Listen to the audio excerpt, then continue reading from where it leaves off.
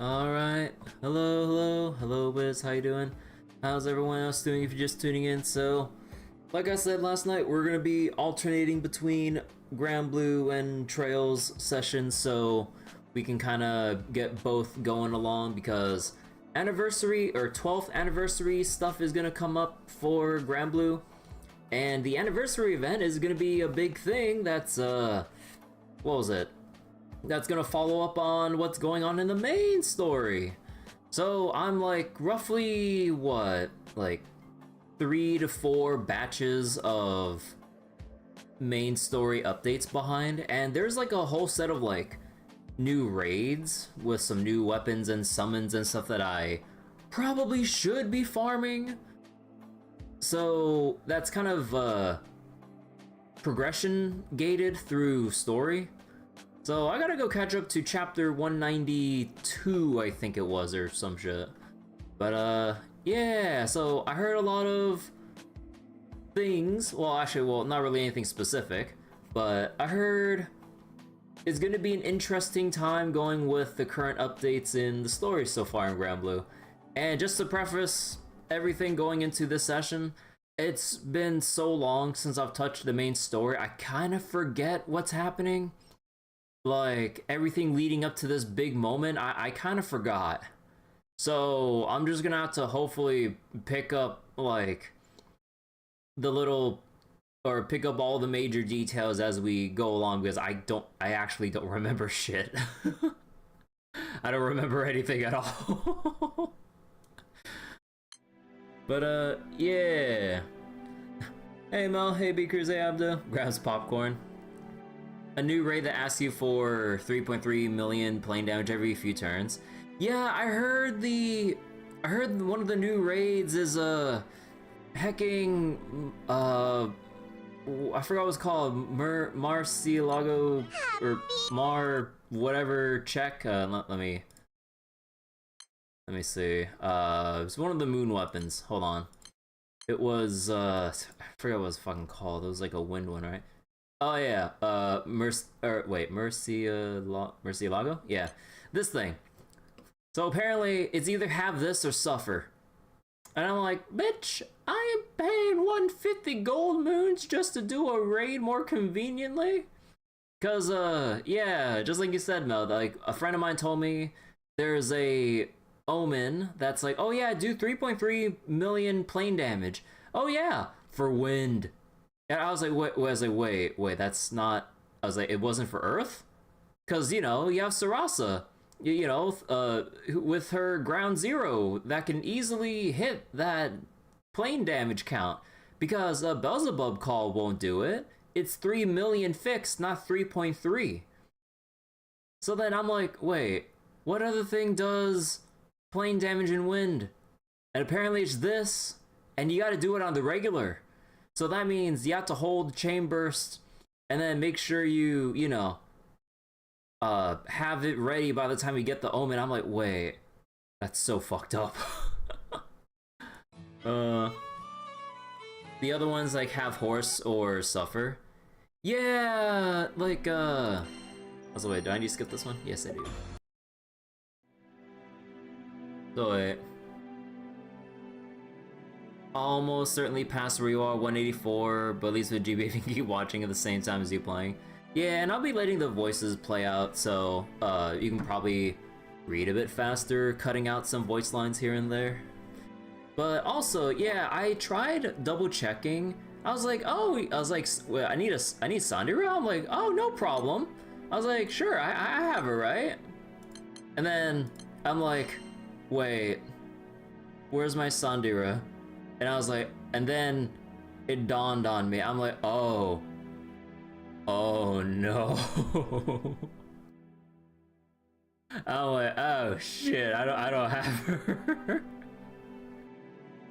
Who else was on the banner alongside Sandira during the New Year's banners? I forget. If you weren't so deep in Star Rail, you'd just finished reading at least up to part 2. But yeah, nice to hear that you caught up with Star Rail and everything. White Knight and Versusia. Oh, right. What element was White Knight? He was a grand character, right? Oh. Yeah, so I got Caesar, but not Sandira. Wow, shit.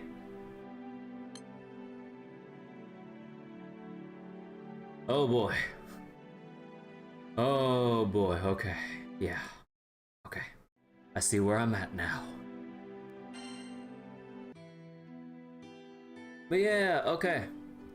So it's been, again, a hot minute since I've done any main story, and you know what's kind of neat about this like little background here? It actually like, compared to the other map backgrounds where you have to just scroll left or right, it actually scrolls diagonally. It's like slightly amusing. It's not the biggest thing, but I was like, oh, that's neat. It like we go up to the right. But yeah, okay. So I got a lot to catch up on. Oh boy. The start of the cruise journey. Is this the recap episode? Oh shit, wait, this is actually what I need. this might actually be what I need. Okay. It all began with a single letter. Though no more than a simple sheet of paper, it held a precious clue to a long-lost family member bound by blood. The hand that once clutched it would soon take up a sword in its place, fueled by dreams of a journey yet to come. Yearning, loneliness, apprehension, courage, without even a moment to sort through these emotions, the adventure cascaded into motion. Who's that Pokemon? It's Jigglypuff viewed from the top! It led to countless islands and multiple side events, oh boy. In a different timeline, by the way. Countless battles. And countless friendships forged along the way, also in several other timelines as well. Together with these companions, the captain faced one conspiracy after another and many summer vacations, saving the world from peril time and time again. From chasing legends to ultimately living them firsthand, the crew has at last arrived at the end of the skies. But the purpose there now transcends mere longing. The distortions accumulating in the sky since creation and the losses suffered against the other world have become far too great. Oh yeah! Right. Right, that's kind of what happened with everyone else leading up to this point, right. Vowing to reclaim her friends and save the world once more, the girl sets her sights upon the promised land, staking everything on a sliver of hope. A gentle breeze blows, carrying with it the faint trace of something achingly familiar. Could it be the scent of that letter, read and reread so many times, night after night? Or perhaps, as everything fades to white, Kirby's thoughts turn to the spark that inspired the crew's journey to this place beyond the skies. That feel you remember everyone heckin' died? Yeah, it's kind of coming back to me a little bit, starting with Rockham and then everyone else one by one as we're trying to reach this point.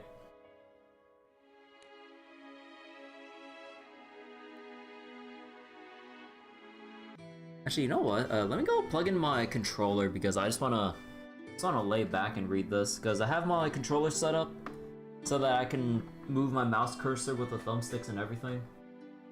Because it's gonna be a little bit uncomfortable trying to read intently while hunching over my keyboard and everything. Oh yeah, wait, do I need to activate Steam? Oh no, my Steam controller is on right now. Okay. Okay, hold on, let me... Alright. Yeah, I got the controller mouse set up.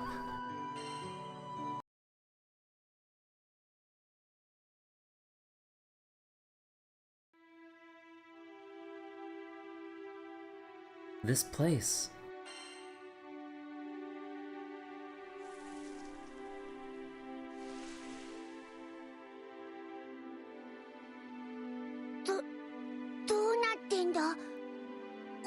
ちグランサイファーに乗ってたよな。 You know, I was kind of wondering whether or not I should have like tried rereading parts of the story up to this point. But then, when I was just kind of like looking through the list of chapters, I'm like, wait, where should I start reading from again? Because it's like, it's gonna be a lot. Hey Lorenzo, hello, hello. あなたのおかげで完全なる空図を手に入れて。 We completed the sky map. 完全なる空図が示す先、遥かな空の高みにイスタルシアは確かにあった。でもありゃ島じゃなかった。 Oh yeah, 接岸の Rockham. しようもねえ Oh, からってん right. でそのまま突っ込んでみりゃ。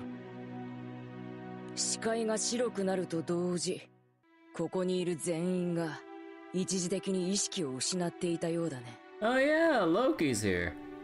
Again, like, I completely forgot what led up to this. さすがと言うべきか。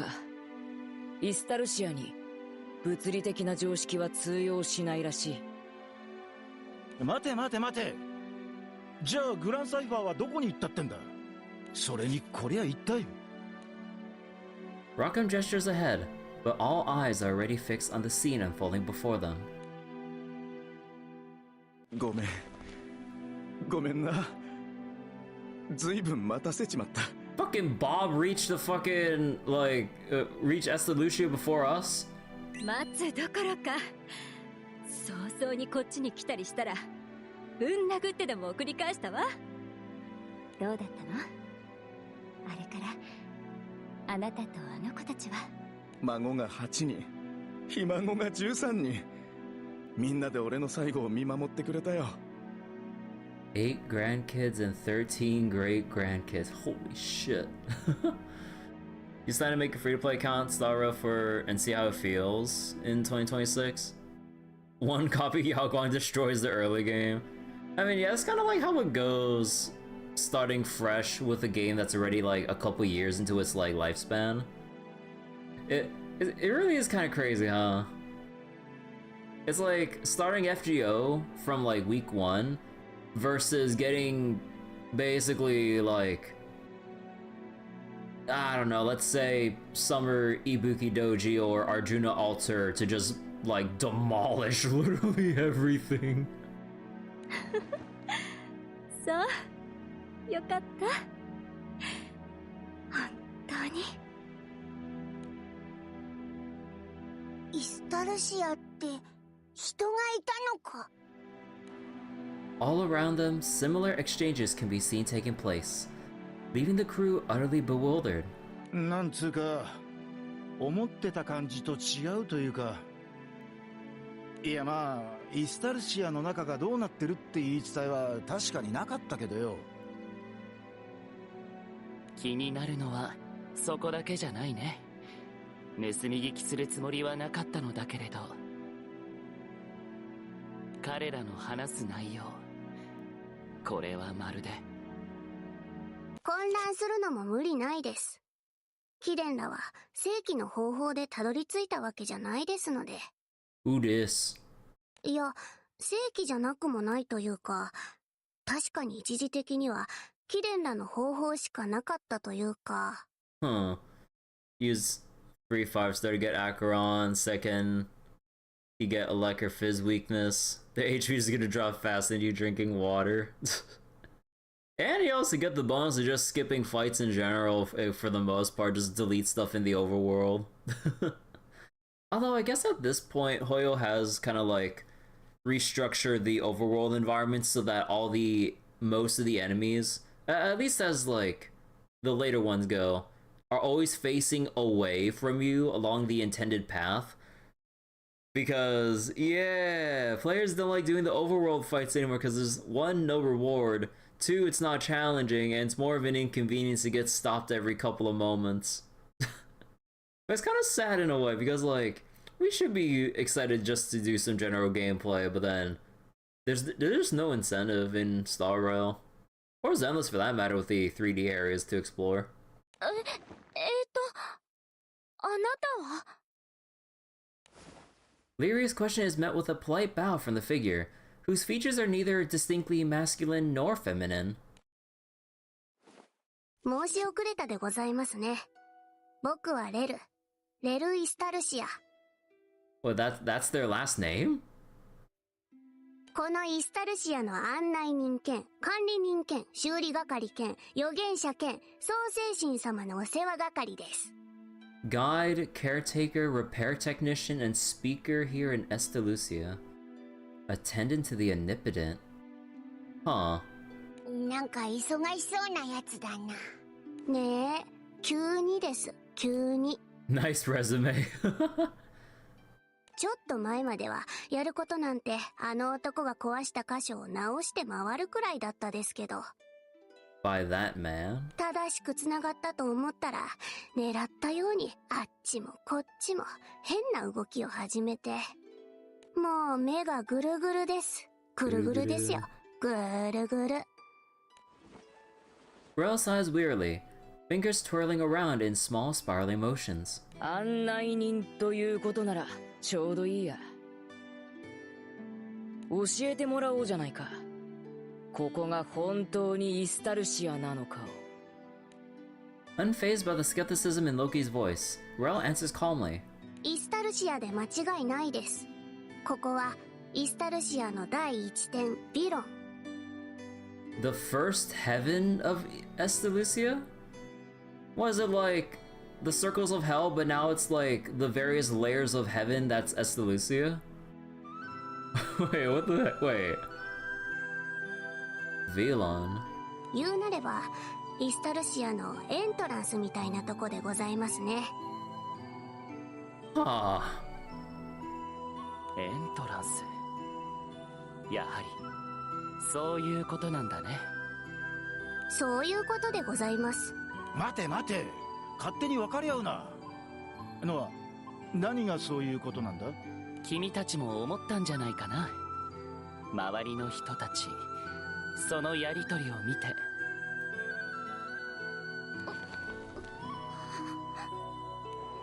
Looking around again, it is clear that many are celebrating reunions with those they believed they had parted with forever.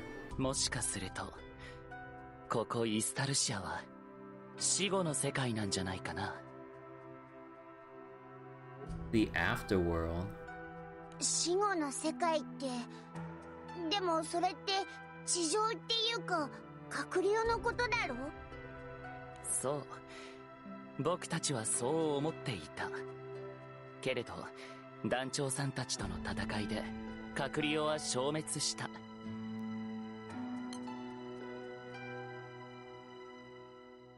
Otherworld down on the surface. Otherworld destroyed because of our battle earlier. Oh yeah, I guess we... Oh yeah, we did have, like, quite some chapters ago, our big showdown with, like, Otherworld, or with the Otherworld. Especially with the big dragon thing that blew out my freaking ears because the freaking, like, because freaking Cygames didn't know audio balance in that moment.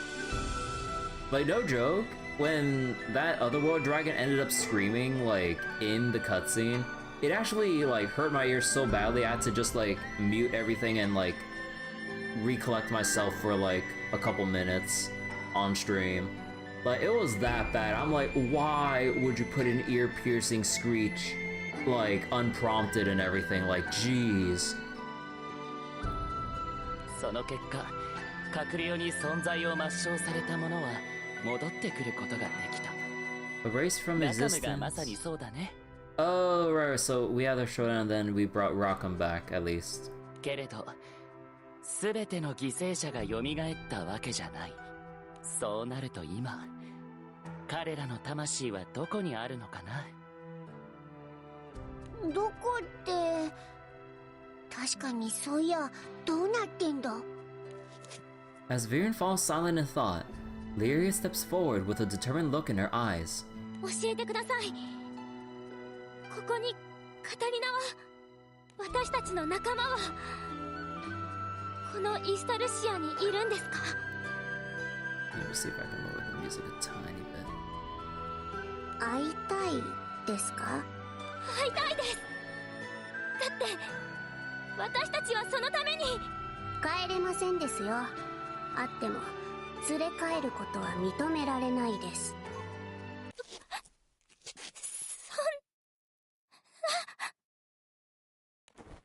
Lyria's legs give out from the shock, and Kirby quickly moves to support her. Can't you make an exception? 例外はダメです。基本的に認められないから例外って言うです。Fundamentally impermissible. そんなの、そう言われたからって諦められるかよ。Seeing the crew's heavy-hearted expressions, Rel continues in a somewhat pleading manner. 期待に添えず申し訳ないですが、イスタルシアは理想郷のような場所ではないのです。役目を終えたり、出番を待つ魂が神の庇護のもと安らぎを得る場所。それがイスタルシアなのです。Souls that have concluded their roles or remain in waiting find peace under God's protection. まさに死後の世界といった様相だね。バックアップと言ってもいいです。事実、我が主オアスカミも創世神様の写しみでございました。A clone of the Omnipotent.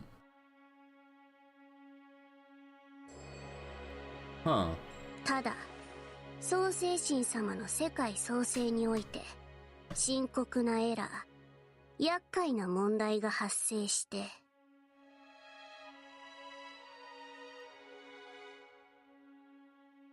So wait, a critical error? それが隔離よか。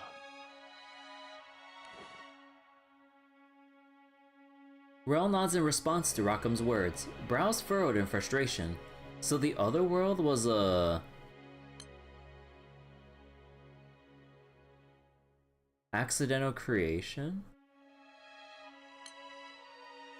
旧世界の残滓、隔離を地上に残してしまったこと。そして、浮島という土地が限られた環境ゆえに、死者を地上に葬る風習が生まれ。Because the floating islands lacked available land for burying the dead, the custom of interring them below arose.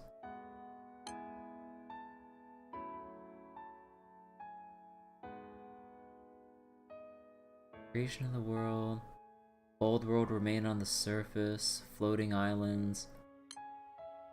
空に住まう者たちにとって死後の世界とは地上であるという概念が育まれたこと。That the surface itself was the realm of the dead. その結果、死後の世界の多くが地上の隔離用に取り込まれてしまっていたです。At Rel's explanation, Loki places a hand to his chin, nodding in thought. 違和感はあったんだ。隔離用の存在の正体を聞いてから。しかし、話を聞けば聞くほど、ずさんというかなんというか。耳が痛いです。根本的にずれてるですから、くさびだってろくに機能しないですし。Even the wedges were hardly able to function as intended. 貴殿らが隔離を消滅させたことで、本来の死後の世界であるイスタルシアが正しく接続されて。Destroying the other world allowed Estalucia to connect as it was always meant to. 空の世界は、ようやく正しい生死のサイクル、摂理を稼働させられるようになったです。Proper cycle of life and death? これに関しては、お礼を言わなきゃですね。我が主に代わり、お礼申し上げるです。As Rel offers a solemn bow, this time Viren is the one to jump in with an argument. じゃあ、果ては何なんだよ。あれもイスタルシアなんだよな。そこに行けば、まだなんとか。果て。第七天荒ボトの至聖の座は、今は空席になってるです。The boundary otherwise known as the sacred perch of Araboth, the seventh heaven. 座しておられた、写しみの創世神、我が主の最後は貴殿らがよくご存知でしょう。このことについて僕は責任を問うたりするつもりはないです。というか創世の折に関する責任をただの人である貴殿らには求められないですね。Rel's words are calm yet definitive, carrying the weight of an ultimatum. イスタルシアの死後の世界の管理人として僕が言えることは多くないですが、死は平等です。そして兆しなく訪れるものです。僕はきっと貴殿らよりは多く人の死を見てきたでしょう。いろいろな死といろいろな生がありました。不幸な生も幸福な死も。僕に下腹の判断はできませんが、ですが共通して完璧な別れというものはただの一つもありませんでした。その瞬間はいつだって突然で、眠るような最後でさえその日を分かってた人はいないです。でも会うことはできるです。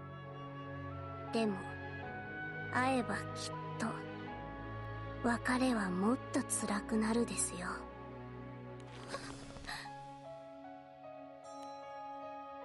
Their journey to the promised land had been filled with hope.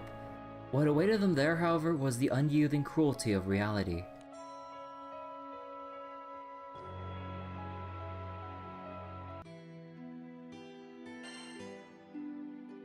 Oh, we got a battle? Oh shit. くそ、ここまで来てそんな結論で納得できるかよ。Rockham pushes back against the cold, unfeeling truth Rel has laid out before them. なあ、あんた言ったよな。隔離用は厄介な問題だったって。俺たちの空は、俺たちの仲間は、その隔離用と戦って失われちまった。俺みたいな隔離用に消されたもんを取り戻すために必死に、文字通り命がけで戦ったんだ。隔離用の存在がお前らの不手際だってんなら、俺たちはお前らの尻拭いをしたってことになるんじゃねえのか。貴殿らは神の尻拭いをしたと。ああ、そうだ。だから神だろうが何だろうが通すべき筋ってもんがあるだろう。In response to Rockham's provocations, Rel heaves a deep sigh, for the first time showing something resembling emotion. おこがましい。あ？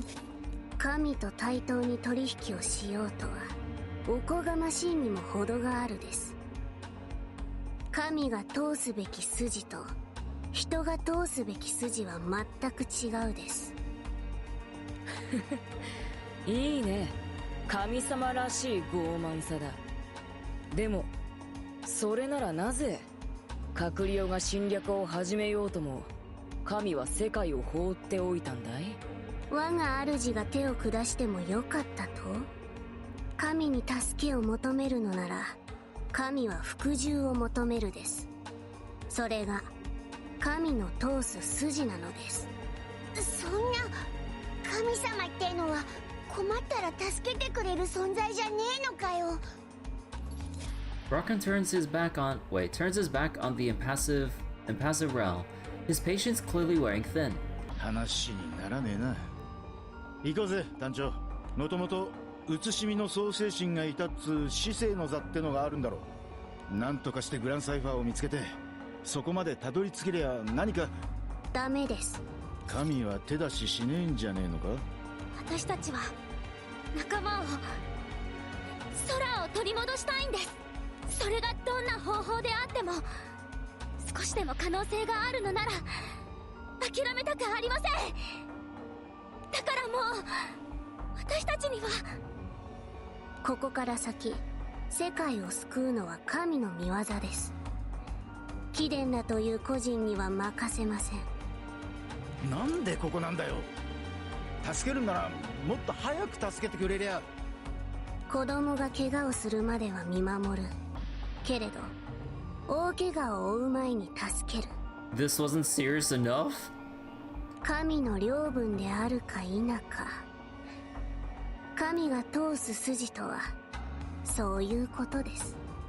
でもお前らに任せてもオイラたちの仲間は帰ってこねえんだよな。神がお救いになるのは世界です。誰かが救われることはあっても誰かを救うことはないです。 Confronted with Rao's transcendent logic, Noah responds with perfect composure, as though carefully considering his words. 君と僕たちはどうにも分かり合えないようだけれど、空を救いたいという一点においては目的が一致している。それは間違いないね。肯定するです。神の示す救いと貴殿らの思う救いが一致しているとは限らないですが。では君の言う神とは一体どちらを指すのかな。君が言ったように君の主だった写しみの創世神はもういない。神話の始まり、空の世界を作った創世神については言うまでもないことだね。それなら君の言う世界を救ってくれる神とは一体どこにいるんだい？そこに。 Right there. Rao continues to stare silently at the crew, prompting them to glance around in confusion. どういうことだ？俺たち以外の何かが見えてんのか？赤き竜と青の少女、それらは破壊と創造、両翼の端末です。 Ah. Viren and Lyria, conduits of destruction and creation. Twin forces of the divine. そもそも神が消えることはないです。神は万象に宿り、因子もその力も形を変えて偏在するです。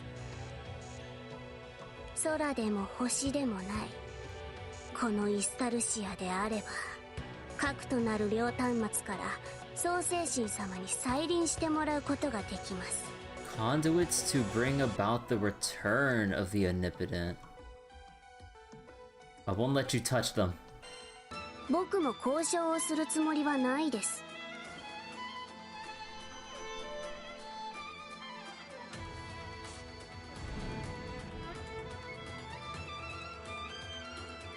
Wait. As Ro raises a hand, light begins to emanate from it, gradually taking the shape of a hulking figure. Bro, fucking Mugen? Or like a simulacrum? What the fuck? そいつまさか無限か？これは因子を通しイスタルシアに触れたものの写しみです。 Connected with Estalucia through an imprint. 僕は正直弱いので、イスタルシアの管理人として権限を行使させてもらうですよ。すごいね。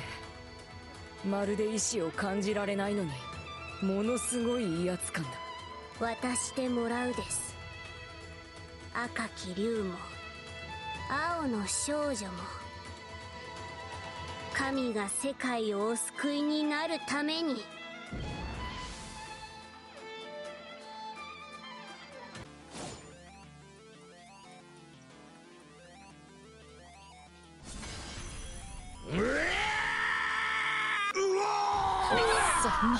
God damn. くそ、なんて馬鹿げた力だ。 Divine will is no less than natural law, resistance is meaningless. Surrender yourselves, salvation awaits those who believe. We want to save the world as much as you do, but that's only part of it. We have to bring back our friends too, so please let us through. Protect Viren and Lyria from the simulacrum.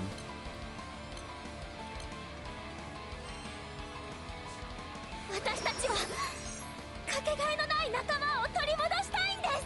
I can't imagine seeking salvation from someone who disregards our crewmates. 空の果ての旅路はまだ終わらせない。どうだい？どこまでも一緒に。 How feudal would you, or will you be satisfied once you realize the disparity in our power? Like hell we will. Try this one on for size. It would be so funny if there's duration here. どでかい風穴開けてやろう。 I commend your efforts. Now that you can now that you can retreat gracefully, shall we end this? She's got something up her sleeve, watch out. Substitute. Where's the phalanx? どうだい？ Kirby! Now you see what separates gods from mortals. Leave the rest in my hands. You gotta be kidding me. We finally made it all the way to Estalucia. 仲間を取り戻せずにここで終わっちまうのかよ。 Feels wrong not having the Revan's music, or music from the Revan's fight here. Yeah! Also I heard with the new raids that are out, they apparently use like recycled music instead of making unique music for the new raid series. I'm just like, bro, we have an entirely new series of raids with a whole new category of weapons. How does it not have any unique music? At least from what I've heard, because people were mentioning their disappointments, at least from the comments I see on Reddit. I'm like, bro, yeah, like, if that really is the case, like, come on. Because, like, you have, like, unique songs, like, you know, Rose Queen, like, the Revan songs in general, like, Bahamut, so on and so forth, like, Grand Order, but then, apparently with the new raids, I mean, hell, even if I remember correctly, the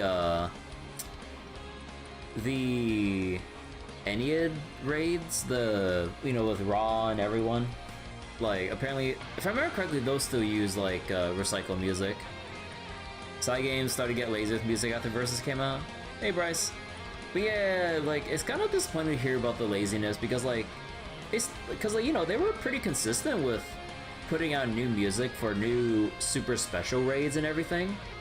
But now, yeah, I don't know. Notice how rare it is for them to make songs for characters nowadays? Yeah, I haven't heard about new character songs for a while.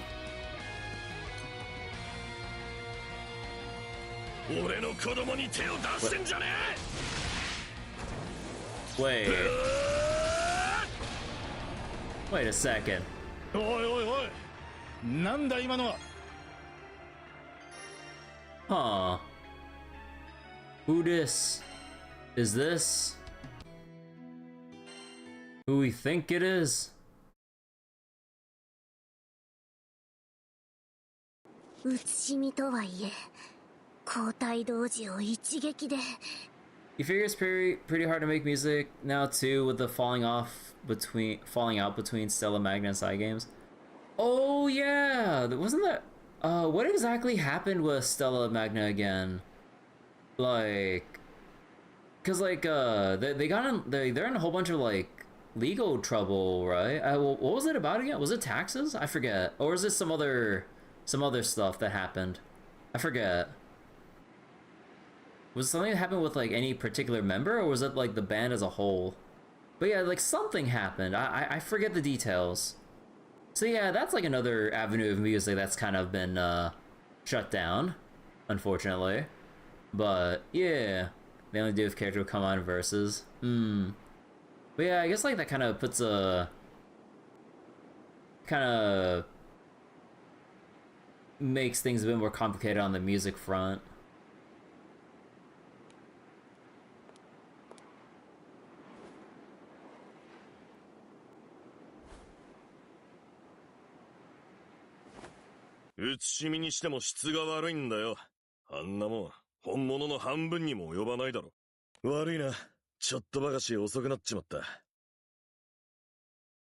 Huh. あんたは。君は相変わらずだ、ガラント。Galanth? 親父さん。久しぶりだな。ノア、B. Yeah, I kind of had a feeling with the hair and everything about it. Part of me was still in a little denial. お前は我が主が失われて以降外装に隔離したはずです。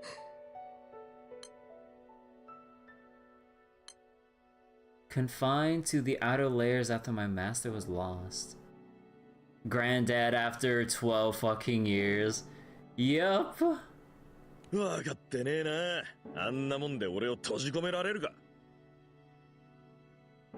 ましてや、娘がついにここまで来たんだ。出迎えるのが親ってもんだろ。With a broad grin, Galanth ruffles Kirby's hair, unable to contain his joy. Dad? 大きくなったな。かれこれ、10年以上ぶりだもんな。Father of the year, huh? I want to hear everything. そうだな。俺も話したいことは山ほどあるんだが。We punch you in the face first? この人があなたの？ルリアだったな。今の名前は。That's what you go by now. Huh. Galanth lowers himself to one knee in front of Lyria, bowing his head deeply. こいつが世話になった。ルリアちゃんはこいつの命の恩人だ。長い間放っておいてとは思うかもしれないが、親として礼を言わせてくれ。本当に感謝している。ありがとう、ルリア。そんな、私は。Alright, Granddad. 率直に言って、あの男は得意点を発生させまいとしていた。Hello, Walfried. But he tried his best to prevent a singularity. だからこそ、リーはザンクティンゼルに残し、ルリアは別の場所に眠らせていたのだ。I forget which story chapter was this flashback with Walfried. Again, it's been way too long since I've read the main story because of how sporadically the updates come in. Although, you know, they've been making a bigger effort, you know, relatively recently with pushing more and more main story finally. But man, how long has it been? God, I don't remember. I don't remember anything, man. It just feels so weird when we flash back to remind me or myself of, like, you know, just things that led up to this moment, but I'm like, damn, that happened?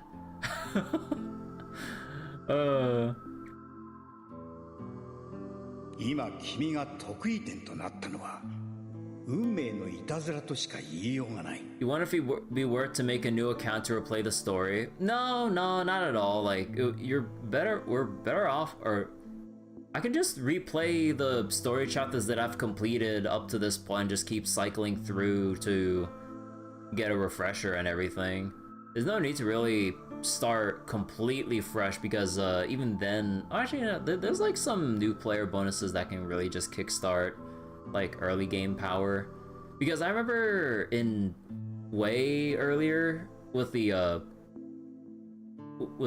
chapters in Arc 1 of Granblue story, mainly the big freaking bird that was like a big stone wall in progression. At least, you know, for me and probably like a bunch of other players at the time when we didn't receive too many freebie weapons. So then we had to like really scrape around the bottom of the barrel for weapons to survive that freaking bird fight. Like, oh my god. Missed the fights though, some stories stuck in those fights. The bird and Akasha. Yeah, the bird and Akasha. But I mean, I don't really feel any reason to replay the story fights. And I'm pretty sure like even then I could blitz through the story fights given my current account power to then see the post-battle scenes, right? Or maybe just view the scene straight up, I think? Eventually they stop using your part and just did story units. Yeah, cause like unless like there's an easy like roadmap for doing story progression while also maintaining personal inventory progression, then eventually, like, you'll just kind of get, like, blindsided by, like, a big power spike in difficulty, and then either probably, like, that's kind of like a big quit moment for a lot of players, because, you know, first sign of adversity, and if, like, their small efforts to try to progress makes them feel like they're just kind of running on a hamster wheel with no end, then they just quit. Or just do other content and not bother with trying to catch up on story or whatever. It's kind of weird how they did that. Yeah, like, I guess, like, in terms of, like, the story difficulty progression, they just kind of, like, course corrected to go, like, oh yeah, here's trial or story units, so you don't have to worry about keeping a well-built team at this point, I guess, because, you know, compared to, like, early game power in the super early days of Granblue versus, like, how things are stacked up now, I don't know.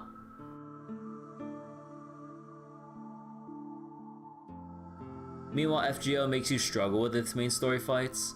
FGO feels more like a proper RPG than Granblue at this point. Hey, Windrunner. Just peeking in. Yeah, we're just having a little tangent about, like, story difficulty in Granblue and FGO at the moment. But yeah, like, FGO, like, yeah, they do make you struggle through the fights, but they also give you, like, ways through, or to brute force through it if you don't have, you know, a strong enough comp to clear it. Of course, you still need a pretty competent team composition to begin with, but, you know, we have the luxury of command spell revives, the leyline stones for basically reviving during, like, story catch-up or story release events and everything. So when a new chapter comes out, it's like, oh yeah, here's all these revive stones so you can, like, brute force your way through story. So even if the difficulty is relatively high, you could, assuming your team isn't, like, minimal level, like, brute force it to still continue through the story relatively unimpeded. Granblue's no story difficulty. I mean, early on it did. I remember getting walled by the hecking bird early on when I first played Granblue when we didn't have Magna weapon freebies. FGO a lot of struggling to grind mats. Yeah, but FGO, you have the benefit of bringing in servant supports from random people or friends. So you can just use, like, other people's, like, busted ass level 120 characters to just blitz through at least, like, part 1 of FGO's story, the 7 singularities. Collab characters help so much. Princess Connect. Evangelion perm. You know what's like kind of cursed? A friend of mine sunstoned his fucking Evangelion summon, the collab summon, so that he can get his triple attack stats up for Hraesvelgr. And I'm just like, you fucking degenerate. I'm like, you fucking degenerate. Like, he even showed me this, like, document about the debate between level 149 and level 150 Hraesvelgr usage. And if you're an Omega Whale for water, you have both. One for level 149 and one max level. I'm just like, brother. Like, what the fuck is wrong with you? Sunstone Evangelion summon when you can farm it. Wait, what do you mean farm it? The Evangelion summon, it's a gacha summon. It's not a welfare one. It's the one with the sub aura for water. Hraesvelgr sucks because you need the bullet. I mean, that doesn't take away from what the weapon does. Like, yeah, the farming sucks, but, like, we're talking about the weapon performance, not the grind to get there. Yeah, like, you can't like, say a weapon sucks just because the grind to it sucks. Then basically every weapon in the game would suck by that logic. But yeah, like, Hraesvelgr's busted. The problem is getting the bullets. Like, the issue is the road, not the actual end You thought I was thinking of the free one? That was good by itself. Everything sucks. Either Gacha or grind, Gacha summon, not collab summon. Clearing chat without using revives more of a personal challenge, really? Oh yeah, yeah. It's always more fun trying to see how far you can eke out like a victory without needing to resort to revives, or you're over-utilizing command spells in FGO. Yeah, it's always like a nice little nail biter at times. But then when you can't make it in FGO story fights, it's like at the very least like a small little consolation of like, ah damn, I was so close, but whatever, let's just continue with story. So then you just pop a ley line stone like a piece of candy, and then you just like max revive with your whole party and just blow through the last little blip of the fight. Yeah, FGO is good for like personal challenge, especially if you have like personal favorite characters that you boost up through grails and other effects. Then you can just go like, okay, how far can I take this with my favorite person? Gramble's like a character check. Oh yeah, speaking of character checks, have you heard, like, from what I've heard about the latest raids, it's the wind fight is a Sandira check, and the earth fight is a Murcielago check, the 150 wind bow. Because apparently for a wind advantage boss fight, we need to bring in a wind team. Oh yeah, can you do 3.3 million plane damage? I was like, wait, that's not for earth advantage fight? No Sarasa? It's like, nope. It's like, so where's your plane damage wind or where's your plane damage sources in wind? Oh yeah, it's a 150 moon item. Huh? Cause yeah, I don't know any other sources of actual plane damage outside of Beelzebub, because it's a repeated omen that comes up like on rotation apparently. So it's like, yeah, do you have a regular source of 3.3 million plane damage? Nope. So wait. Taboo overtaking Magna, so much HP, Majesty capping Magna, doable now. Plane damage omen, skill nuke, skip plane damage, boss plane damage, you leave. Robin has that like every 3 turns? I don't know. So wait, it's weird, you can skip part 1 of the story and skip to the new story if you're a new player. So you think the new raids would be Magna tier in power? Yeah, I don't know. Also, one thing that's kind of weird about the Odious weapons, or I guess like their other name was, in English they're called Odious, but in Japanese are they called Taboo, or how's the weapon series in Japanese called? Because yeah, like, because they have Magna, we have Omega, and so on and so forth. But Odious, Taboo's the skill. Oh, Taboo's the skill. Okay, my bad. But yeah, one thing that's kind of weird about the Odious weapons, like, apparently the whole idea in theory is that they have really cracked skills, but they have a specific debuff that you had to grind out to minimize the severity of. And I'm just like, what? What do you mean you have to grind up new weapons that come with debuffs? And apparently, in some stupid ass way, like, they make the enhancements have variants, like fucking Star Rail or Epic 7 substat RNG. I was like, oh yeah, you want to enhance to minimize the debuffs, the debuff condition on these weapons. So do you want to, so then every level, let's say you have like a % minus attack. Oh, it can go down by 0.3%, 0.6%, or 0.9%. So even if you max out the level, you might not have rolled like all the way to its like absolute minimum penalty. And I'm just like, why is that a thing? Like, of course it's to keep people on the grind loop for the super min-max shit, but that's so stupid. Like, bro, like, that is like the shittiest fucking thing. Like, I mean, I don't know how the performance actually is, but just in concept, why the fuck would you introduce a new weapon series that comes with a like a potentially bad debuff that you have to grind that has variance in how much you can reduce the penalty? That's so stupid. Honestly, don't like the new system, wish they normalize it. Being pissed aside against every year, inherent helps, but still. It's only a band-aid to a problem of their own intentional making. Like, it's so stupid.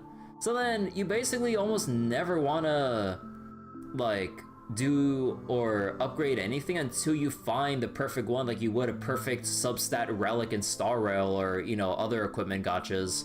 So I'm just like, it's already demotivating me before I even unlock the raid series myself. It's so dumb. It's the invert of AX skill. Yeah, AX skills were RNG like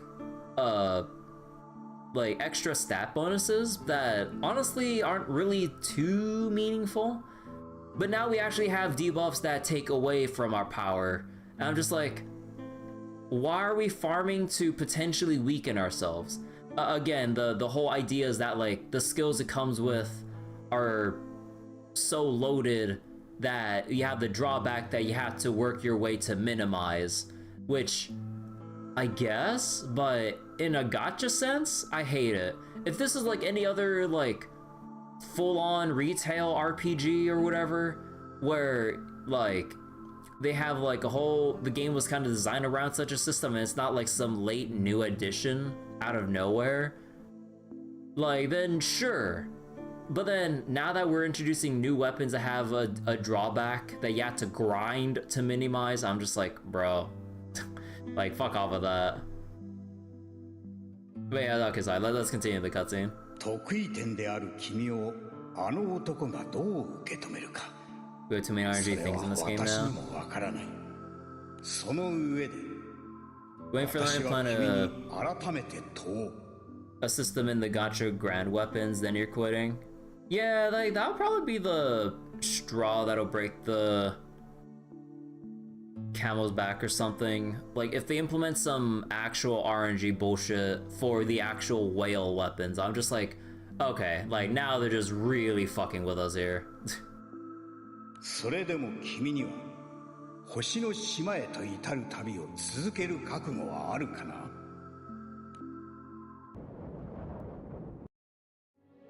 The warning once issued by Gallant's own comrade replays in Lyria's mind, crushing her beneath its weight. 教えてもらえますか？私を見つけた時のこと。 This is why you prefer gacha games that don't have a billion different things units must have with paragraphs of different effects.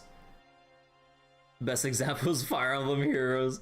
Yeah, like Fire Emblem Heroes is always so comical. Like looking in from the outside. Fire Emblem Heroes update, or sorry, new characters in Fire Emblem Heroes at this point.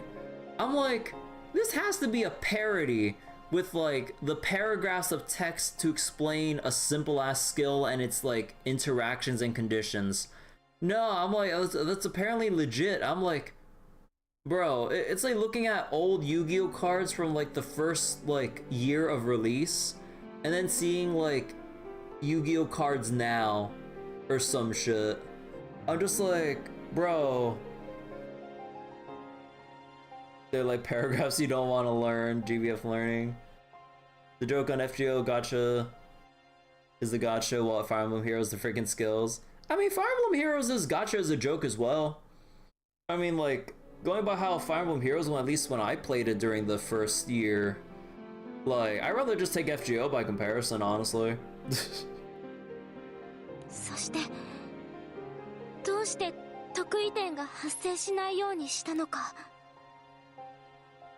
Prevent a singularity. 得意点となった彼女のことをどう思っているのか。積もる話になる。だが、話さないわけにもいかないよな。So Fire Emblem Heroes just run Hearth meta back then? I mean, I don't remember, like, I quit, like, during the early year of, like, when the meta at the time was just fucking Takumi, I believe his name was. And yeah, I'm pretty sure that, like, he's nowhere near relevant by this time and point in Fire Emblem's lifespan. But yeah, like, that was, like, the quit moment for me, like seeing literally everyone in PvP back in the day. Of, like, oh my gosh, fucking Takumi, I lose. So then it's just, like, whether you... It's, like, just a difference of, like, you have him or not, you basically get the instant win. I'm just like, bro. Because, like, no matter what I tried, only very rarely, if, like...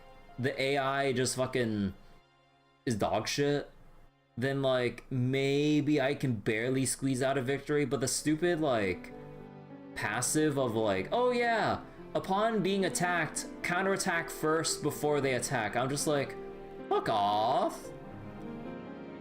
とはいえだ。まずはゆっくり話せる環境だ。親父に全部任せとけ。まるっと俺が型をつけてやる。Oh.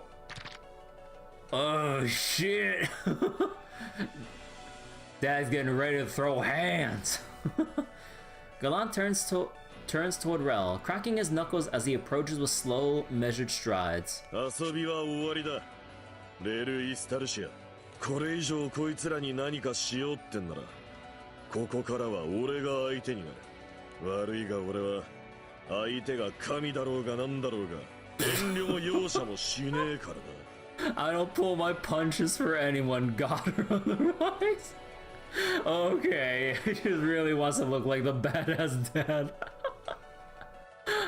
FGO's down for maintenance. Yeah, I finished farming the event earlier. I still need to read through the, or at least collect the new Valentine scenes.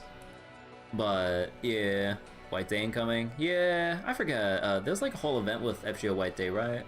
But so wait. Arc Knights you can handle, you enjoy tower defense even if it's gacha. I mean, the thing I hear about OG Arc Knights, because, you know, Enfield exists, like, when I played original Arc Knights and then hear about how people are talking about it now, like, it's still actually relatively balanced because of the whole, like, deployment costs of operators if they're, like, low rarity. So then you can still use them, like, they're still actually like relevant in terms of like the early tempo for, you know, using them. And then even if you have the shiny new operators and everything, like, it's still balanced out by how much they cost to put down on the field though. So yeah, it's actually kind of surprising to hear. Also, I still hear Myrtle after all these years is still like early tempo god of Arc Knights. It's like super cheap and really just like accelerates the DP, like, or like your deployment points, like even when I like from when I stopped playing to even now. I'm like, holy crap. 紹介。破壊の民4名、創造の民2名、端末2機、統合体1体。4 beings of destruction, 2 beings of creation, 2 conduits, 1 integrated entity? Huh. So you play when Fire Emblem Heroes came out, played the game until Ike came out, failed to get him, then drop it, and that's exactly what happened. Nah. But yeah, the gacha system for FEH kind of sucks with like the whole like, oh, you gotta choose your orbs and shit, like depending on like what color units might come up or whatever. I don't remember how it works. Use your favorite characters. Learned that only a lookalike of Korn and Evil Lumeron Band just gave up. Tensou. Transport? Oh? Hey! That's cheating! When the sudden blinding light subsides, they find themselves in Kirby's town of Zinkenstill. あれ、オイラたちイスタルシアにいたよな。 So then you start by remembering why I never got into the franchise in the first place. Love the characters, not the repetitive gameplay. Oh, and yeah, I mean, at that point, like, probably just, like, better off looking at the fan art or just playing, like, the regular Fire Emblem games and everything. Lyria's gone! なんだって？そういや、ラカムとノアとロキも。レルメ、あいつは困るとすぐこれだ。心配しなくていい。ここはまだイスタルシアだ。このザンクティンゼルはそれぞれの魂が作り出した場所で、夢とか精神世界とかそういうのだな。イスタルシアは本来命を終えた魂が眠る場所だ。だから軸になる階層とは別に、それぞれの魂が安らげる場所が作り出されるんだ。じゃあ他の奴らは？無事ですよ。そもそも貴殿らを傷つけるつもりは最初からないです。いつの間に？イスタルシアの正規の手順にのっとって、それぞれの心象空間に分断させてもらったです。僕は赤き竜と青の少女を渡してほしいだけなのです。世界を救うにはそれしかない。なので、ちょっと頭を冷やすですよ。You're not getting Viren or Lyria. 話を聞いてほしいです。赤き竜も青の少女も傷つけたりはしないです。端末を傷つけて機能に支障が出たりしたら本末転倒もいいところなのです。でも僕も引けないですから。少し時間をあげるのでよくよく考えるですよ。As Raul turns to leave, Galath calls out. こんなもんで分断できると本当に思ってんのか？さっきと同じように空間を何発かぶん殴りゃ。無理ですよ。ここはお前を縛る場所ではないですから。この空間はお前にも由来する場所です。故に、お前の力では壊せないです。それに、時間が必要なのは、お前もそうなのではないですか？ Ah, how considerate. お気遣いどう思う？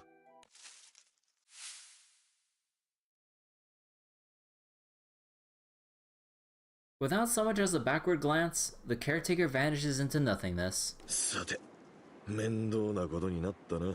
親父さんでもこの空間をどうにかできないってのは本当なのか？どうもそうらしい。壊すべき境界がどうにも曖昧だ。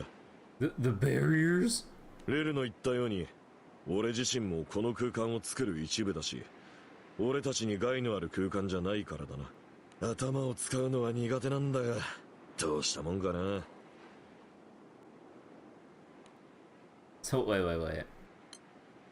I'm not the best at thinking my way out of problems. Noticing Kirby's silence, Gallant speaks in a reassuring tone. 大丈夫。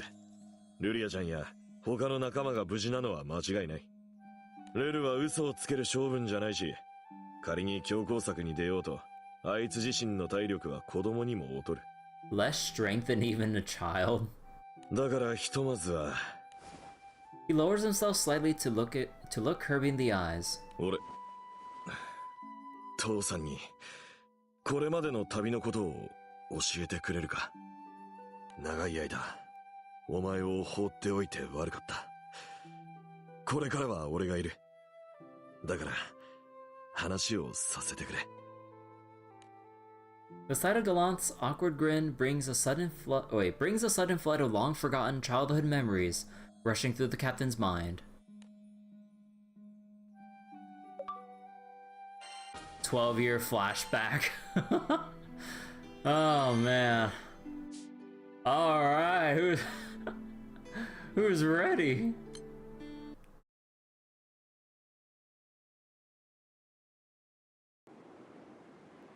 Kirby and company have been separated into their own individual mindscapes by Rel, the caretaker of Estalucia. The captain, Viren, and Galanth find themselves trapped within their hometown of Zinkenstill.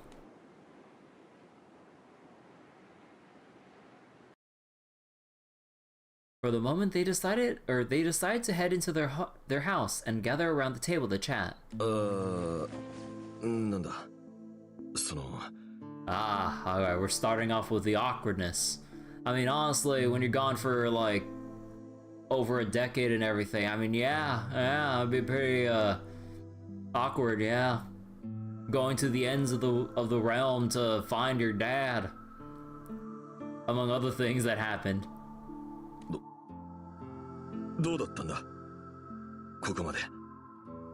大変だったよな。No, you know, like, I lost most of my friends. We went through some summer vacations in other timelines. Have you heard about, ever heard about Evangelion? Yeah, it was. そうか。そうだよな。そりゃそうだ。会話が続かねえ。そういや、親父さんって改まるとうまく話せないやつだったな。 They were great at handling serious talks. なあ親父さんは何してたんだ？イスタルシアに着いてからぼんやりこいつを待ってたってわけでもねえんだろ？ああ、ちょっと創世神と殴り合いしててよ。What do you mean trading punches with the omnipotent? は？お前も知ってるだろ、うつしみの創世神。あいつと差しでやり合ってたんだが、どうにも決着がつかなくてな。Duking it out one-on-one, but neither of us could get the upper hand. Imagine we got something like this in FGO. Ritsuka explaining to their family. Wait, what family? That we got a chance. I'd be more like if like Ritsuka found one of their parents out of nowhere or some shit. Or not out of nowhere, but you know, that was supposed to be our whole thing in the first place. 向こうは基本的には不滅の神だし、イスタルシアの特性上、俺も死ぬってことはないし。Oh yeah, I forget. In FGO, did they ever talk about the Gouda's or Ritsuka's parents at all? Or was it mentioned in like a manga or something? Because as far as we know, in terms of like the game's story, at least with the introduction for it, if I remember correctly, like we basically answered a Craigslist ad to go to Antarctica. I don't think they talked about like the Gouda's parents much, if at all. It's just like, oh yeah, we're just some third-rate mage and we're just looking for a job. So I was like, hey, there's a thing here. Oh, cool. Oh yeah, you're off to Antarctica. Huh? そうしたら急に神のやつが消えて、ありゃ隔離用の仕業だったんだな。お前も大変な目に。待ってくれよ。創世神と殴り合い？たった一人で？大丈夫、心配しなくていい。お前は俺によく似てるからな。The parents and their friends don't ever mention in the manga. They weren't even a master. They were invited. Yeah, I kind of forget like the finer details of like the intro to FGO. It's just like, yep, that's us in Antarctica. And like, oh shit, everything, all hell broke loose. And then it's just like, oh yeah, we're the last master. I'm like, oh, okay. お前もいずれは神の一柱や二柱くらい一人で相手できるようになるさ。Someday you'll be able to take on a god or two. Okay, Dad. I'll catch up in no time. お、いいぞ。俺の子供ならそれくらいの気合がなくちゃな。確かにこいつも旅の中ですげえ成長したけど、スケールが違いすぎるぜ。長い旅だったよな。実はずっと見てたんだ。イスタルシアから。Been watching the whole time from Estalucia. そうなのか？だったら声をかけたりしてくれても。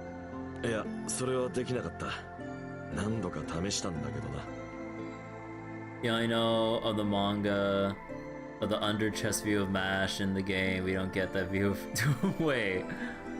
聞いてると思うが、ここイスタルシアは死後の世界みたいな場所だ。肉体に縛られないからこそいろんな自由が利くが、世界に干渉することはできない。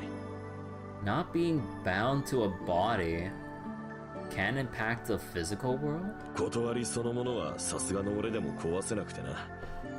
形があればぶん殴れるんだが。Can't smash the reality itself. I can give reality a wallop if it had a physical form. とりあえず何でもぶん殴って解決しようとするのかよ。What are you, one punch dad? ちょっと待て、違うぞ。そんな乱暴者じゃないからな。ちょっと荒れてた時期もあってな。昔から俺にはこの拳しかなかった。I used to be a bit of a loose cannon. そんな俺をちゃんとした人間にしてくれたのがお前の母さんの両親で。Huh. リーン、お前の母さんとはそうやって家族同然に育ったんだ。Oh, now we're bringing up Mom. So how does Versusia factor into this, like, in the gacha story compared to Versus? At the unexpected mention of her name, Kirby reacts with a jolt. Why did you leave me? What was the meaning of that letter? 長い話になるが、聞いてくれるか? Seeing Kirby's eager nod, Gallant steels himself and slowly begins to speak. 事の始まりはここザンクティンゼルだ。 So wait, the manga is much more lewd than the game, which is saying something. Really? I guess I gotta go look up the manga now. So wait, considering how random the script was of old FGO. Yeah, old FGO writing was a thing. More serious in most parts, which is cool, give better side to the old singularities compared to what the game gave. Yeah, the first couple singularities were just kind of...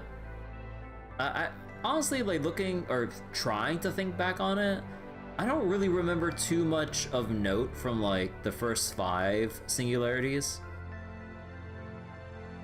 It was only, like, from Camelot onwards and obviously the prologue that were the most notable things to remember. But yeah, like, I can't really remember shit about 1st through 5th singularities, though. So yeah, so the manga apparently shows them off in a better way?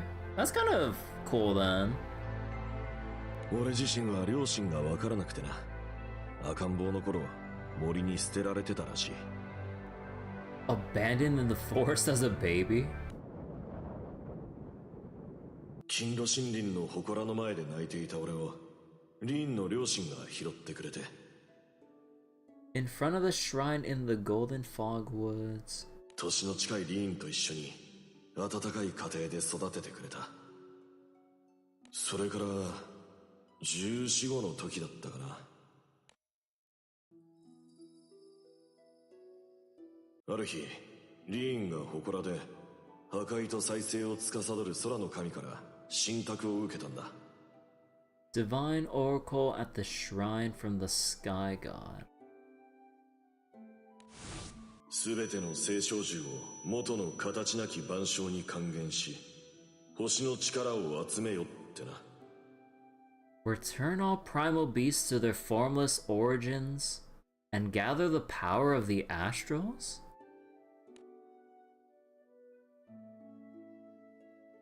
その使命を果たすための回収機として、巫女であるリーンを通じて権限したのが B だ。Fear manifested through rain. Vessel to complete this task. A vessel to return and gather the power. とはいえ、使命なんて言われてもどうしたもんか。なんてあいつと話してたら。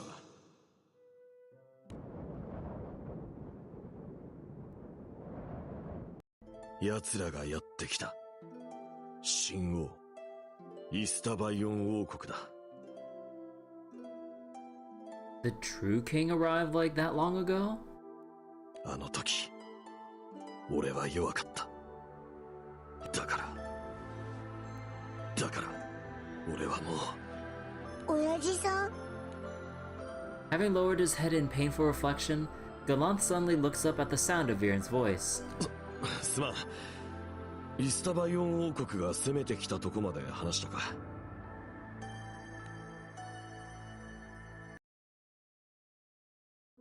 結局守ることができたのは一緒にいたリーンだけだった。Reen was the only one I managed to keep safe. 神王は何もかもをぶっ壊して生まれたばかりだったリーンの妹をさらっていった。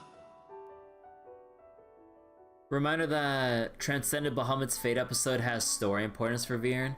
Yeah, I remember reading them when I was busy uncapping Transcending Bahamut's summon. I kind of forget the details though. It's been too long since I've uncapped the summon. So wait, the true king laid waste to everything and took Reen's newborn baby sister away. さらわれたリーンの妹を取り戻すため、そして空の神から受けた使命を果たすため、俺たちの旅は始まったんだ。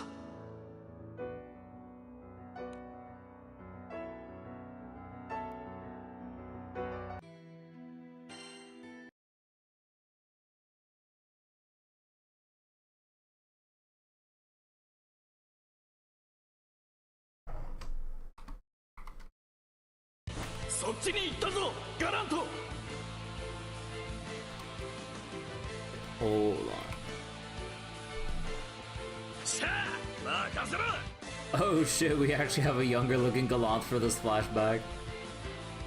No glasses, and you don't see as many lines like on his face to like show his age. こいつでとどめだ。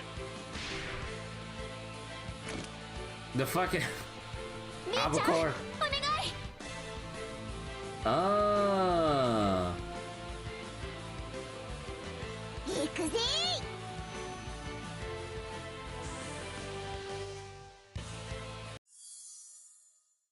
相変わらず君たちの力は凄まじいね。 Irene. どうやら僕たちの出番はなさそうだ。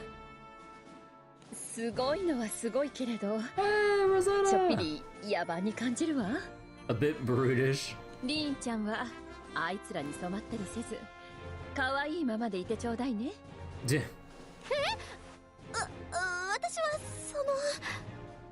ガラントと一括りにされるとは心外だ。 You know, I only just paid attention, but yeah, like younger looking Walfrey too, with like without as much facial hair and everything. 野蛮なのはあの山猿だけだろ。訂正を、ロゼッタ。山猿とは言ってくれるな。軟弱なお坊ちゃんよりか山猿の方が頼れるだろ。 Soft little rich boy. Holy shit. まさかとは思うが、それは私のことを言っているのか？自覚がないとは救えねえ試してみるか。私の剣技が軟弱かどうか。な。上等だ。その鼻っ柱ごとぶち寄ってやるぜ。喧嘩はダメですよ。定期的にやっている気がするね。このほんと、こういうところが野蛮だって言ってるのに。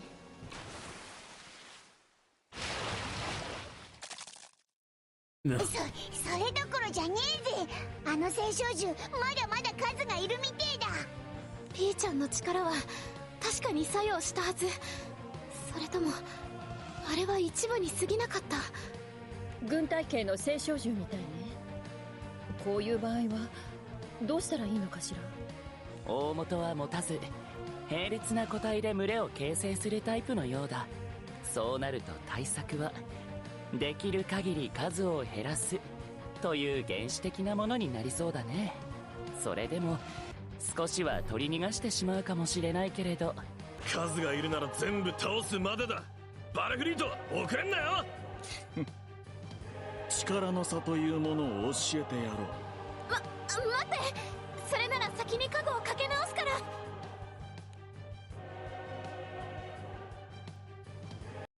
これで何匹倒した？ 322。私が324だ。結局あの聖少獣を殲滅することは難しいようだね。倒したと思ったらまだどっかから出てくるし、どんだけ群れがあるんだよ。くっそ、しょうがねえ。とりあえず今日はもう船に戻るか。おや、随分と潔いな。私にはかなわないと悟ったか。 2、3匹ぐらい誤差だろうが。そんなに言うならやっぱ直接勝負して。 Just a rounding error. ちょっと静かにしてちょうだい。 Rosetta gestures with her chin toward the figure of Rhine sleeping peacefully in her arms. It should have been me! That's good. 少し前から疲れて眠っちゃったわ。動かすと起きちゃいそう。今日は野宿でもいいんじゃない？暖かい気候だし、空も明るいわ。じゃ、勝負の続きは明日だな。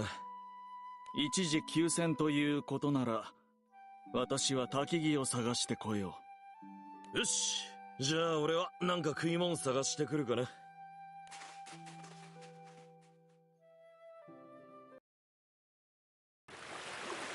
Galanth and his companions spend a peaceful evening around the campfire, gazing up at the canopy of stars overhead.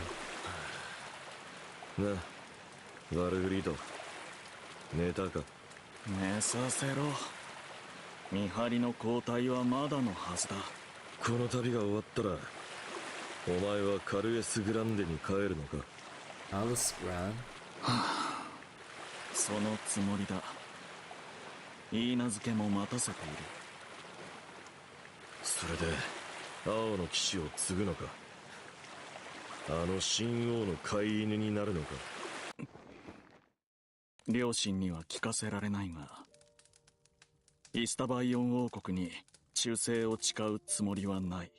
じゃあだが青の騎士は襲名する。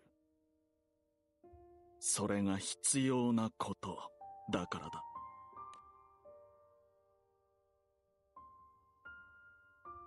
Galanth furrows his brows at Walfried's seemingly paradoxical answer. 私はイスタバイオン王国に一切の正義がないとは思わない。集団の大きさがその正しさを担保することはないが、大きな秩序にしか守れないものもある。しかし今のイスタバイオン王国のやり方が正しいとも思えない。お前とリーンの故郷での行いも到底許せるものではない。だから私は内側からイスタバイオン王国を変えようと思っている。Ah, the classic. Change it from within. そのために青の騎士という立場が必要なのだ。まだるっこしいな。間違ってると思うならぶっ壊して作り直しゃいい。Just tear it down and rebuild. 俺がいてお前がいりゃきっとできる。その自信はどこから来るんだ。だが一生に付す気にはならないな。お前が言うと不思議となんとかなりそうな気がしてくる。だったら悪いが考えを変えるつもりはない。正面から戦えばお前であろうと無事では済むまい。そして何より国家の崩壊は大きな混乱を招く。その代償を払うことになるのはいつだって立場の弱い者たちだ。Galanth frowns, clearly displeased by Walfried's stance. 見ず知らずの誰かのことまでお前が守るつもりなのか？正義をなすにも手段を問わねば、それは今のイスタバイオン王国と何ら変わりない。傲慢と思ってくれて結構だ。幻滅でもしたか？いや、俺はやっぱり自分が許せないものは許せない。お前みたいに自分の感情を隠して正義や秩序のために生きることもできない。でも俺はお前のことも好きだからな。お前が秩序を守ろってんならそれを応援したいと思う。だからその時が来たら恨みっこなしだ。それでいいよな、バルフリート。もちろんだ。お前がそのつもりでいてくれるならこちらとしても剣が鈍らずに済む。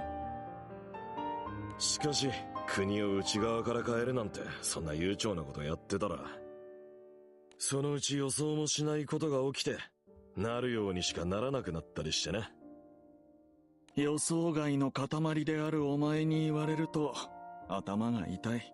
Living embodiment of unpredictability. Despite their promise of a duel to the death someday, Galan looks up at the night sky with a hint of contentment. 青の騎士になったお前と再会した暁には、いよいよ白黒つけることになるのか。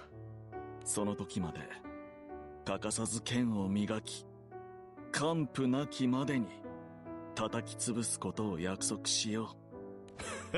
そりゃ楽しみだ。俺も今よりもっともっと強くなってやる。でもまだその時じゃないよね。私たちの旅はまだ。リーン、悪い、起こしちまったか。聞き耳を立てていたのはどうやら僕だけじゃないようだね。ガラントが柄にもないことを話題にするから気になっちゃったのよね。ガラントはよっぽど後先を考えないって思われてるみてえだな。ま、計画性はないな。そういう自覚は確かにある。胸を張って言うことじゃないと思うんだけど、私たちの旅は本当にほんの一瞬、たまたま一緒にいるだけのものかもしれない。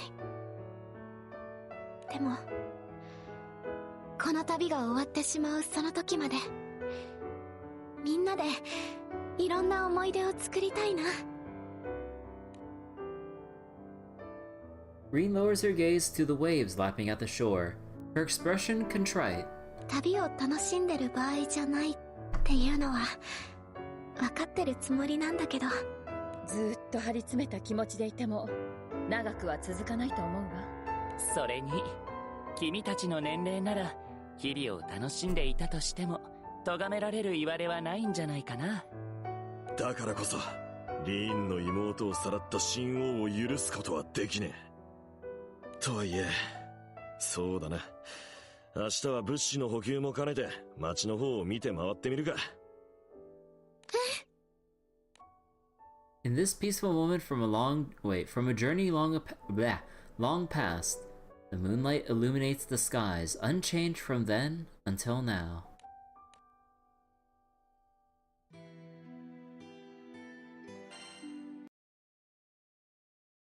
とまあそんな感じで俺たちは旅を続けてたんだ。だからお前がイスタバイオンの王位を継いだ時はさすがの俺も唖然としたな。あれにはオイラたちも心底びっくりしたけどよ。あまりとやかく言いたくないが、結婚は相手の親込みでよく考えた方がいいぞ。 When it comes to marriage, you should consider your partner's folks as part of the equation.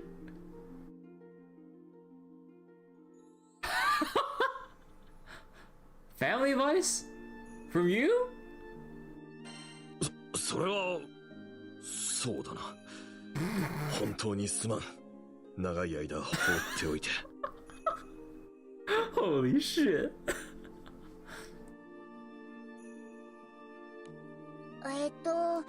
確かロゼッタやノアは旅の最後までは一緒じゃなかったんだよな。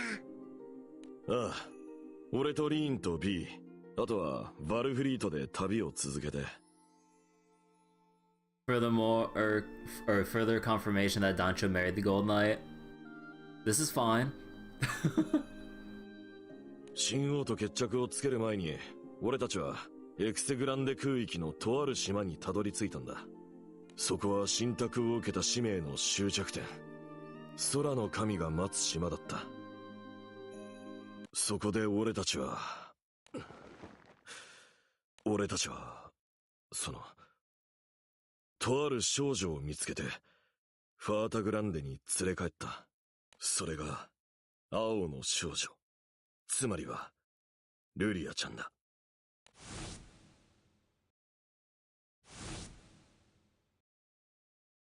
With this revelation, Kirby recalls the warning once given to the crew. You were trying to avoid a singularity?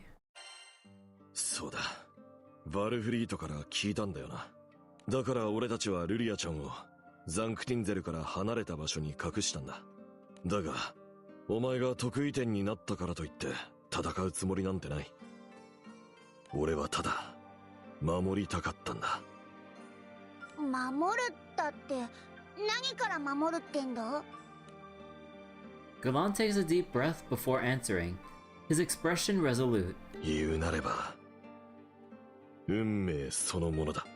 From fate itself. 運命？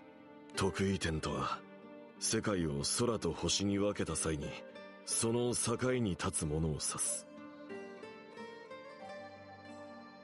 Who stands at the boundary created when the world was divided into the sky and astral realm. お前であれば空の神の巫女であるリーンの血を継ぎ Fate has been Granblue's biggest rival this entire time. So wait, carry the blood of Reen's shrine priestess of the sky god. Is this scene different if you're Gran? 星の神の端末であるルリアちゃんと命のリンクを結んでいるようにな。 Connected by a life link to Lyria as conduit for Astro God. 条件さえ満たせば得意点は他にも発生しうる。というより得意点の発生はさらなる得意点の発生を誘発するんだ。 The emergence of one singularity triggers the emergence of more. 得意点が一つでも生まれると他にも得意点が生まれやすくなるってのか？得意点の発生は連鎖する。そうして世界は原初の姿へと徐々に回帰していく。 Chain reaction, returning the world to its primordial state? 原初の姿？創世の力だ。空の力と星の力を兼ね備えるということはそういうことだからな。 Through the power of creation, power of both sky and star. So wait, we've been led to think it was Viren who was half of why Dancho was a singularity, but that was a red herring? ここまではいい。ここまでは創世神の断りのうちの話だ。 Aligned to the natural order established by the Omnipotent. 問題はこの先、創世神がこの世界にとって外なる異物であることなんだ。 The Omnipotent is actually a foreign entity to this world? Huh? 異物？神様がなんで異物なんだよ。この世界を作ったのが神様だろ？この世界ってのは空の世界のことだろ。隔離用の存在が示したように世界は空だけじゃない。 Because the moon dwellers made him? God, I feel like I'm forgetting I'm forgetting like so much. Skyrim, Otherworld, there's more to this world than just the skies. 空の世界は、空の断りは、もともとあった世界の上に上書きする形で作られたものだ。 The Sky Realm and its laws were layered atop a pre-existing world. This came up in Lucio's FLB. Oh fuck me, it's been like years since I've read, or wait. Actually no, wait, when did Lucio's FLB come out? I was thinking of like the normal Fate episodes. I was like, wait, no, FLB came much later, sorta. But yeah, I don't remember the FLB at all. Year or two ago? Yeah, I don't remember shit about what happened in Lucio's FLB. そして、もともとあった世界。隔離よりももっと古く、誰にも語ることのできない起源。An ineffable genesis more ancient than even the other world. そこにも神のようなものが存在するんだ。So more recent, still too distant.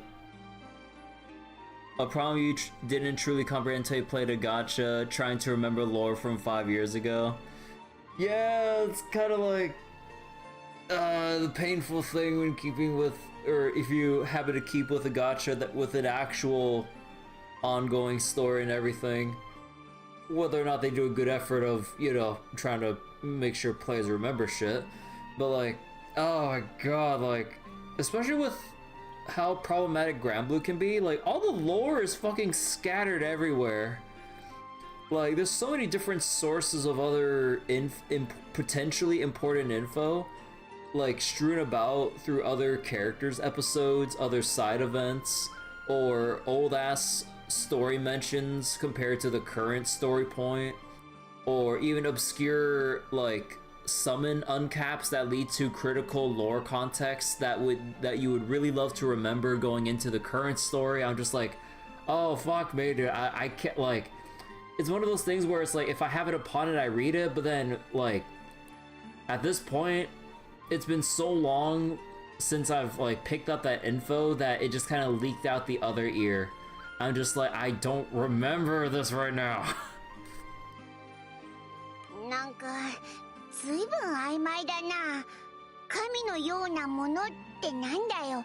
神様じゃねえのか？ What do you mean godlike? Huh. With FGO, it's worse since you're not just paying attention to one thing. Yeah, it's like there's so many like small things in other concepts I don't remember from either earlier points, or even like just general Nasuverse concepts that I either don't recall or they were explained in like other or introduced in other Fate related stories or whatever. I'm like, you know what I really wish in FGO sometimes? I really wish we just had like a freaking in-game encyclopedia, just like how other story-heavy games do it nowadays with an encyclopedia option.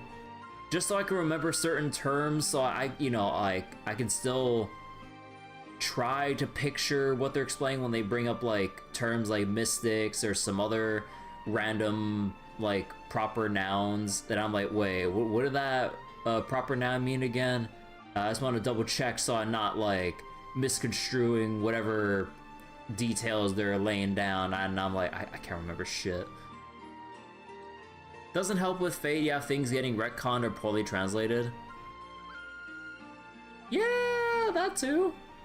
実体はない大きな流れのようなものだ。だから俺はそれを運命と呼んだ。So wait.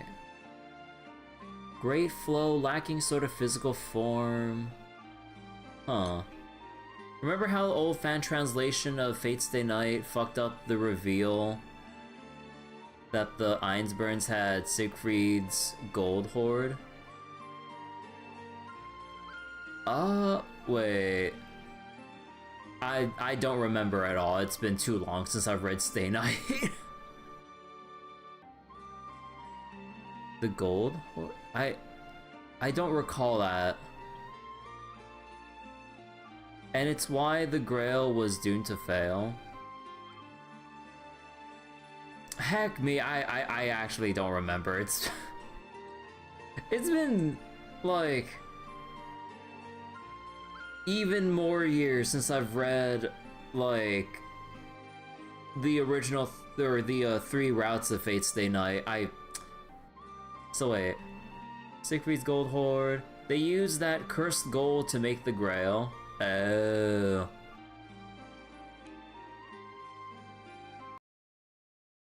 その神のような何かは創世神による世界の創生を嫌った。This godlike something despised the omnipotence creation of the world. それは大きなうねりとなって創世神を討てるものを生み、創世神を討てる力を招いた。Hello, Phoenix. How you doing? Oh, wait, that's wait. Is that Evermalin or whatever his name was again? 具体的に何かが暗躍したわけじゃない。個々の出来事は全て偶然だ。Mastermind, series of coincidences. しかし、無数の偶然が一つの奇跡に束ねられる過程には、大きな流れが確かに存在したんだ。Call back to Heart of the Sun? Oh, okay. I do remember properly for once. So now we know one godlike being got the Phoenix's help. Huh. So wait, let me just kind of skim that again. More to the sky realm than just the skies. Layered on top of pre-existing world. More ancient than other world. Godlike entity. Great flow, lacking physical form. Godlike sun despises the omnipotence creation of the world. The flow gave rise to one capable of slaying the omnipotent and summoning the power to do so. So wait, because really, if Phoenix was actually scared of the omnipotent, could have just ran, but the omnipotent had no reason to fight it at the start, so clearly something was up, and now we know. Despite the abstract subject matter, Galanth carries on with evident conviction. 神、世界の流れ、運命、集合的無意識。どう呼ぼうと、それは確かに存在する。Collective unconscious. そしてそれは創生を嫌っている。つまり得意点は、それのターゲットになりうるんだ。Detest the act of creation. Any singularities could become its targets. そんなのありかよ。運命自体が狙ってくるって。これが形を持つなら、俺にも対処のしようがあったさ。でもそれは、何かや誰かではなく、ただの流れなんだ。流れる水を壊すことはできない。そして何より。Galanth pauses for just a moment and looks Kirby straight in the eye. 俺はお前に、平和で幸せに暮らしてほしかった。空だの星だのなんていう戦いから、お前を遠ざけたかったんだ。Keep you far away from this endless conflict between the skies and stars. Means a lot you shouldn't meddle. Huh.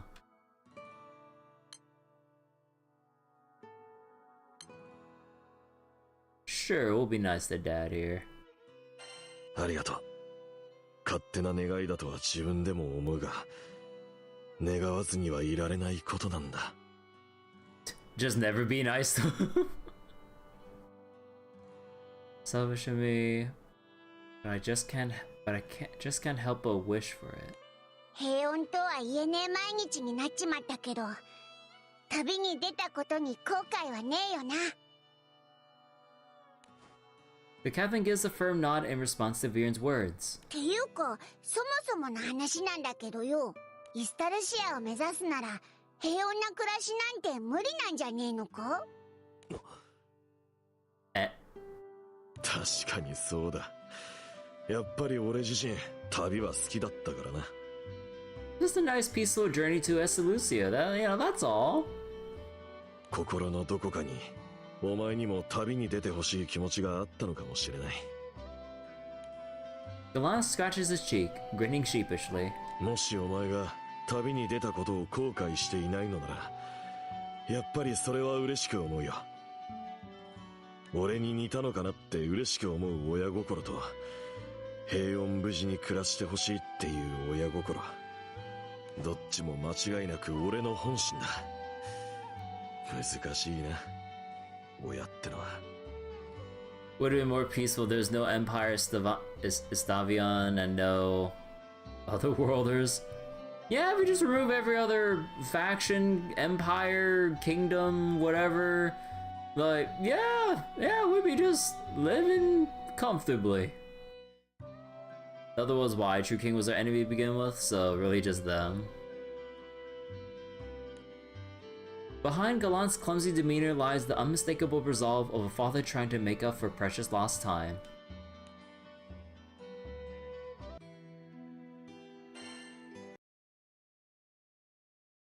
今度はお前のことを話してくれないか。これまでどんな旅だったのか、誰と何と出会ってどんな景色を見てきたのか。でもさっきの話からすると、オイラたちの旅がどんな感じだったか大体わかってるんだよな。それだったら。いや、何があったかってのは確かに知ってるんだけどな。そうじゃなくて、俺はお前の口から旅の思い出を聞きたいんだ。俺はお前の帰る場所にはなれなかった。だからせめて帰ってから家族に話すことを今聞かせてほしいんだ。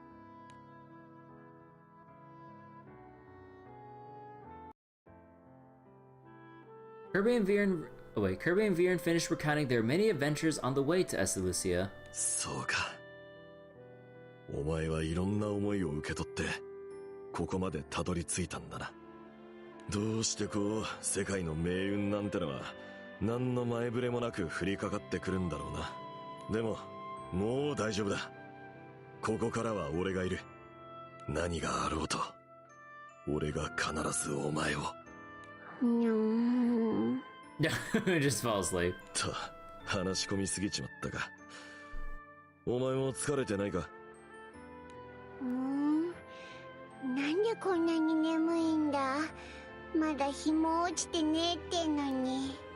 いや、もう相当遅い時間なんだ。イスタルシアじゃ日が落ちることはないからな。イスタルシアに時間の概念はない。だから夜になることはないんだが、それでも体は疲れてるんだ。The concept of time doesn't exist, no such thing as night, even so, body still gets tired. Two main characters complaining about the contrivances of the conflicts in their lives. そういうことかよ。道理で。幸い家だし、今日はもう休んだ方がいいな。一眠りしてからルリアちゃんたちと合流する方法を探そう。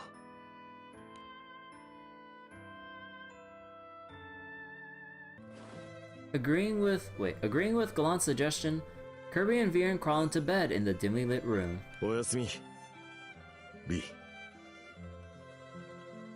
What about me? Just Viren? No, I'm just kidding. Good night. ああ、おやすみ。あったかくして寝るんだぞ。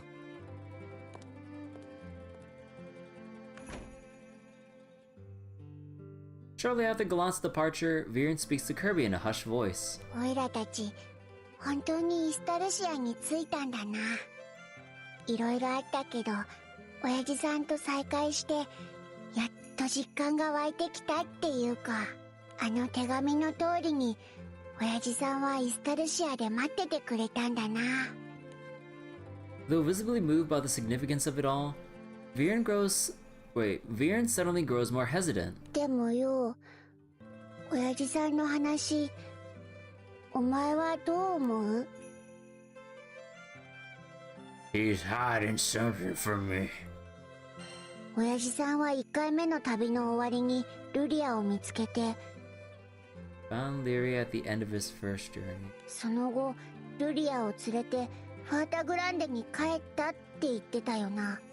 So how exactly did Lyria end up in the hands of the fucking Empire, which then led to the whole encounter at Zinkenstone and everything? ってことはだぜ、その時は赤ん坊のお前も連れてたはずで。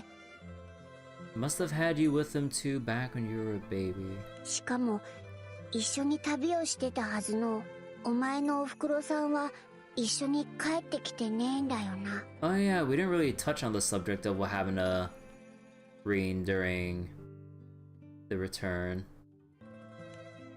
It is clear to both that the true events at the end of that sacred journey have been carefully obscured. Contrivance of fate. 親父さんはさ、おいら再会して改めて思ったけど、やっぱり悪いやつじゃねえんだよ。お前のことも家族として大事に思ってて、でもそれでもお前をおいらたちに預けてイスタルシアを目指した。 What a great dad. Went to the ends of the skies to Estalucia and left us to our own devices. ここまで来たんだ。その理由だってきっちり教えてもらわなきゃ。 We deserve to hear the real reason. Let's ask him tomorrow. だな。そんでルリアたちとも交流してさっさと世界を救っちまおうぜ。 Dad too busy trading hands with God. 言い濁したってことは何か言いにくいことがあるんだろうけど、Beating around the bush. どんな秘密があったってオイラは絶対にお前の味方だし、何があってもお前とオイラは大切な家族だ。 Within the darkness, Kirby exchanges smiles of relief with the little dragon, a constant companion through thick and thin. The gentle warmth between them remains unchanged from the captain's childhood days. すまん。俺がしてやれることはこれくらいなんだ。 This is all I can do for you? お前も B も。俺は家族を絶対に守り抜く。今度こそ絶対にだ。 Is it time for dad sacrifice? そのためなら俺は。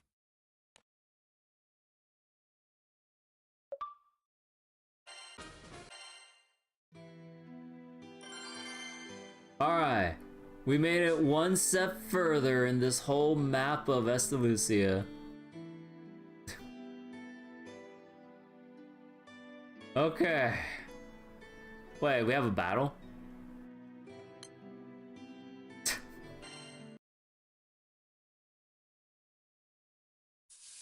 You know,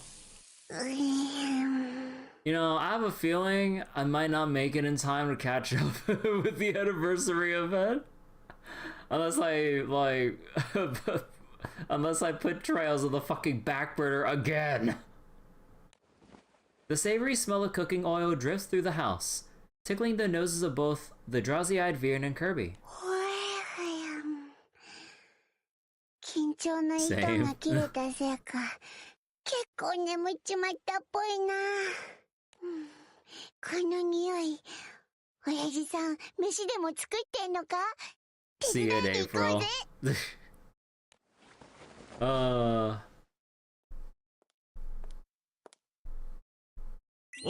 おはようさん。飯はもうできてるぜ。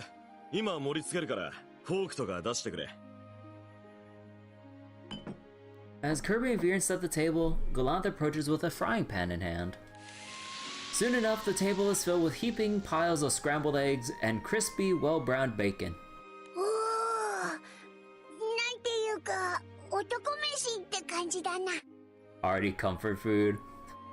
It's not hard enough unless we have a whole side thing of hash browns to go with it. みんな好きだろ？卵と肉。What happened to nutritional balance? Not that I'm complaining. すまん、ちょっとはしゃぎすぎちまったか。 Damn straight. Part of me kind of misses like, the couple of times I went to Denny's, like, and got that huge ass like lumberjack slam every goddamn time. But yeah, no, like that place is way too expensive now. I might as well just make it at home. But it was pretty good back then. なんか今のすっげえ親子っぽいな。 Classic dad kid moment. Man of good food. I always love good food. そうか。本当はもっといろいろ用意したかったんだが、ここはちょっと特殊な空間だろ。 Wanted to make more grub, but we're in a bit of a unique situation. 野菜を近所にもらいに行くわけにもいかなくてね。家にあるもので作ったんだ。さあ、冷める前に食っちまおう。今日から一気に動き始めるからな。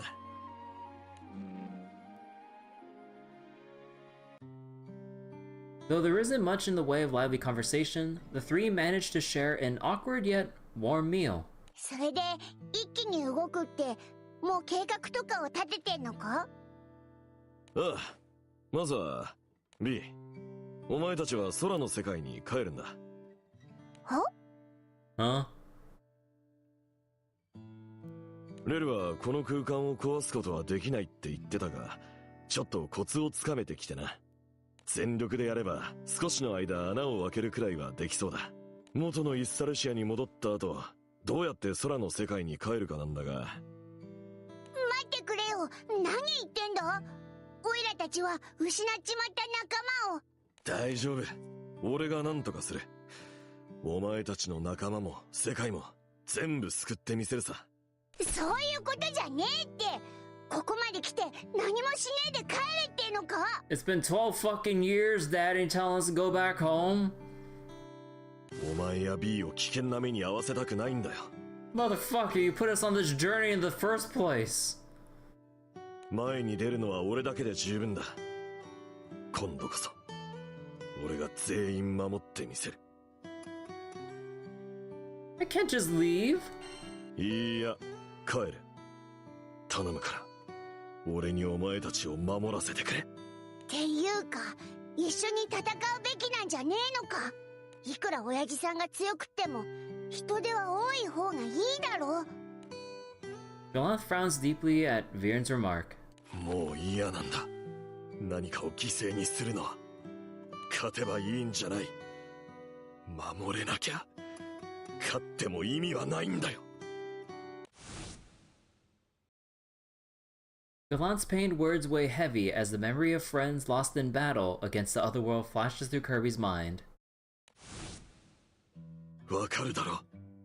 俺もお前も失ったものを取り戻すためにここまで来たんだから。取り戻したいと思うもの、失いたくなかったもの、お前や B が俺にとってはそういう存在なんだ。 Galanth turns to face the two fully, his eyes flickering with conflicting emotions. 分かってくれとは言わん。これは親のエゴだ。だがな、全てを犠牲にして誰かを救おうとするお前も親にとっては失いたくない存在なんだ。今度こそ俺は失敗しない。だから全てを任せてくれ。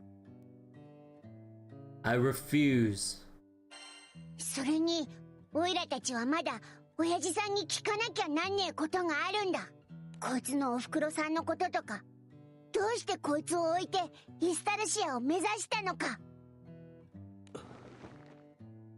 それなら俺も父親としてやるべきことをやるまでだ。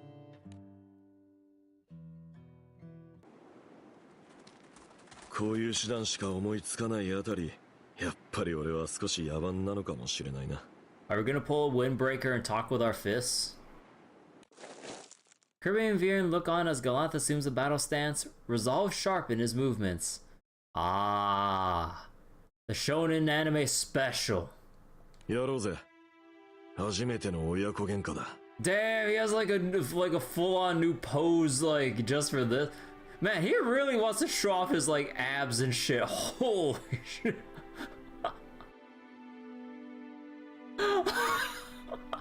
Holy shit. Dad is jacked.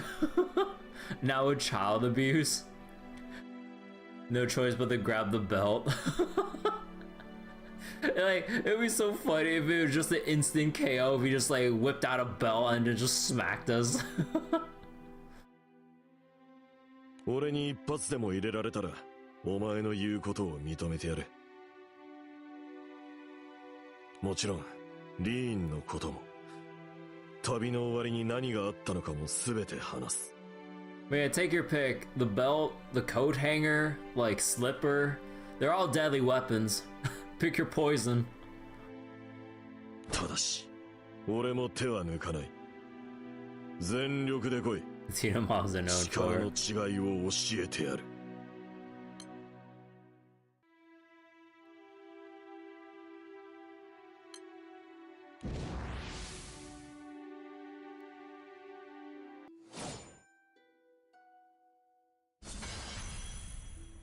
これが俺なりの誠意だ。 Maybe you're dad, but this isn't something I wanted to do. Even so, I'll show you here and now that you're still just a child who needs protection. Show your father your strength. I'm not a kid anymore. I've grown throughout my travels, Dad, and I'm going to show you just how much. Oh my god. Your stance, technique, and defense, I can already see how many obstacles you've overcome on your journey. But it's not enough. The world you're trying to take on demands far more than that. 親父さんがどんなに強くても、オイラたちは諦めねえ。 You're strong, stronger perhaps than I ever was at your age. But if you can't even land a single blow on me, then you won't be able to protect your friends.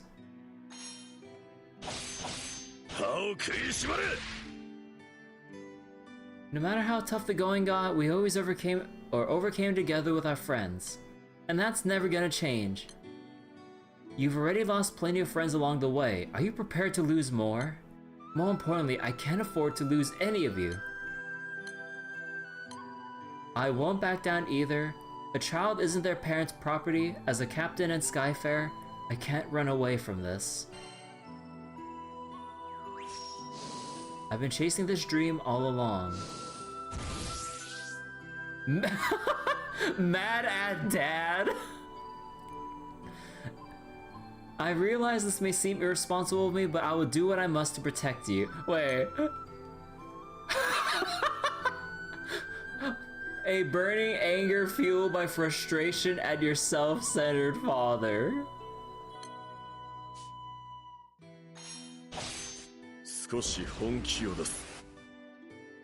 Boy oh boy, does stubbornness run in the family. This time I'm coming at you for real. Hate me if you want, but I will protect you. I'll never give up on my friends. My friends may be stronger, their support shaped me into who I am today. Here I come, Kirby. With unwavering courage, you stand against your father. Here comes the belt. Rebellious age, still going 12 years strong.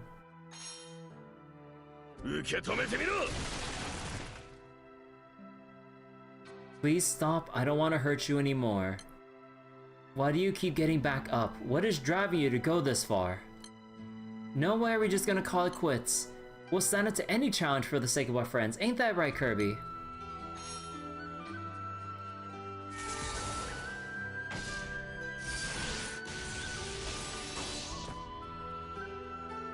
We landed a single hit.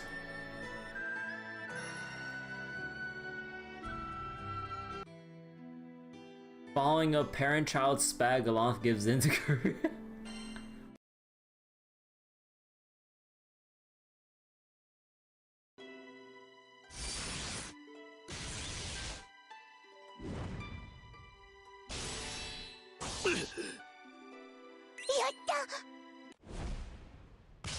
And a punch to the face!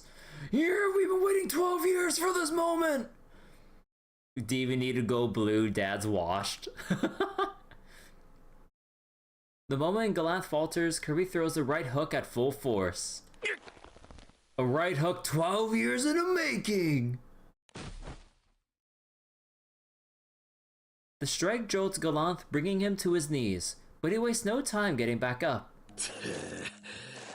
腰の入ったいいパンチだ。っていうか、さっきの一撃で決着はついてたのに、もう一発お見舞いされるとはな。Dad disowned. Like, Dad didn't disown us, we disowned Dad. Had to vent years of pent-up resentment. おまけで殴られても文句は言えないか。これで親父さんもこいつのこと認めてくれるんだよな。男に二言はない。約束は必ず守る。それにこんなに強くなってるなんてすごいな、お前の仲間は。俺もお前の大切な仲間たちに会ってみたくなったよ。Galath honors Kirby's journey and growth, recognizing the bonds forged with steadfast companions and the remarkable deeds they've accomplished together. 一緒に戦おう。B、お前たちは頼れる立派な騎空士になった。だってよ。Kirby accepts the praise with a mix of pride and slight embarrassment. Surrounded by the warmth of family, the captain can't help but voice another lingering concern. So, where's Mom? そうだな。それも話す約束だったが、今のお前たちなら受け入れられるかもしれないな。Hesitation flickering across his face, Galan speaks slowly and deliberately. うすうす感づいているかもしれないが、お前の母さん、リーンは、もう空の世界にはいない。いないってのは。なんて言ったらいいのか。リンは、お前を産んだ後にだな。After giving birth... At that moment, the unique nature of Estalucia flashes through Kirby's mind. 役目を終えたり、出番を待つ魂が神の庇護のもと安らぎを得る場所。それがイスタルシアなのです。まさに死後の世界といった様相だね。The captain's mother may very well be in Estalucia waiting. As the realization strikes, Kirby suddenly bolts off without warning. どうしたおい待て、違うんだ。Guided by a yearning for motherly affection, Kirby runs into a tranquil sacred forest where mysteries still linger. At its deepest point, near a small shrine, a shadowy figure stands silently. Oh. Mom? 得意点。ここで会うのも因果か。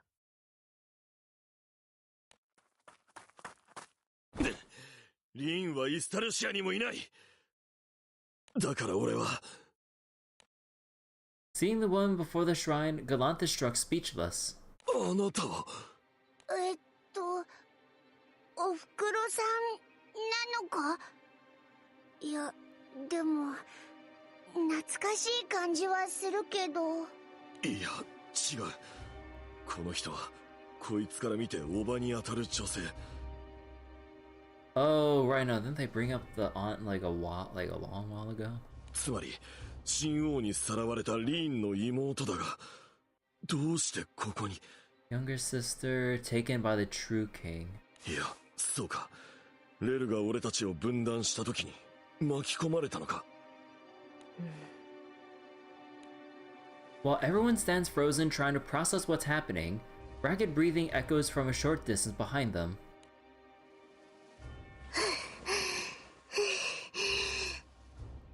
Huh.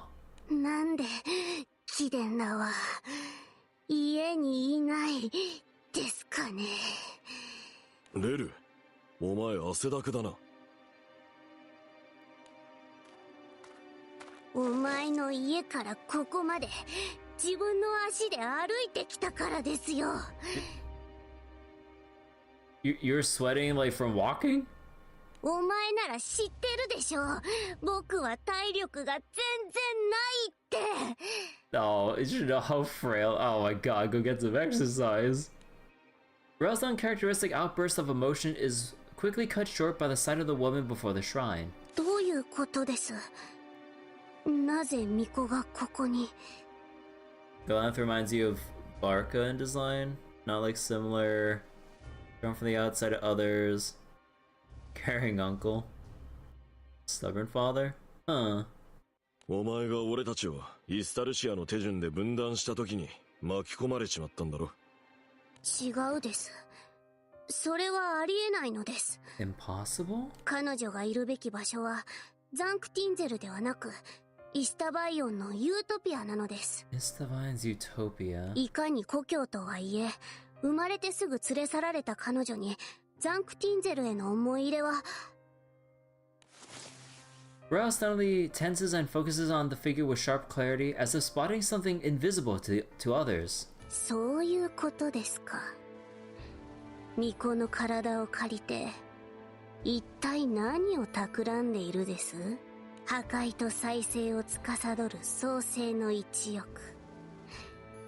空の神バハムート。 Bahamut? バハムート。時は来た。 Oh. 盤上には全ての駒が揃い、最終局面を迎えている。空と星、破壊と創造、創世の因果に今こそ終止符を。The cycle of Genesis must now come to an end. Her voice is solemn, void of emotion, and brimming with the absolute conviction of a god's decree. Here in the promised land sworn to divinity, the final chapter of the creation myth is about to unfold.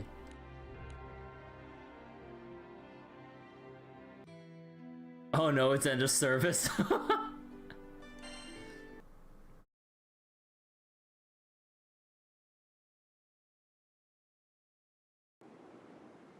So now we go to Rockham's POV. Probably more than a few people thought that. Yeah, I mean, like, considering that, you know, how Granblue's main story started, like, you know, that's gonna, like, getting to Estalucia would be, like, you know, the end goal, and now that we're basically finally at the end goal after all of these years, like, yeah, I wouldn't blame people for thinking, like, like, potential, like, EOS or some other stuff like that. ここはポートブリーズか。って待て待て。団長たちはどこ行った？俺はイスタルシアにいたはずじゃ。Confused, Rackham traces his memories and recalls Ro's actions just before he was enveloped in light. 紹介。破壊の民4名、創造の民2名、端末2機、統合体1体。Really should have been EOS. I mean, Granblue's gone on for a long, long goddamn time. 転送。あいつが何かやったのか。イスタルシアから放り出されちまったってのか。参ったな。結局グランサイファーもどうなったかわからねえし。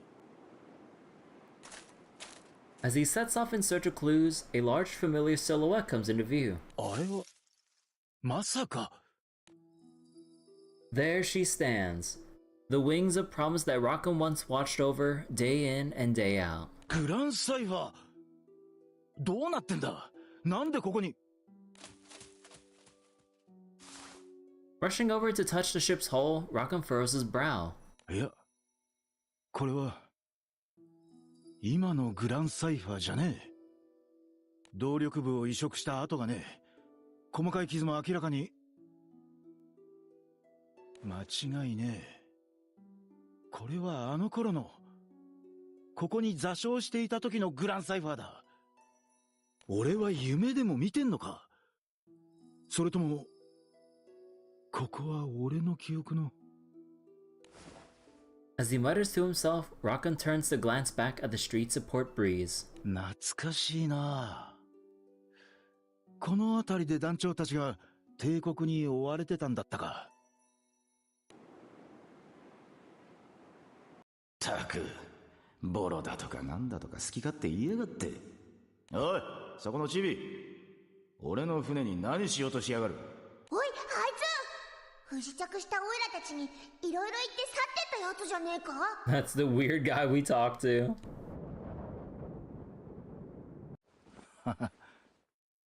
思い返すとあの頃の俺は随分腐ってたな。ああ、そうだ。町が危ねえって知って、ようやく帝国と戦う気になって。やれやれ、とんだお人よしだな。とはいえ、俺もそのお人よしに救われたわけだ。こうなりゃ俺も腹くくるぜ。お前の目も気に入ったしな。それじゃラカムさんも。ああ、帝国なんぞにこの町を潰させてやるもんかよ。こうと決めた以上、帝国の奴ら返り討ちにしてやるぜ。その後嵐が来たんだ。町の奴らを避難させるには俺が操縦するしかねえってのに、うじうじしてたら。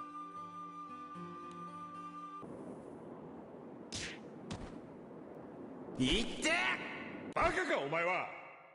まだそんなこと言うならもう一発殴ってやろうか。ラカムさん、よく見てください。私たちの町の人の顔を。誰も不安そうな顔なんてしてないじゃないですか。 You know, part of me kind of wondered, like, if for these, like, flashbacks, they should have used, like, the old art if available for, like, Lyria and so on. And then, like, just switch back to the new art once we're not in flashback mode. Now that'd be a trip. お前らみんなが背中を押してくれた。だから俺はグランサイファーともう一度向き合うことができたんだ。嵐の原因はポートブリーズの守り神ティアマトだったな。グランサイファーを動かすのは久しぶりだったってのに、いきなり嵐なんざ無茶。悪い、待たせたな。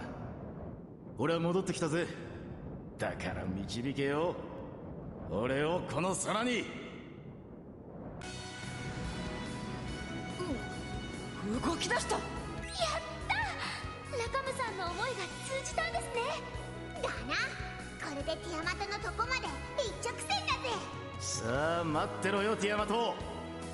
ポートブリーズ住人の底力見せてやるぜ。そうやって俺の時間もまた動き出したんだ。あの頃はイスタルシアなんざ現実味のない夢だと思ってたが、いろんな旅の果てに団長と一緒についにたどり着いた。でももうイスタルシアはただの夢じゃねえ。俺たちにはイスタルシアでやらなきゃならねえことがある。 Looking up at the towering Ungud castle. Ungud? Ragam slowly shifts his gaze back to what lies ahead and begins to walk forward. 浸ってる場合じゃねえ。なんとかして団長のところに戻らねえとな。The warm winds of reflection gently blow past the steadfast helmsman as his journey continues.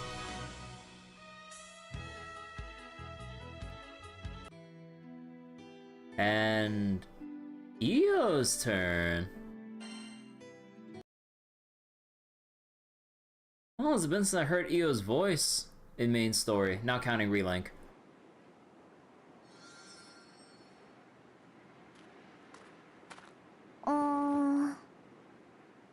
これどういうことなんだろう。私なんでバルツにっていうか、バルツはバルツなんだけど、歩いても歩いても誰もいないし。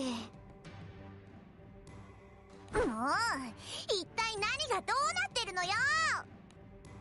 Her voice echoes, vacuously? Across the island's scorching sands.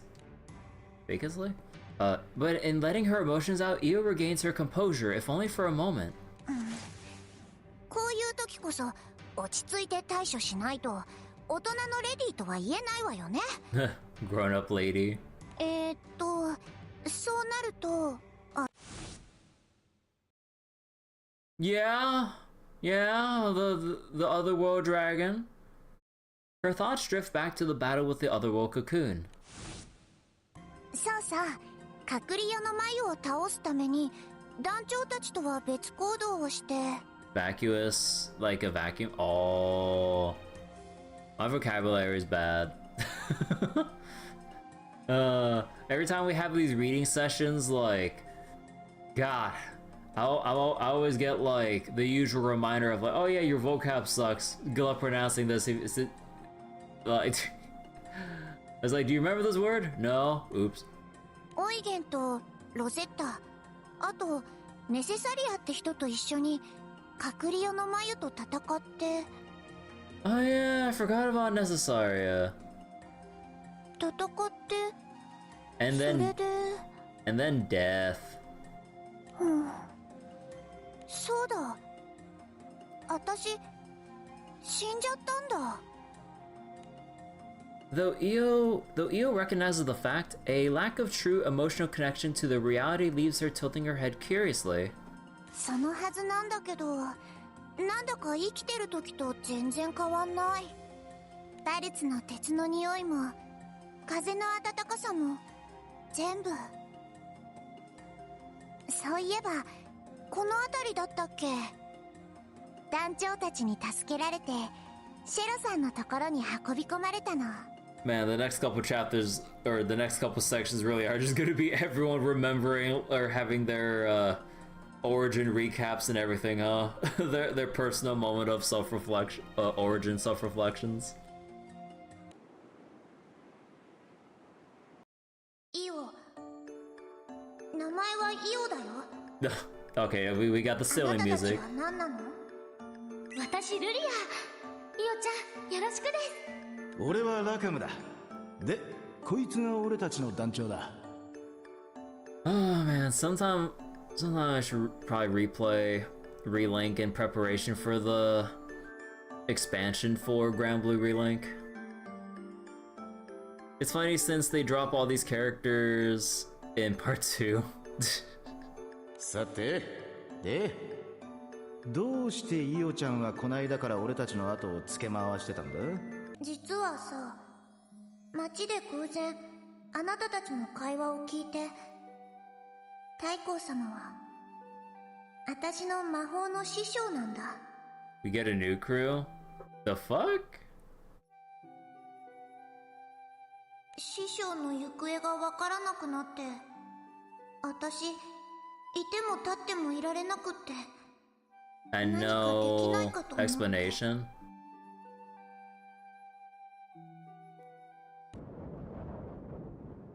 And shouldn't we wait until the reveal happens when we get to the next part of the 行方不明になっ arc? た師匠を探してて、なかなか手がかりも見つからないから、ずいぶん焦ってたな。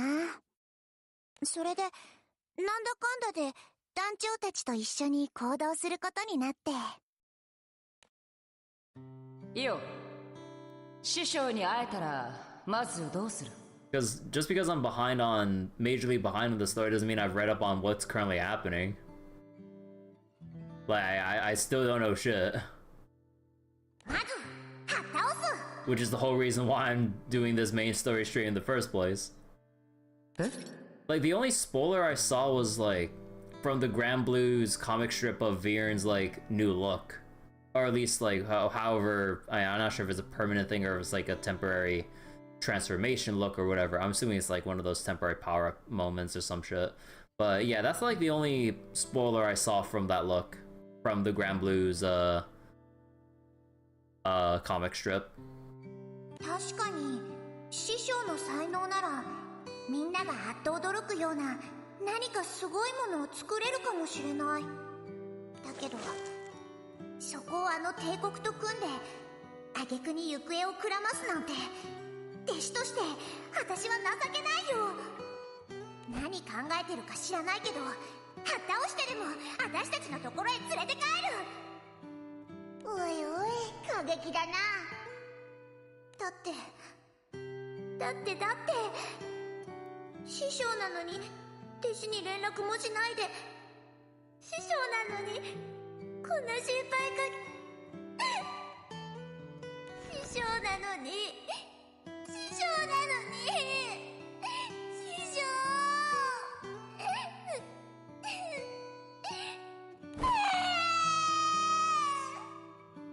おい、泣くなよ。カタリナ、ルリアちゃん、なんとかしてくれ。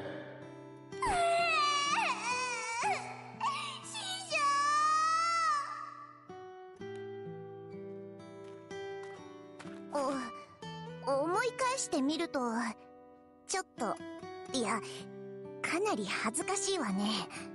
でもあの頃、私にとって師匠は、ほとんど全てだったから。だから、許せなかったし悲しかった。師匠が、変わっていっちゃうのが。いいよ。何のつもりだ。お前までわしからこれを奪いに来たのか。師匠、もうおはようの時間だよ。なんじゃと。悪い夢はもうおしまいね。もうやめよう。星の民はもういないんだよ。これは悲願なのじゃよ。無念に命を落としていった同胞たちの夢なのじゃ。師匠は悪い夢に取りつかれてた。実際あの事件の裏で何があったのかっていうと、でも師匠は笑顔を忘れてたから、私が取り戻してあげなきゃってそう思ったんだ。ねえ師匠は教えてくれたよね。魔法は笑顔のためにあるって。師匠の夢かもしれない、古の悲願かもしれない。だけど倒すよ、あの巨人を。それがお前の答えか。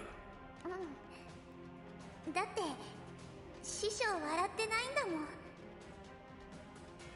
ごめんね師匠。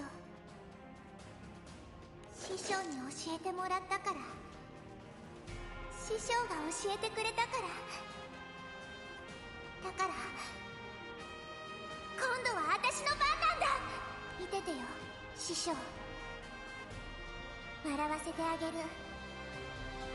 師匠仕込みの最強に最高な魔法で、私はあなたの笑顔を取り戻す。私の旅は身近な人の師匠の笑顔を取り戻すために始まって、ずいぶん遠くまで来ちゃったな。There's no trace of the giant she once fought, only a sense of vast emptiness. Io gazes upward at the sky, lost in thought. 師匠、元気にしてるかな。カクリオとの戦いはどうなったんだろう。師匠がそう簡単に死ぬとは思えないし、私不幸者だ。でもね師匠、私頑張ったよ。たくさんの人の笑顔のために魔法を使うことができたと思う。師匠は褒めてくれるかな、私のこと。With no lingering regrets or sadness, Io closes her eyes, but suddenly she furrows her brows as if struck by realization. 違う、ダメだよこんなの。今の私、あの時の師匠と同じだ。みんなの笑顔のためって言って自分の全部を犠牲にして、こんなの同胞のためにって怖い顔してた師匠と同じだ。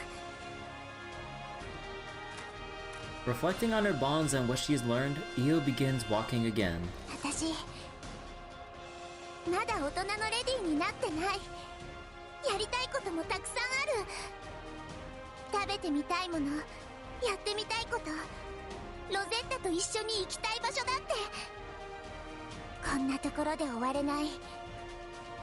待ってて、絶対すぐに戻るんだから。With her usual fiery determination restored, Io bounds up the stairs of the ancient workshop, her steps filled with energy and purpose.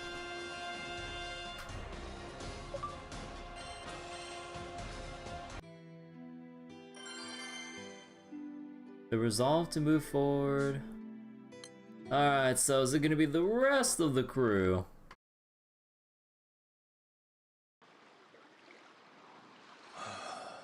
Yeah. I mean, if it wasn't obvious enough, yeah, like we're just really going through everyone else who's disappeared one by one as they refocus themselves and move forward. You know, it's that part, it's that type of, it's that trope. Oigan has been sitting on the sandy shore for quite some time, simply gazing out at the sea. ようやく俺も引退か。長かったような、短かったような。待たせちまったな、アルテミシア。最後の旅が思ったより長くなっちまったよ。悪いもんじゃなかったぜ。団長はいい気空しだ。ありゃあ、まだまだ伸びしろがある。初めて会った時は夢ばっかでかい青臭いガキだったのによ。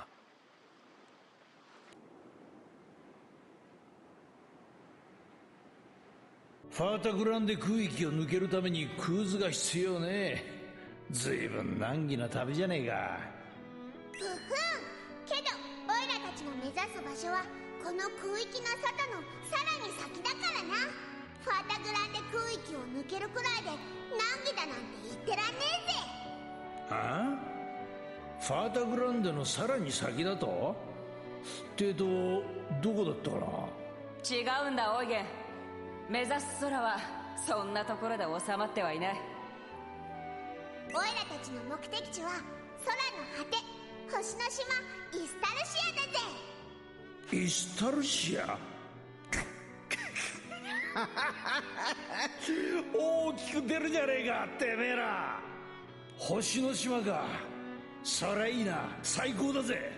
飛空士なら誰もが憧れる夢の世界だ。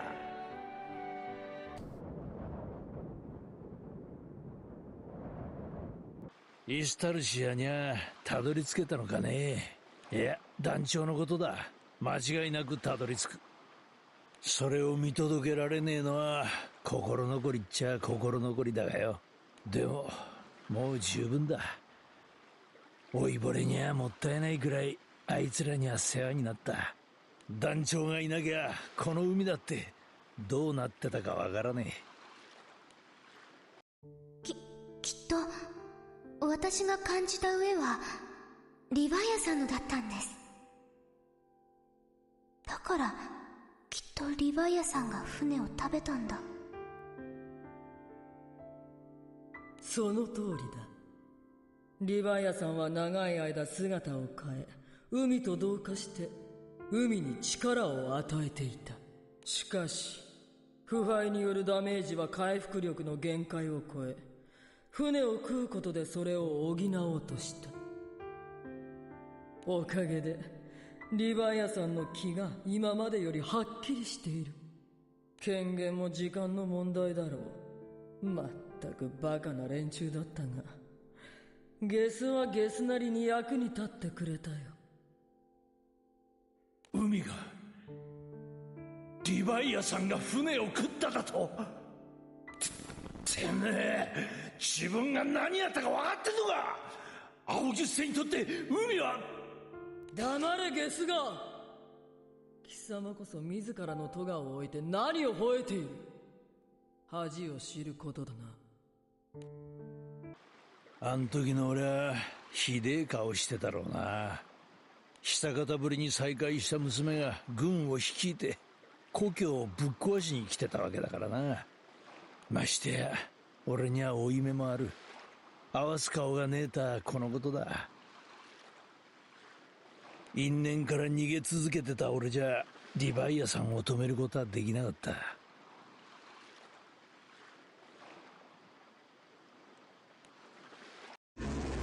どうかこいつを、アウギュステを支え続けたこいつを、リヴァイアさんを救ってやってくれ。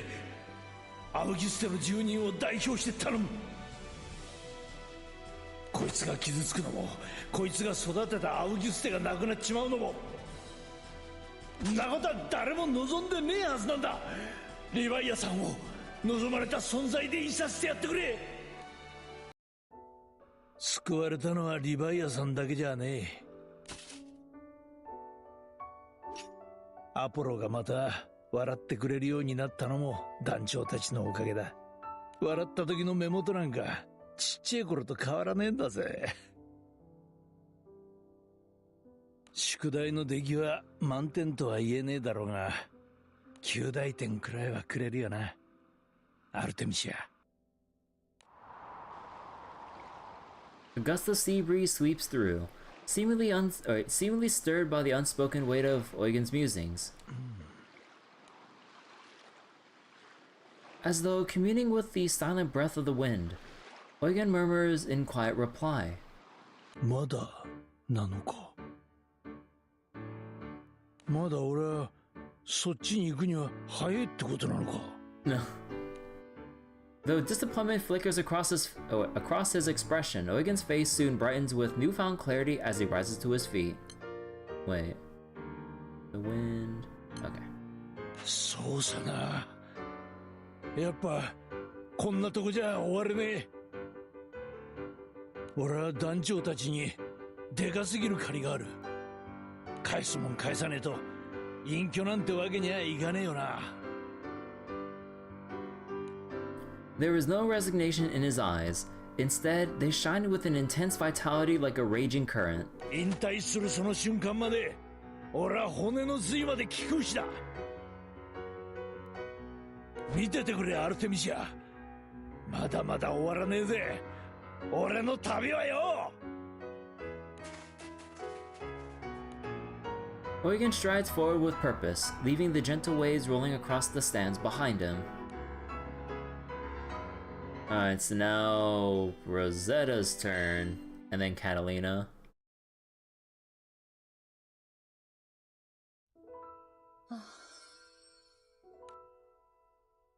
Deep within the... I forget how you pronounce that, wheel? Deep within the wheel, Rosetta reclines against the trunk of a towering tree.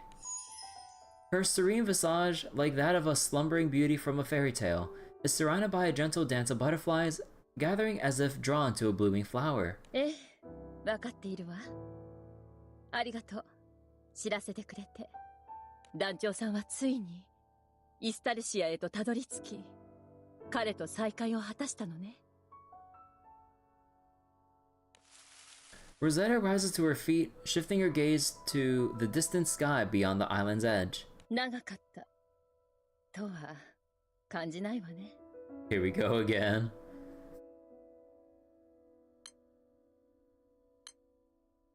団長さんとの旅は本当に楽しいことばかりだった。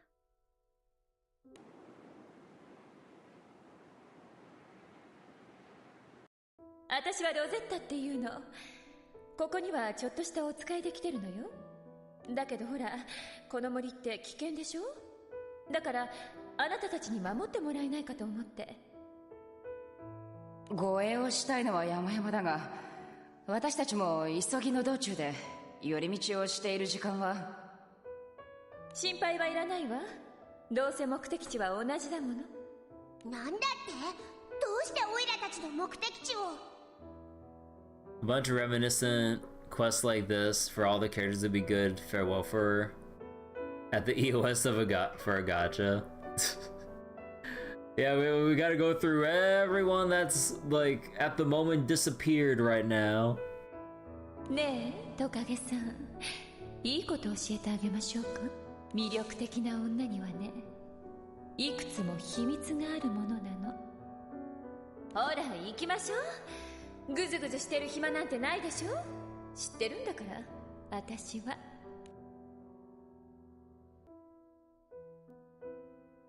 出会った頃は少しはしゃいでしまっていたわ。彼が見たら笑うかしらね。でも団長さんは彼の子供だもの。楽しい旅になる、最初からそんな予感はしていたわ。けれど同時に多くの試練が待つ旅になる、そのことも私には分かっていた。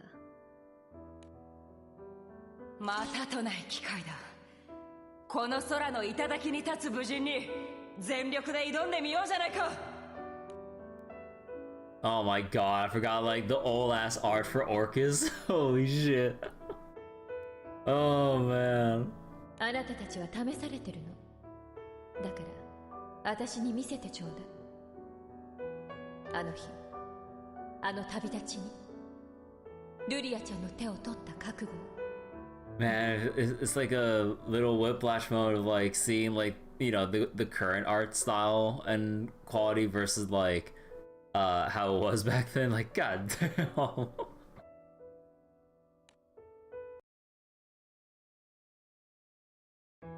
私は観測するつもりでいたわ。一歩引いた位置でどれほどのものかしらってね。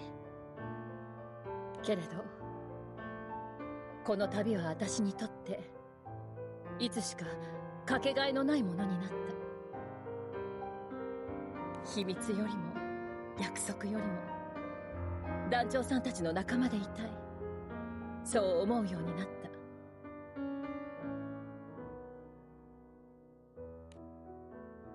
きっとあなたなら空の果てにだってたどり着ける。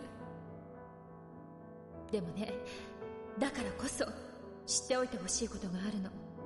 きっとこの先あなたは空と星の狭間で何度も苦しむことになると思う。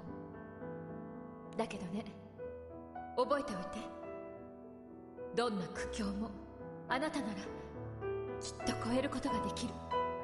仲間と一緒にどんな逆境もきっと幸せな結末に導くことができる。だから決して諦めないで。諦めなければきっと道が開けるわ。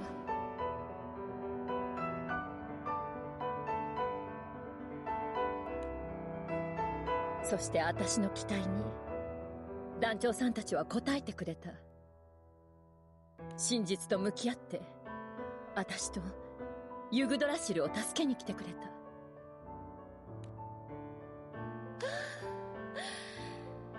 さすがね、団長さん。やっぱり私の目に狂いはなかった。いいえ、それよりももっと昔から決まっていたのかもしれないわね。Rosetta stares at Kirby as if seeing something miraculous. どうしたルリア。ロセッタさんの聖少獣の気配がどんどん曖昧になって、いつもの不思議な気配に。That mysterious feeling she's always had. そうね、それは無事聖少獣としての力を閉じることができた。でこれで私もまた団長さんたちと一緒に旅に出ることができる。おかえりロセッタただいま。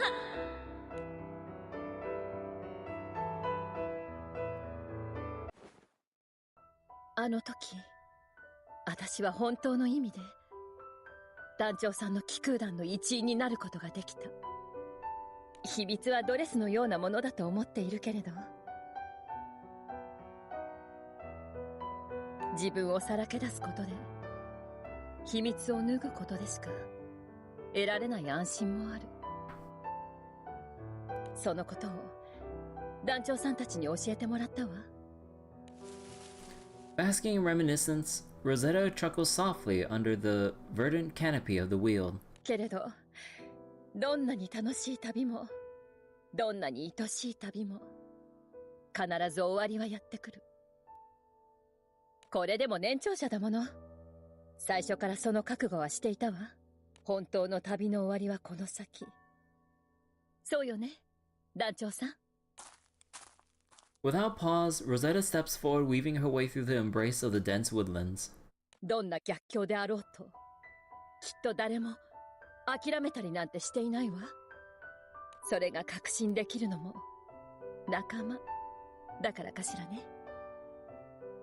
旅の終わりは残念だけれど、でもまたみんなに会えるのは楽しみだわ。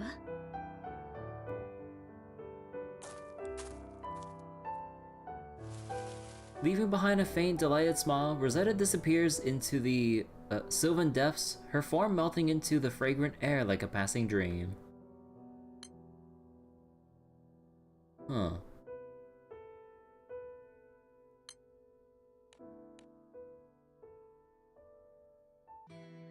And Catalina.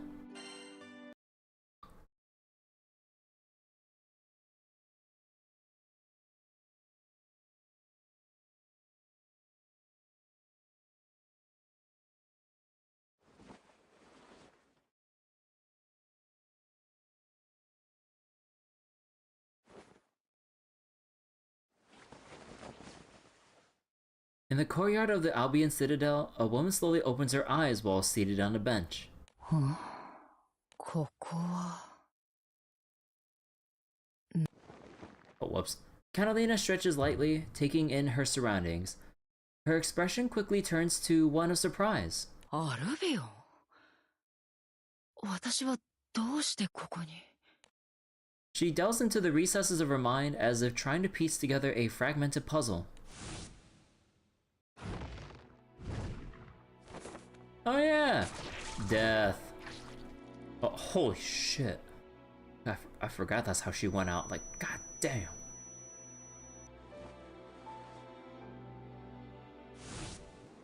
So da.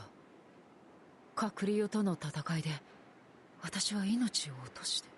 Yeah, I forgot, like, that was, like, pretty gruesome compared to, like, how the others went as far as I recall, faintly recall.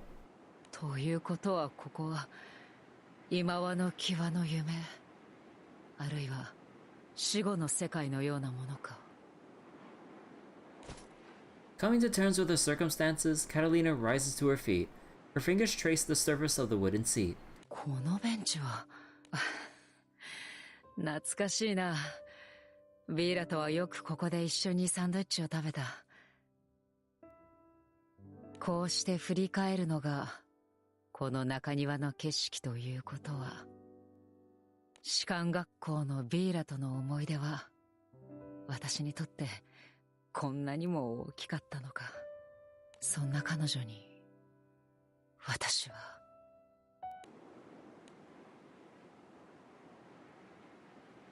ルリア、君はこのアルビオンの領主が受ける制約を聞いたか？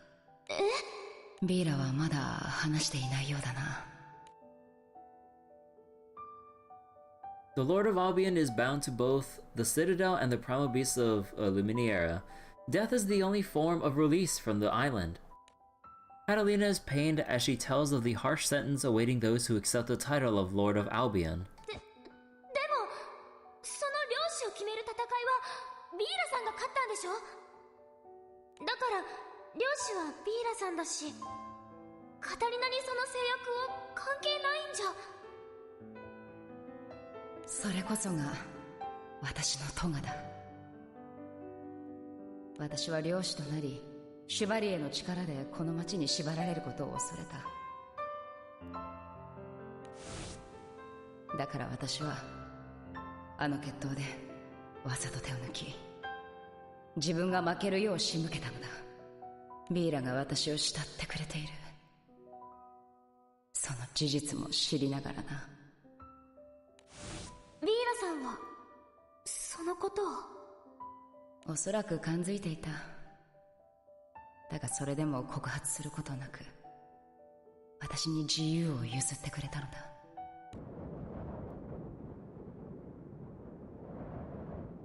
団長たちとの旅は自由の本当の価値を私に教えてくれた。それを知ればこそ再び彼女を振り払うことはできなかった。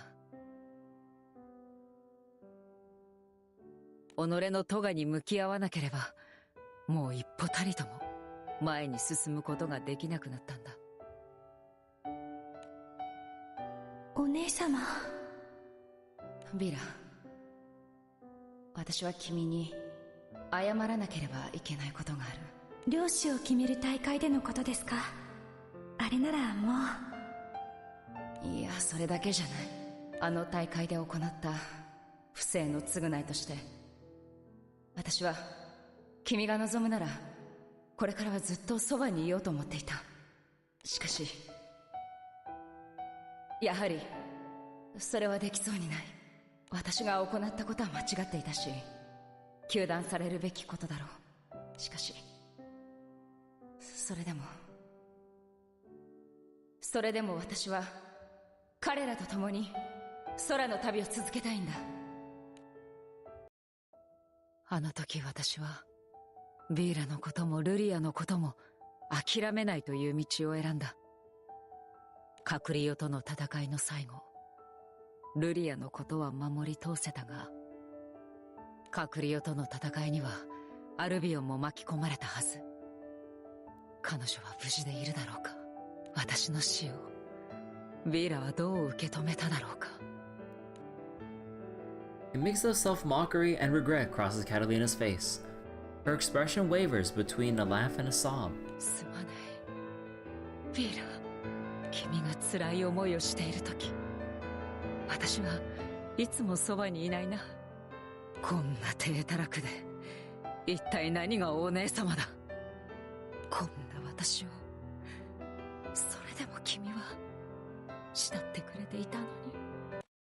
Catalina lowers her gaze and quietly focuses inward, her thoughts clouded with self-reflection. 死は覚悟していたつもりだった。いや、自らの選択に後悔はない。それでも The tears. Oh. In her mind, the faces of two precious individuals surface. I mean, God, like for some reason, like I went cross-eyed for a moment and like misread that. Of two precious individuals surface, and soon tears begin to roll down her cheeks. 私はビーラやルリアに笑顔でいてほしいと道を選んできたはずだ。だが今の私はきっと二人を悲しませている。こんな簡単なことに命を落としてようやく気づくとは。私は本当にどうしようもない大バカ者だ。Catalina clenches her fist tightly as if trying to hold on to something. 何かできることはあるだろうか。涙を拭うことはできなくても、二人が笑顔を取り戻すために何か私にできることは。She sinks onto the familiar bench once more, lost in thought. Contemplating on a way forward, Catalina offers a prayer in hopes that it might reach the distant skies. Vera? Life in the Albion Citadel proceeds as usual. Thanks to her innate brilliance, Vera carries out her responsibilities as Lord Commander with mechanical efficiency. Yet she struggles to regain her sense of self. During moments of leisure, Vera often finds herself drawn to the courtyard bench, where she— well, oh my god, wait, is this what we're doing here? Wait, often finds herself drawn toward the courtyard bench where she used to sit with Catalina, as if pulled by some unseen force. Oh my god. どうしてこんなことに。私はどこで間違えたのでしょう。こんなことになるなら、領主を決める戦いでお姉様を勝たせ、アルビオンに縛り付けておけば。エルステ帝国を利用したあの時、もっと策を弄して私が勝利を収めていれば、団長さんたちにお姉様を託さなければ。No matter how many possibilities she imagines, in every one of those futures, Catalina wears a sorrowful expression. 私だけではお姉様を笑顔にできない。では初めから間違っていた。この心がお姉様にとらわれてしまったこと自体が。違う。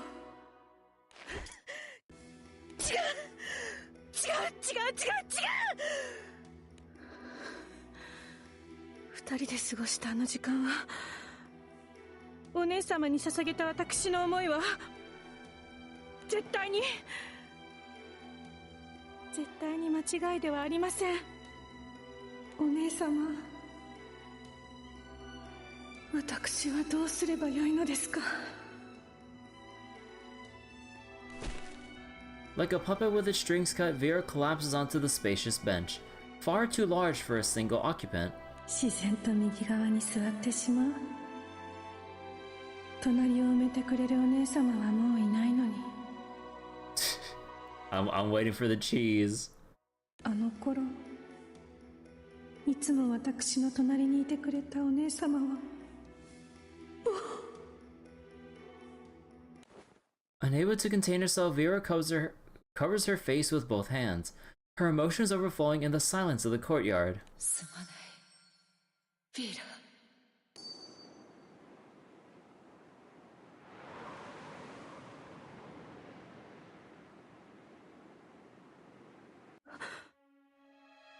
お姉様、Vera turns around, but the beloved figure she longs for is nowhere to be seen.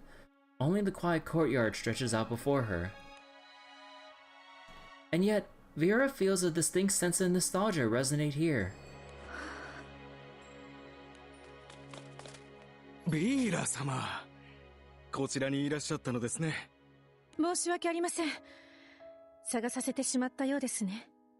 は、秩序の気空団より連絡がありまして、何やら相談したいことがあると。秩序の気空団から。わかりました。すぐに気空艇の準備を。After a moment of thought, Vera rises from the bench, resuming the composed demeanor of Albion's ruler. ところで、例の気空団、団長さんたちの消息はどうなっていますか？現在、アガスティアでの目撃情報を最後に、行方不明となっております。それらしき気空艇を空で見たという証言はあるのですが、何でも急に強い光に包まれたと思ったら気空艇ごと姿を消したとか。にわかには信じがたいですね。はい。なので別の目撃情報がないか各所と連携を。ですが信じがたいことを成し遂げてくれるのが団長さんです。きっと団長さんの旅はまだ終わっていないのですね。おそらくは全てを取り戻すために。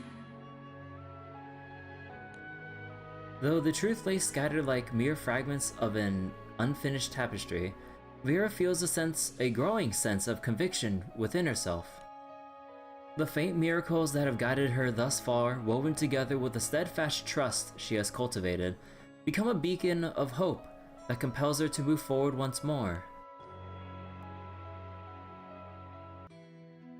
And oh, Monica.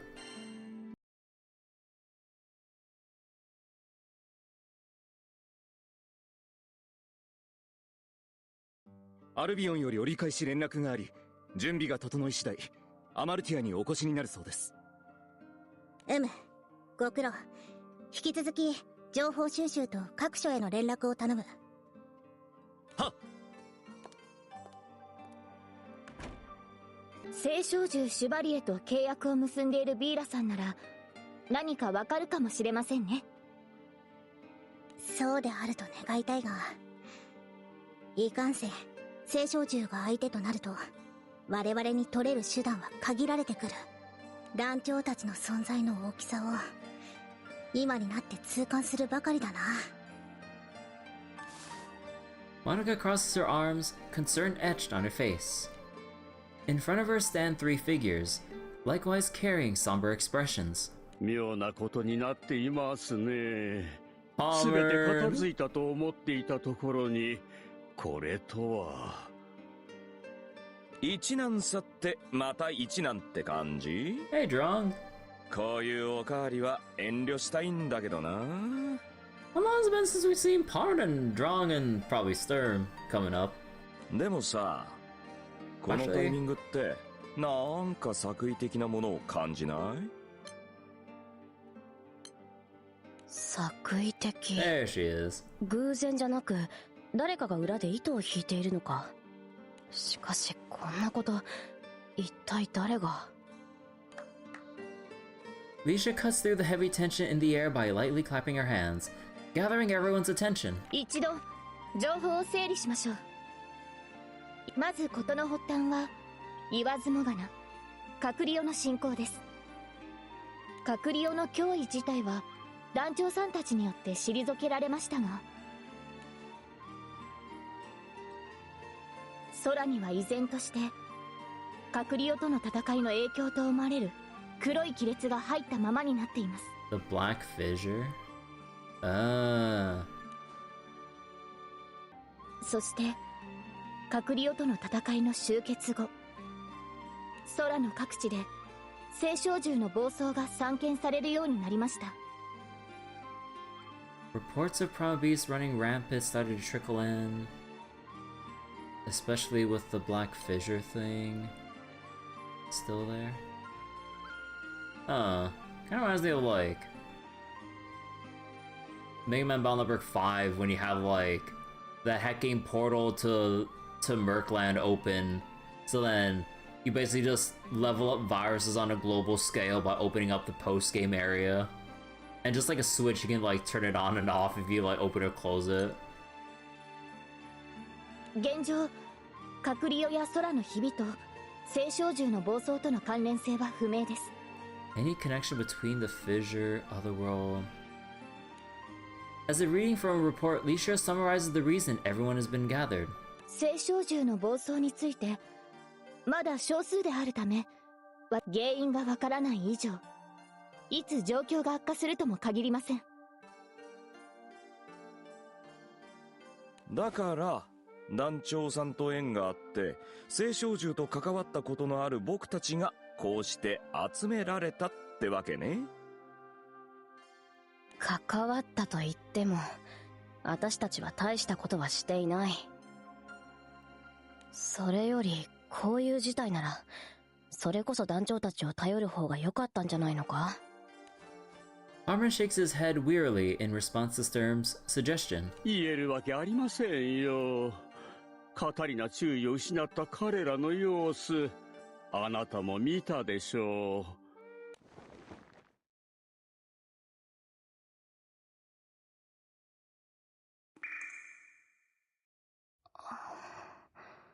そうだな。これ以上あいつらに背負わせるわけにもいかない。まあ団長さんは頼りになるからね。ついつい頼りにしちゃう気持ちは僕もわかるな。でもね、大人の意地としてね、そろそろかっこいいところ言って。お前は本当に言わなくてもいいことばかり言うな。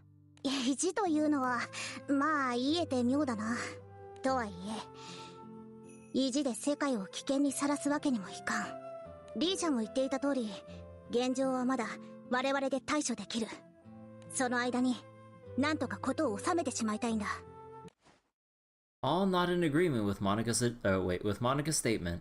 青少獣の暴走といえば魔性を疑われそうですが、帝国が研究していた魔性は厳重に管理されていて、特に異常はなかったですね。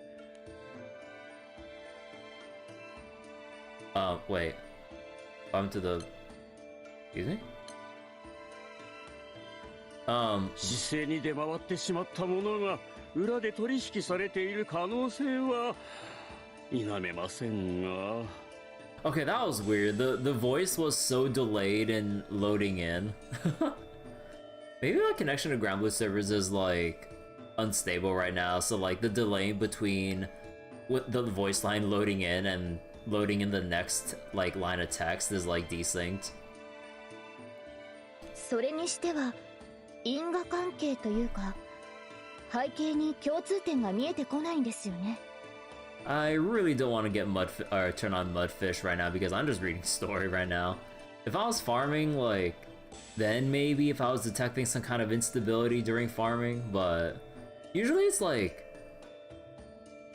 I mean, actually, I haven't turned on Mudfish for a little while, but there usually sometimes are those moments when I'm just being routed through a bad node on the way to, like, the Japanese servers and stuff. Ever so rarely I have to pull out Mudfish if it actually does get that bad. 本当に無作為にポツポツと発生しているというか、強いて共通している点を挙げるなら小規模であれ全て人の住む島で起きている点でしょうか。それはさ、人のいない島は青少獣が暴走してても誰も気づいてないとかじゃない？いや、そういうことではない。いくつか秩序の気空団で定期巡回している島があるんだが、そういった人気のない島では青少獣の暴走は今のところ一つも発生していないんだ。ということは集落、空の民を狙っているのか。Upon this realization, all furrow their brows, troubled by the implications. This is merely the beginning of what will later be known in Skyrim history as the Reconquista the Astrals' second great campaign to claim dominion over the skies. Oh.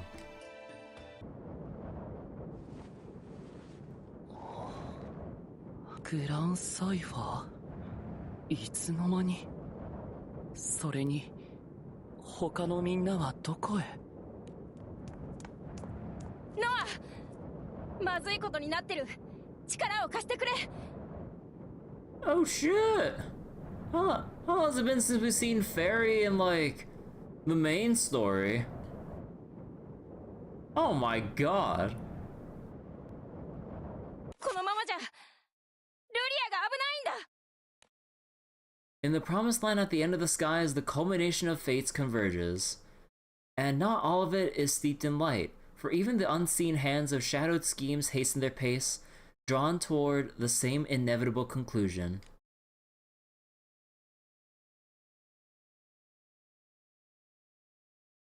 Yeah, okay, and there's the ending for part 1 for Estalucia. Okay, now we got the other parts to go into.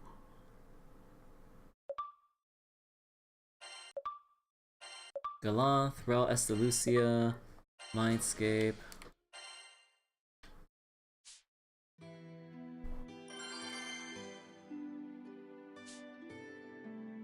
Okay, hold on. Let me go take a look at that journal entry. Was it field notes? No, not field notes.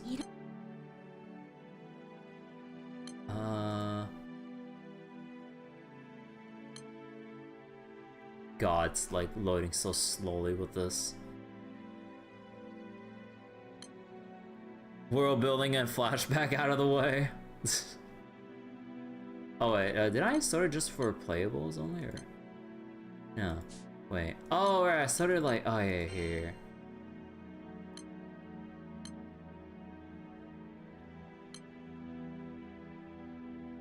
Let's see, Galanth, a legendary skyfarer who traveled the skies as a disciple of the god of destruction before ultimately arriving in Estalucia. Biological father of the main character, he inspired his child's journey with a letter stating he would be waiting on the island of the Astrals. While his exact origins are unclear, he was raised like family alongside his future wife Reen, I keep forgetting that's how I pronounce her name, and mastered unarmed combat under the tutelage of an elderly woman in their hometown!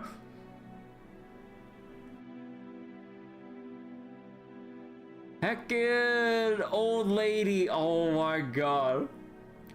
The flashbacks kind of felt unneeded. Yeah, like, it kind of feels a bit excessive. How old is this lady? Yeah, I don't know. Like, who is this fucking old lady that should not only teaches us but their freaking father, like, how to fight? like, oh my god. Like, I think the biggest like reveal here is the fact that this old lady taught our dad how to fucking fight. Like, I think this is the bigger thing than like seeing our dad. Wait, Galanth has ties to both Viren, who was entrusted into Reen, and Lyria, whom he discovered in the Grande Skydom, but he is not a singularity. Though many wild tales remain of his battles with primal beasts, his temperament has mellowed following his two journeys and the birth of his child. And Yuki Ono talks to himself if it's Gran. Oh, yeah, right. Oh, whoops. And then we have, garlic Bahamut with extra sauce, triple the pork. Nah, what was her name again? Rel, right? Let me see.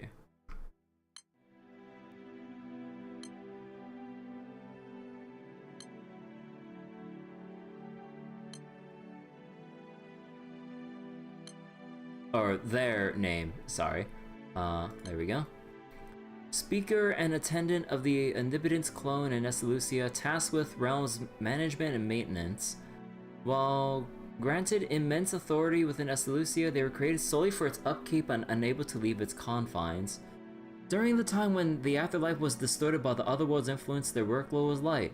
However, with the disappearance of the Omnipotence clone and the collapse of the otherworld, their duties have surged, leaving them somewhat flustered. Deep down, they secretly dream of one day visiting the oceans of the Sky Realm. The oceans? But no one understands better than them that such a wish can never be fulfilled. Huh. And then, what was the other journal entry?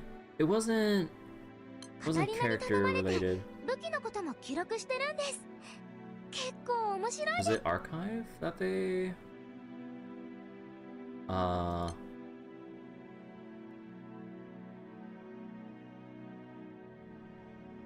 Evangelion!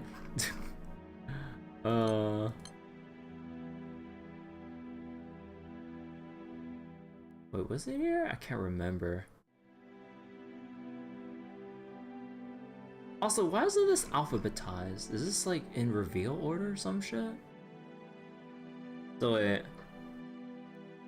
Right, is it because seeds were vaporized by Sumo? So that's old news? I don't remember. Oh well, that just continued the story.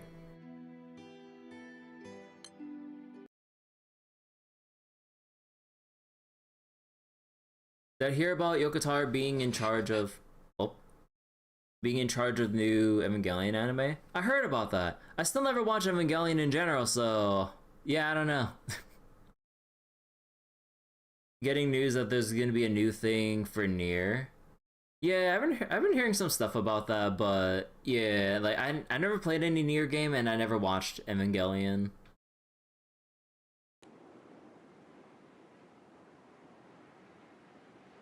団長と一緒にいっぱい冒険していろんな敵と戦ってそうやって今ここにいる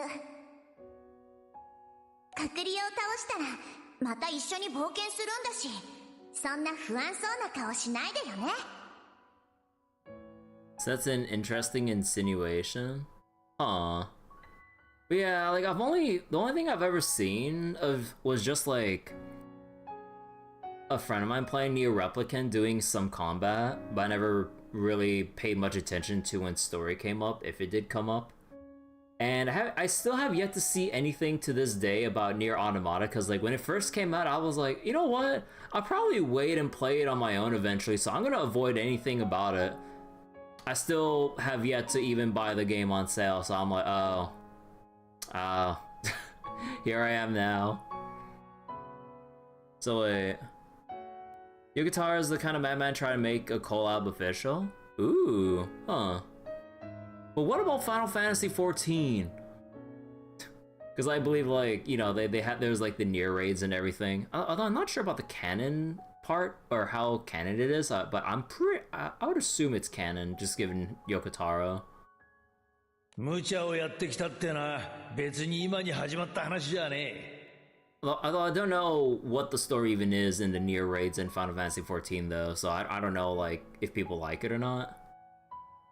All Nier collabs are canon. Oh, okay, so everything's canon in general. レギオンボイド相手じゃいいところは団長に持ってかれちまったからな。まあここは見せ場を譲るとでも思っといてくれや。ねえ、団長さん。団長さんが心配をしてくれるのは私もすごく嬉しいわ。Next year, 10 year anniversary? Oh, for Nier? Holy shit. けれど、こういう状況だからこそ、それぞれがそれぞれのすべきことを全うすべきじゃないかって思うの。また一緒に旅を続けるために、今は少しだけ別々の場所で頑張ることにしましょう。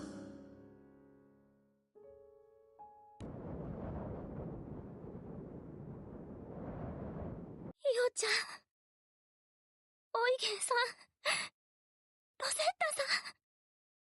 Nier Automata celebrates 10 million copies sold. So wait, which Nier Replicant, Gestalt, or Automata? 大丈夫。大丈夫だ、ルリア。君はもう一人じゃないんだ。カタリ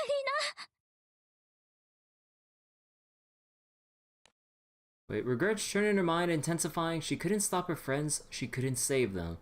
But yeah, I haven't played any of the Nier games, and I've only seen like bits and pieces when one of my friends was playing Replicant. The only funny thing I know that there's just some funkiness from high frame rate. I think when traveling on some mount, it looks super goofy. That's all I know about it.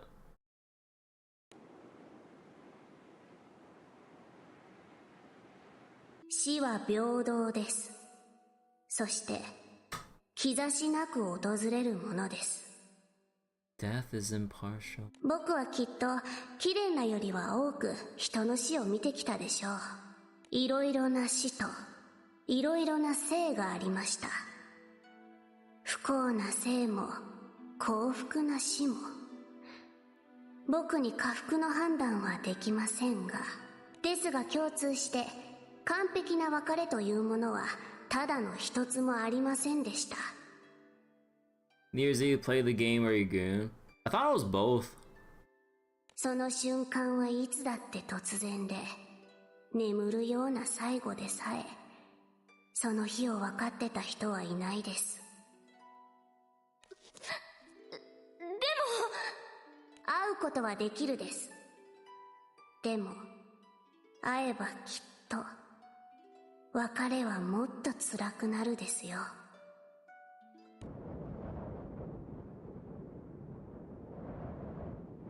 世界を救うことができても、みんながいなかったら、カタリナがいなかったら、私は。She will not allow such a world. She will never accept it. Within the total darkness, Lyria balls her fists, grasping the hem of her dress tightly. 取り戻さなきゃ。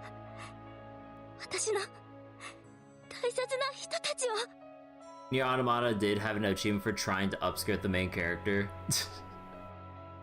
Does 2B try to kick the camera so that it resets or some shit? それできっとまたみんなで旅をできると思う？ Oh, hello.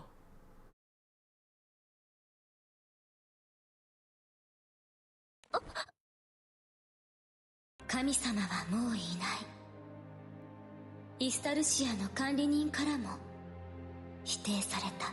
She does try to smack it away. No. God no longer exists, you've been denied. あとは何が残ってる？あなたには何ができる？私には聖少獣の力を借りる。 A thing in Stellar Blade. 完全な死者蘇生。そんなことを成し得る聖少獣はいたかな？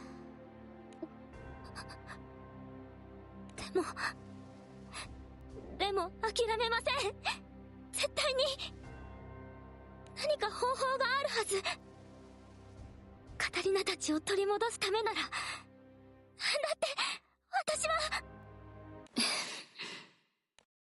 A small laugh escapes the stranger, despite the gravity of the situation, and yet it brings warmth to the cold darkness. ルリア、それでいいの。その願いを忘れないで。何を犠牲にしてでも叶えるというその気持ちを。あなたの中にはまだあなたも知らない力が眠ってる。希望はあるよ。あなたに眠る力がきっとあなたの願いを叶える。私の知らない力。あなたは一体。 The stranger smiles, enveloped by a waking light. アストロリア。それが私の名前。Oh. Australia? But, huh. 忘れないでね。あなたの持つ力、可能性を。Yeah, bigger impaler, Lyria. Lyria mom. Maybe? Probably? Australia? Slowly waking, Lyria sits up and surveys her surroundings. ここはメフォラシュだと思うけど、団長さんたちとはどうやらはぐれてしまったらしい。I need to scoot in my chair right now. Okay. ロキさん、さっきのは夢？あの人は一体。大丈夫かい？まだぼんやりしているようだけど。すみません。私たちはどうしてメフォラッシュに？それはわからない。かくいう僕もついさっき意識を取り戻したところでね。目覚ましがてら順を追って確認しようじゃないか。Loki begins counting on his fingers, reflecting on the events that had transpired. 団長さんを通して複数の世界からクーズのかけらを集め、僕たちはイスタルシアにたどり着いた。本来イスタルシアは死後の世界であり、イスタルシアの管理人レルにビーとルリアを狙われたものの、団長さんのお父さんの助けでなんとかこれを退けた。その後だね。レルが僕たちに何かを仕掛けて、気がついたらここにいたんだ。Lyria revisits these events in her own memory as she tries to surmise the situation. 私たちはイスタルシアから追い出されちゃったんでしょうか？ Banished from the heaven realm. だとしても妙だね。なぜ団長さんたちの姿がなく、僕たちだけなのか。すべてはあのイスタルシアの管理人レルの思惑というところなのかな。半分当たり半分外れ Oh, hello. でございますね。いつの間に。When Rel suddenly appears without a sound, Loki tenses up, ready for a fight. But the caretaker pays him no heed and continues talking. ここは心象空間と呼ばれる魂それぞれが作り出した場所で、まだイスタルシアの内側です。心象空間に貴殿らを分断したのは僕ですが、ここに呼んだのは僕じゃないです。Who sweats when walking? Like they're built for managing the afterworld. They're not built for exercise. 呼んだ？じゃあ誰が？すみません。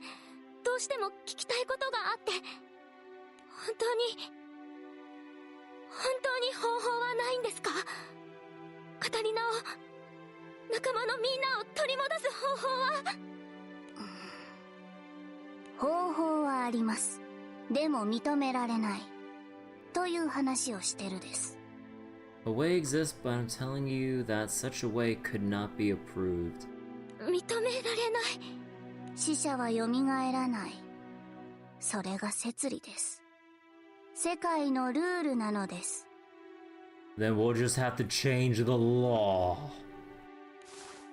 Rel looks downward with introspection as if to avoid Lyria's gaze. 理論ではいろいろ言いましたが、僕は貴殿らの行いを評価してるです。でも、世界に責任を負うのは神の役割であり、死者が蘇ることもない。Avdo plays. どちらも摂理であり、世界が正しくあるための決まり事です。意地悪したいわけじゃないのです。Man, there's a lot of series that, like, sometimes has an issue of what was it? Keeping key characters alive more than they kind of deserve, depending. Yeah, depending on the series, like certain ones kind of suffer from that a bunch. And even if they try to justify in some way, it's either like something, either it's like a really stupid way, or they go way overboard in making sure it's like, no, we want to bring so and so back. I don't know. もし摂理を破れば、さらなる犠牲が必要になるですよ。 Unless like the main plot of the game is to like bring X or Y character back, you know, and that's like the whole reason for the whole journey in the first place, sure. But if it's like a different thing for the main story, but along the way you lose like certain companions, but then for some reason they just couldn't like resist bringing them back for whatever reason, on the side of like, well, what's already going on, then there's an issue. Because like you would think that like, you know, their actual death in whatever series, you know, should have served its purpose and that character's role in the story is done. But then nope. We could just ask Nectar to break the rules. I thought we'd ask the Trailblazer. No, I'm just kidding. You also got stories where death is meaningless, like Dragon Ball Z. Yeah, you also got like Dragon Ball and shit, like, because fucking, like, you got like the... Actually, what do they call the world or place where people go when they die and shit? It's been way too long since I watched Dragon Ball, I'm sorry. But yeah, you got that, the Dragon Balls to literally keep wishing people back all the time to the point where you have like... whatever the fuck it was for Dragon Ball GT, although we don't really talk about GT anymore. But I don't know what happens in Super though.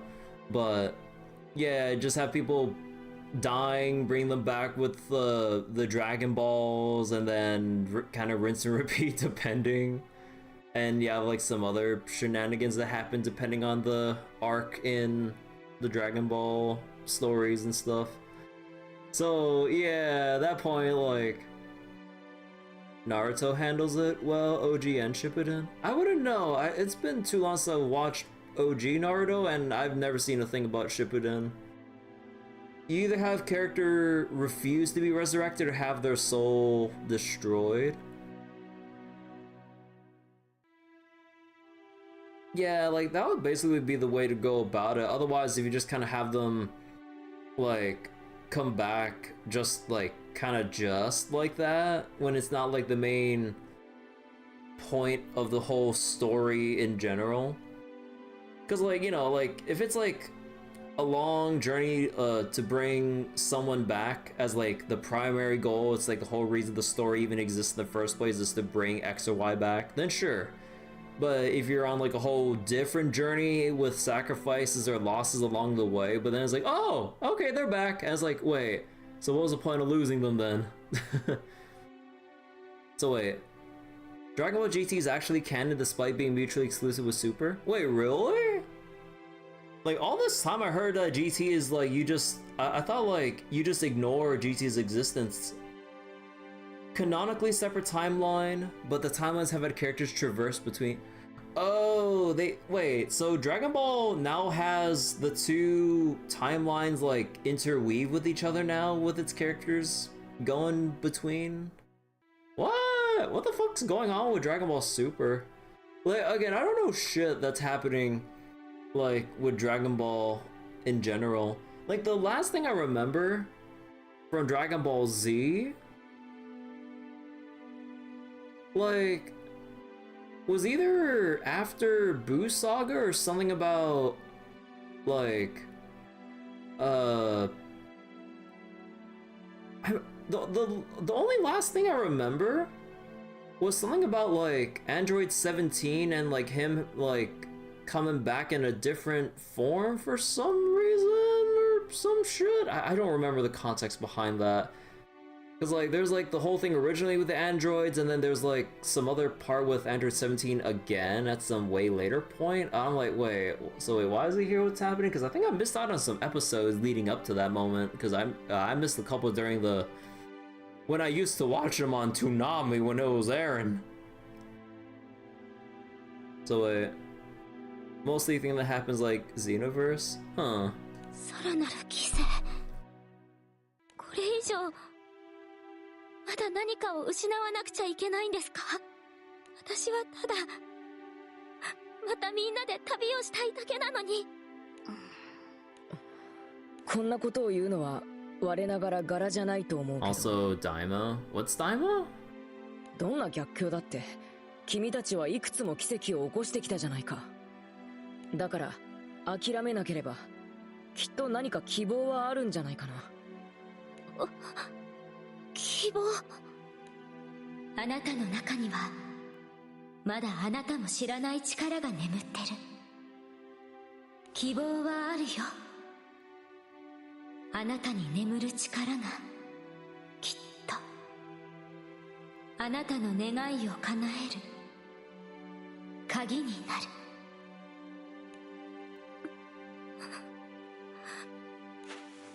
Lyria is silent for a while. Rel glances at her again before taking a step forward. 僕は他にもやることがあるです。だからあとは好きにするですよ。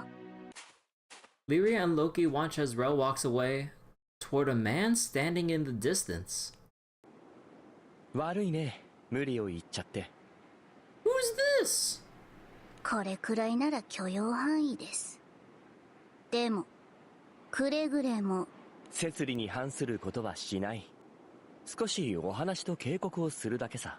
Brief chat warning. 分かってるならよろしいです。では僕はこれで。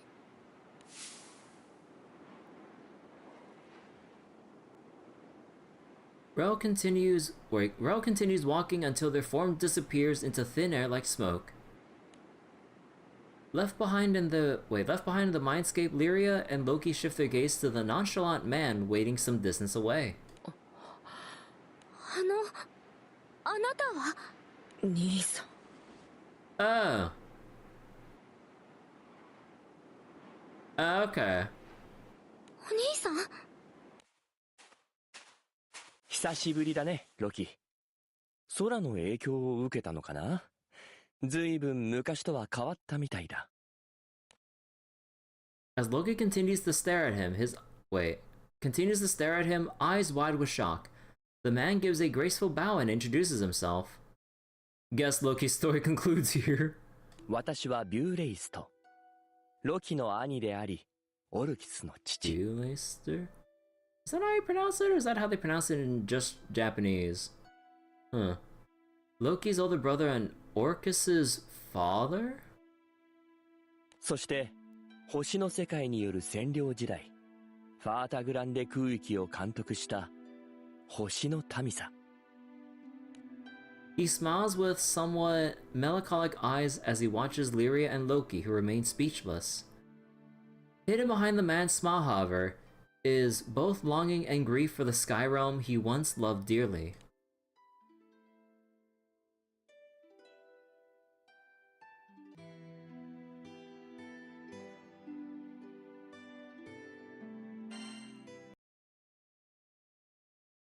Just comes by stir. どうして兄さんが。いや、そうか。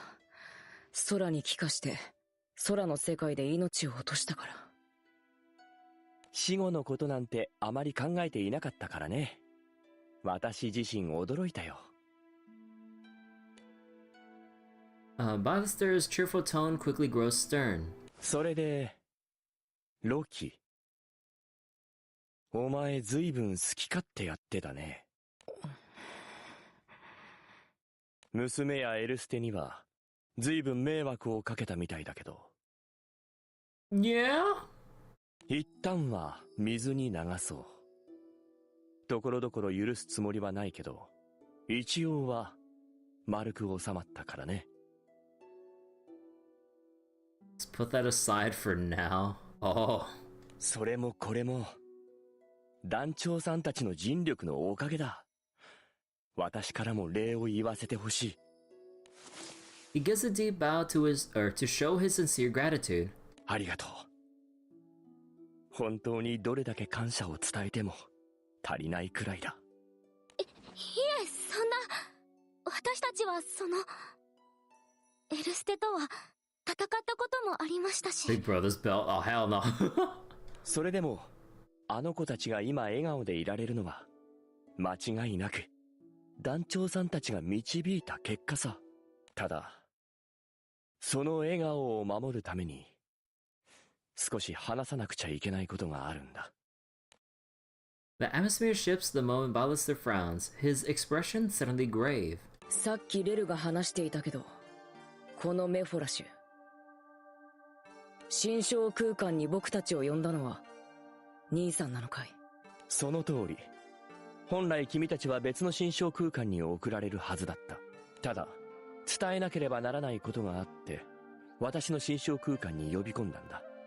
本当は団長さんたち全員をここに呼びたかったんだけど縁がないと厳しくてね。それで面識のある君たちだけでもここに呼び込ませてもらった。 The two of you who I'm already acquainted with. With Lyria? Lyria cocks her head, puzzled. オルキスちゃんたちとはお友達ですけど、ビューレイストさんとは初対面ですよね。いいや、私たちは面識があるんだ。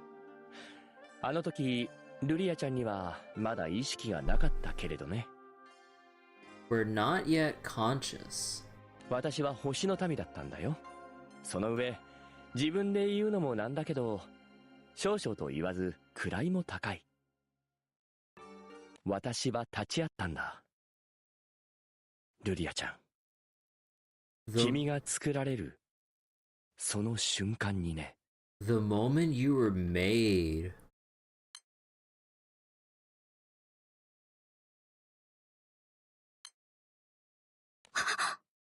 ビューレイストさんならわかるんですか？私の中に眠っている力のことを。おや、概要だけでも誰かから聞いたのかな。君の本質、端末として以上の価値はごく一部の星の民しか知らないはずだけれど。 With Astralia's words fresh in her mind, Lyria steps forward with resolve in her eyes. 教えてください。その秘密は今の私に必要なことかもしれないんです。現状を打開する鍵になるかもしれないという点については私も同じ期待を持っているよ。 Ballister puts a finger on his temple as if to stir something in his memory. どこから話したものかな。空と星の歴史については君たちも知っているよね。まだ私が星の民だった頃、あれは白雨戦争よりも前の話だ。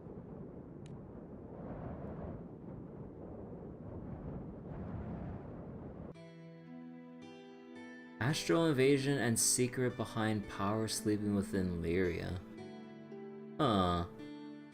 Yeah, wait, let me take a quick little break to use the restroom, grab a snack as well, refill my water, and get a quick little stretch and all.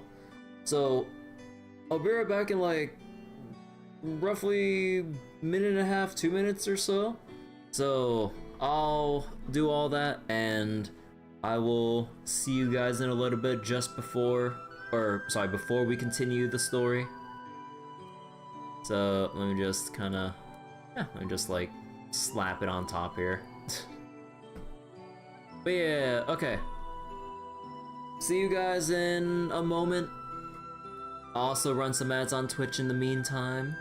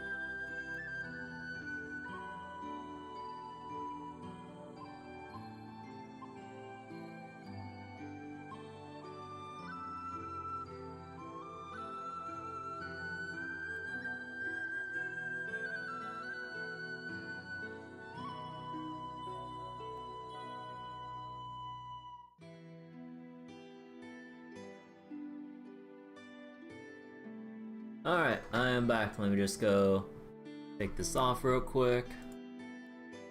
Alright.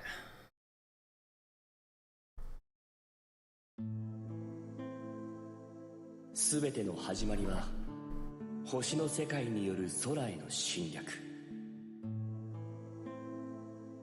その目的は空の神が偏在する空の神格、存在、概念を星の世界へと持ち帰り was to bring the sky god which existed back to the astral realm. 星の神が空の神を自らに取り込んでいくことだった。 The astral god would adopt the sky god into itself. しかしそのままでは空の力は手に余る。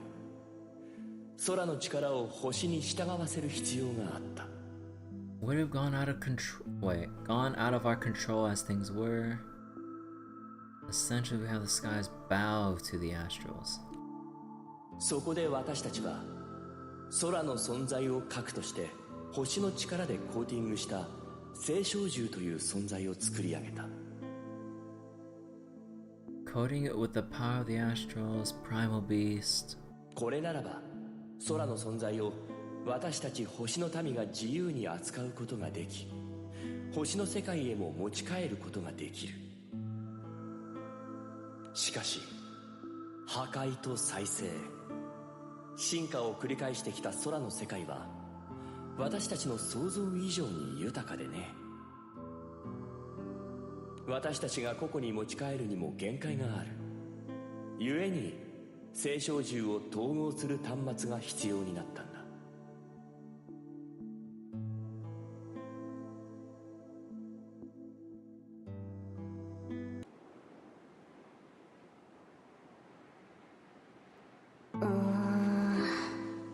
やっぱ無理だわこれ。無理とは？構造を青小獣と同じにするとどうしても核が必要っしょ。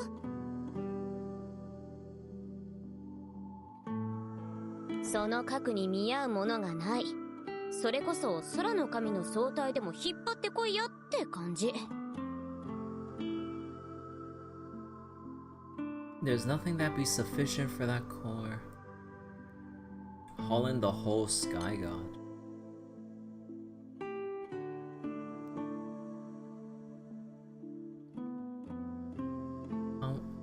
There were limits to how much each of us could bring back.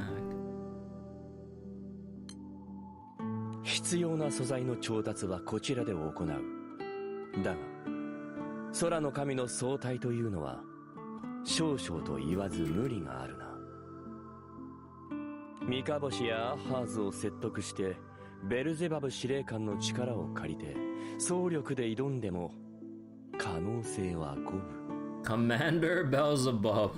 Huh. Mikaboshi. Ahazu. Who is Ahazu again? Huh.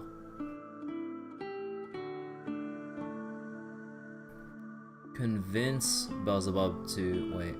Oh wait. To borrow Beelzebub's power. そもそも私たちが干渉できる空間にいるかどうかもわからない。おやおや、来航のビューレイストと呼ばれたお方が随分と弱気ですね。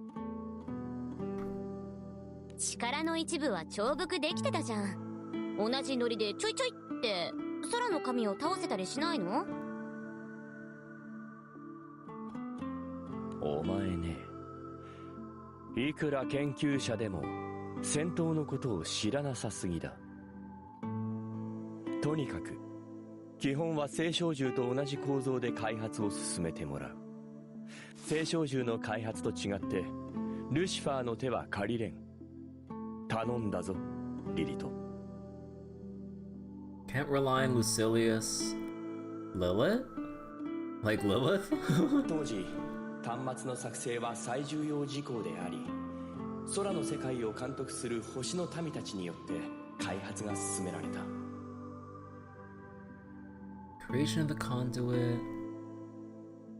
Development relied on the Astros monitoring the sky realm.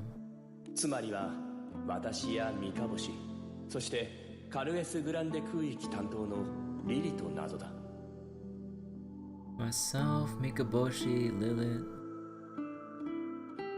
Kalis Grande. リリとはルシファーに次ぐ研究者でもあり、頭脳は優秀だったんだが。Second to Lucilius. And wait, Endless Rag.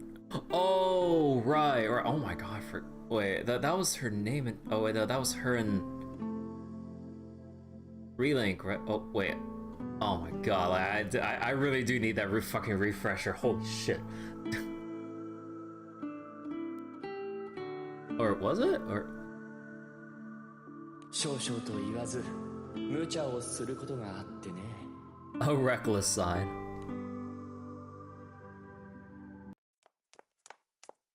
リリト、お前一体何をした？ああ、ちょうどいいところに完成したよ、端末。我ながら最高の出来。So wait, Endless Ragnar's the name for the Relink expansion? Oh yeah, yeah. Lilith points to a device resembling a casket, within which a girl with blue hair is encased. これはそうか、やはりお前が原因か。え、何？なんかやっちゃった？母なる神に異変があったそうだ。突如そのお姿を変えられたらしい。To our mother god, her form began to shift on its own. それもここに眠る少女のような姿にな。ああ。なるほど。超面白いじゃん、それ。こっちが逆に侵食したってこと？ The conduit eroded its counterpart. 話してもらうぞ、リリト。この端末、一体何を核にした？ Lilith takes the cue to begin elaborating on the ancient history of the world. 星よりも空よりもカクリオよりももっと古い信仰の名残を偶然見つけたんだ。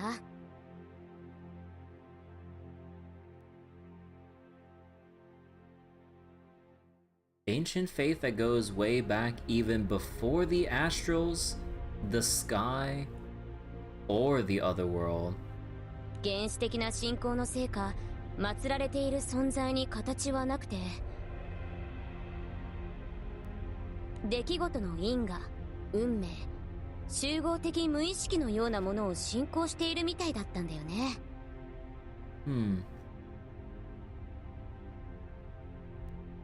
Karma, fate, collective unconscious like they brought up before. 創世神よりも曖昧かつより古い神のような存在か。そんなものがあり得るのか？これを見つけた時は私も興奮してさ。星と空の統合、世界の統一に使われる端末にこれ以上ふさわしい核はないでしょ。A consolidation of astral and sky, unification of realms.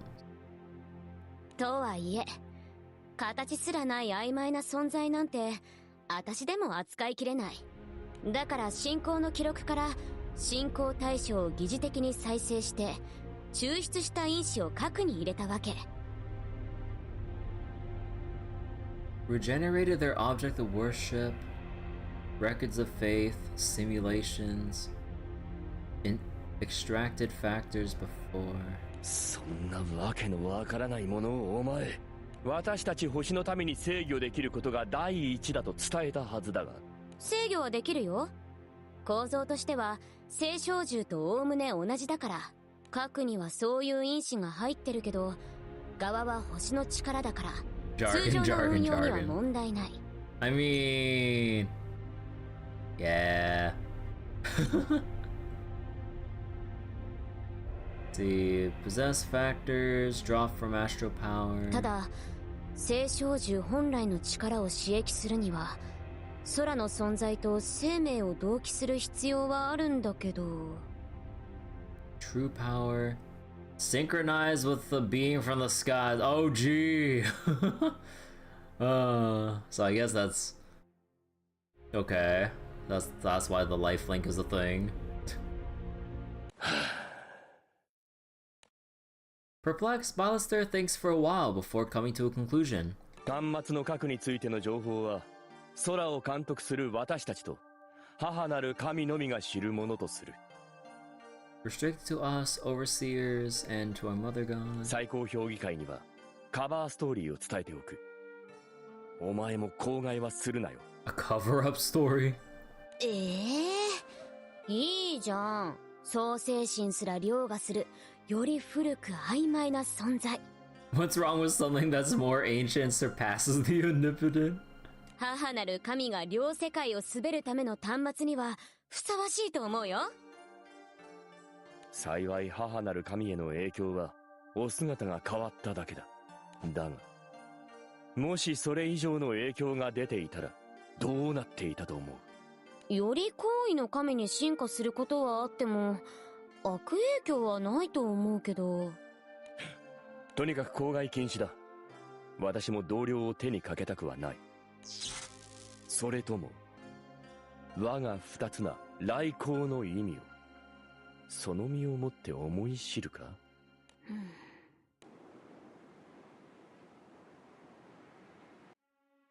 ルリアちゃんの秘密を知る者は私やリリトを含む空域の管理者7人。7 administrators of the Skydomes, including Lilith and myself. そして星の神本人のみとなったわけだ。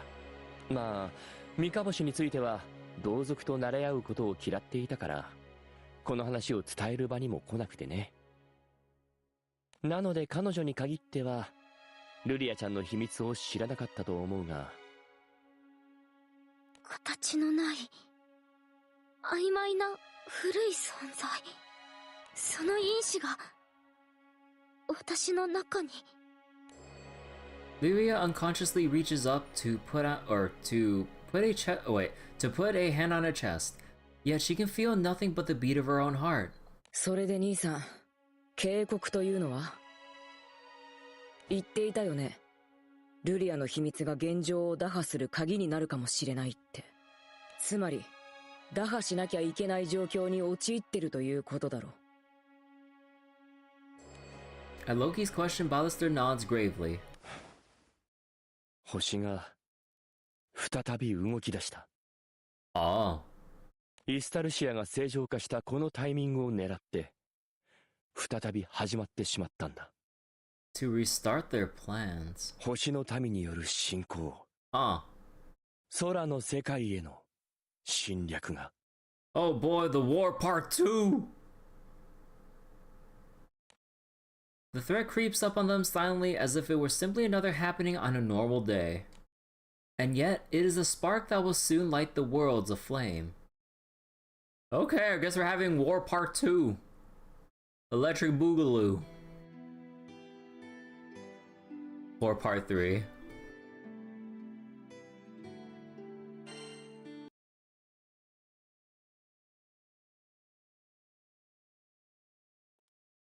Meanwhile, in a different part of Estalucia, Ro trudges along in solitude. It's part 2. Yeah, I was like, there's just the war between Skyrim and Astros, where I was like, I seriously didn't forget, like, one of the other fundamental parts of, like, foundational parts of the lore in Granblue, right? Because they only talked about the war. I was like, wait, what do you mean part 3?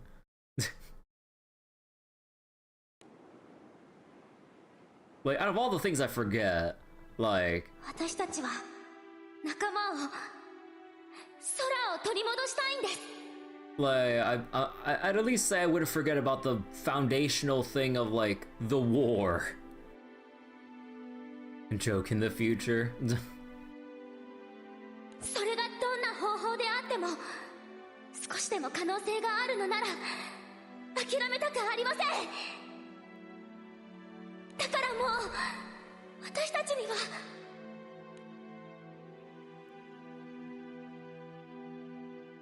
さらなる犠牲、これ以上まだ何かを失わなくちゃいけないんですか？私はまたみんなで旅をしたいだけなのに。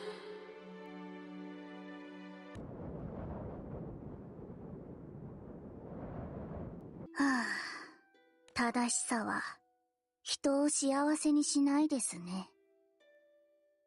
それとも神の倉庫である僕がこんな感情を持つこと自体間違っているのか。It is not only those who dwell in the skies that are bound by laws. Yet, as someone who carries out the authority of God, it would be inappropriate to seek sympathy. Such is providence. 我が主の喪失にイスタルシアの正常か。いろいろやらなきゃって時に限って星は怪しい動きを始めやがりますし。Fiddling with their staff, Rel looks up into the canopy over Estalucia. どこか遠くに行きたいですね。世界の果てから逃げたくなったらどこに行ったらいいんでしょうね。As they whisper their question that is without an answer, Rel extends their hand into the air in front of them as if to part an invisible curtain. They cross over a threshold and enter the mindscape of a certain man. おや、これは実に懐かしい匂いだ。You know, I completely forgot about this fucker. Holy shit. ちょうどお会いしたかったところです。神のそば仕えたる預言者、レルイスタルシア。This motherfucker.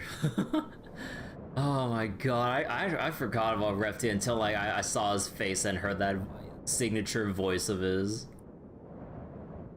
Like the moment he started talking, like I just got like a flood of like some of the previous encounters we've had with him.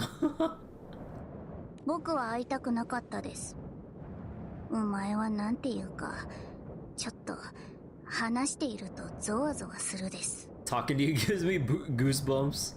これは手厳しい。しかしながら見ての通りの飯痛み。匂いを頼りとするのはお許し願いたい。いいえ、お前の目が見えていた時からあまり好きではなかったですよ。Oh damn. You're not meant to remember the man controlling the play in the background. 我が主に異常な興味と執着を示していて、それは今も変わらないようですね。さすがは預言者。我が輩の胸の内程度はお見通しといったところですかな。Nothing even in the depths of my heart can escape. Showing no reaction to the man's cheap flattery, Rel continues. それで、お前はどうしてまたイスタルシアに来たですか？お前も仲間を助けたいとか言い出しはしないでしょうね。Dude talks at 1/3 speed. No, it's fine. I kind of like hearing this kind of voice actually. Let him slowly talk it out. 仲間、我が輩に実に面白い冗談だ。喜劇作家の才は貴殿の方があるやもしれませぬ。お前、気空艇グランサイファーに乗っていたでしょう。彼らの仲間ではないのですか？ In response to Rel's obvious suspicion, Repti nods to himself, his expression curious. なるほど。人の機微を排せば同行者は確かに仲間と捉えうる。しかしながら改めて否定させていただきたい。我が輩に仲間などおりませぬ。空も星も何もかも仲間と思ったことなどありませぬ。 Nothing in the sky, astral realm, or anywhere is my... 母なる神、彼女こそが、彼女だけが我が輩の生きる意味。 Our mother God. As Rafty speaks with nothing but rapture in his eyes, Rel asks another question. ではどうしてお前はグランサイファーに？ありていに言えばそう、密航というやつです。 I was merely stowing away. 密航って。でもそれは手段です。目的は。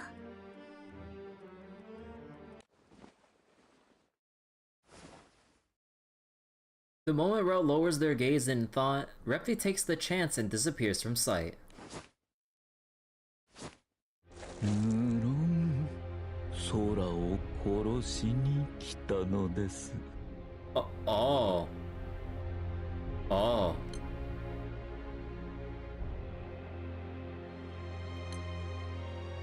そしてその死をもって神はついに降誕なさる。最も尊い完全なる神が。 And with its death will come the birth of our God, most exalted, all of her glory. In a flash, Repti appears in front of Rel. He places a hand on Rel's neck in a theatrical manner. Rel immediately pushes his hand away and puts distance between them once more, keeping their eyes on the man. 相変わらず悪趣味ですね。僕はあくまで預言者ですので、空と星の争いに関わるつもりはありません。あの世界が空のものであろうと、星が占領していようと、僕にとってはどっちでもいいです。ですが。 After a pause, Rel swings their staff in warning. もし世界そのものを壊すような目的なら、全権能をもってお相手するですよ。これは恐ろしい。我が輩など矮小で非戦な星の民。何とぞご容赦願いたい。そして何より我々は侵略者。我々は得るために侵略をするのです。 Invade for the purpose of acquiring it. Okay. 侵略先そのものを破壊するなど、そんな侵略者がどこにおりましょうか。 Why fight to occupy it only to destroy it? まあ、警告はしたです。僕はガラントたちの様子を見に行きますけど、変なことをしようものなら容赦はしないですからね。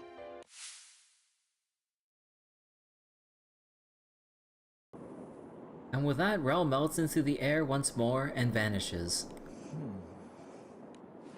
Once Rel is gone, Repti wipes the flimsy smile off his face and glares sightlessly at where Rel had been a moment ago. 愚かというより幼い言葉のままを信じるなど、人の世に揉まれれば疑うことも覚えたでしょうに。 Only a fool would believe in others? この最終局面において傍観にとどまろうとはあまりにものが見えてない。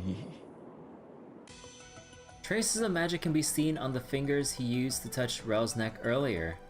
Oh. 終わりは近い。次なる出番に合わせて私も準備を進めるとしましょう。 With the preparations. Aww. At Repti's murmur, light emits from his hands and gradually envelops his entire body. Using himself as a pawn, the playwright slithers quietly across the board as the game draws closer to checkmate.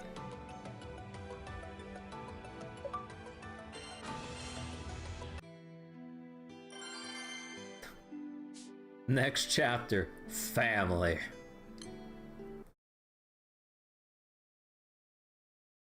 時は来た。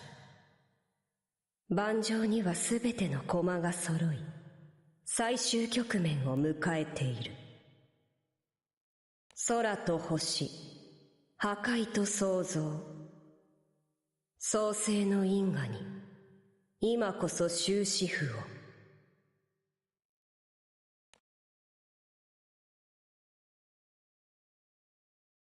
バハムート、ここで介入してくるとはな。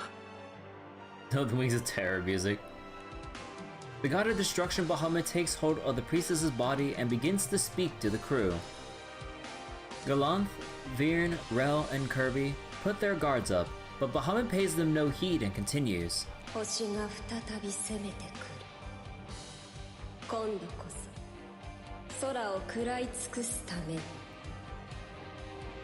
なんだって星の民が星の信仰を迎え撃つ。それが干渉してきた理由ですか。肯定する。星の権限はこちらにとっても高貴である。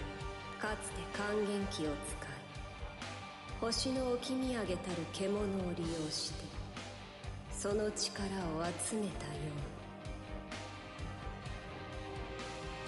う。 Gather power with the restoration vessel. 星を食らうことが叶えば我が力は創世の高みへと至る。創世へと至った身であれば隔離用に汚された空の再生も不可能ではない。 Even the rebirth of the skies. 空の再生、空の世界を何とかしてくれるってのか。待て B、 空の神も神は神だ。そう都合のいい相手じゃね。 Taking another glance doubts, the god decides to tell them of its plans. 現在の空はことごとく破壊し新たな空へと再生させる。 Destruction and rebirth. 破壊と再生をもって進化しかつての脅威を凌駕する。これが空のあるべき姿である。 Where have I heard that before? So wait, with this destruction and rebirth, evolve into a place surpass any danger. Okay. 申請した空は隔離を程度の脅威では揺るがぬより進化した世界となるであろう。 The new sky. Okay. じゃあ結局オイラたちの世界は I won't let you destroy it. これは摂理であり決定事項である。死と得意点に賛否は求めていない。再び真意を邪魔するのであれば今度こそ死をもって償ってもらう。 The new sky is green. And then like we just have like a remake story of like it, but instead just call it what makes the sky green. 再び Again? If you intend to meddle again. Huh. Galanth, Dad? かつて神託の遂行に従事した我が使徒とその血族には Green Blue Fantasy. いとまを言い渡す。 Once upon a time, my envoy carrying a divine mission, relatives were granted leave. 神託は完了しなかっただろう。だから B はここにいる。褒美を受け取る理由はないな。 That's why Viren is still here. 一部の聖少獣が形を失い、結果空における星の影響が薄まったことは事実である。 The influence Astros had dwindled. 途上であったとしても、その行いは評価されなければならない。 The Sky God continues, its voice detached like an unthinking machine. 神々の決着は近い。空に戻り、世界の破壊と再生に備えよ。 Prepare for the destruction and rebirth of the realm. 世界の進化を経て、新たな命を生きる我が民たち。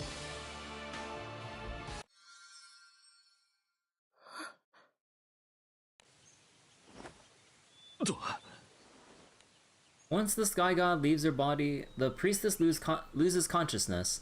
Galanth quickly leaps forward to catch her.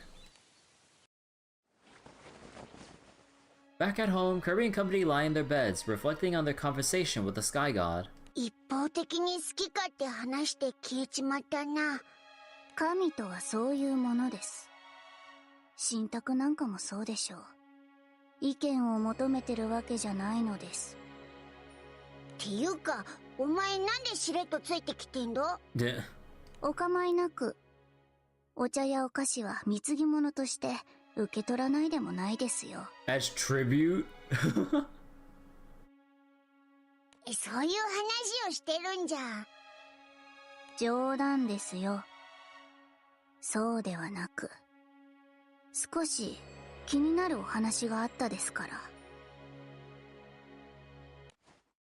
Rel shifts their gaze over to Galanth, suspicion in their eyes. So all that happened before was was a flashback?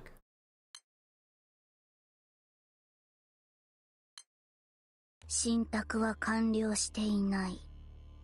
お前、そう言ったですね。それに、再び真意を邪魔するな、とも言われていましたね。Not to meddle with the divine will. そういや、バハムートが出てきたりですっかり飛んじまってたけど。結局、おふくろさんには何があったんだよ。イスタルシアにもいないって言ってたよな。親父さんの旅の終わりに一体何があったんだ？そうだな。話す約束だったよな。Stop dodging the question. 分かってる。俺がバルフリートたちと旅をしていたのは話したよな。その旅の最後、神託によって俺たちが導かれた場所はエクセグランデ空域のとある島だったんだ。 An island in Exegrand.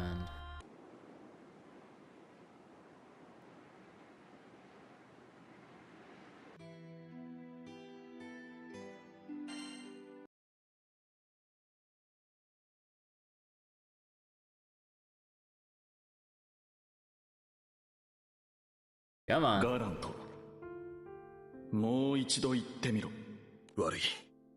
もう決めたんだ。旅はここで終わりだ。気空団も解散する。理由を教えろ。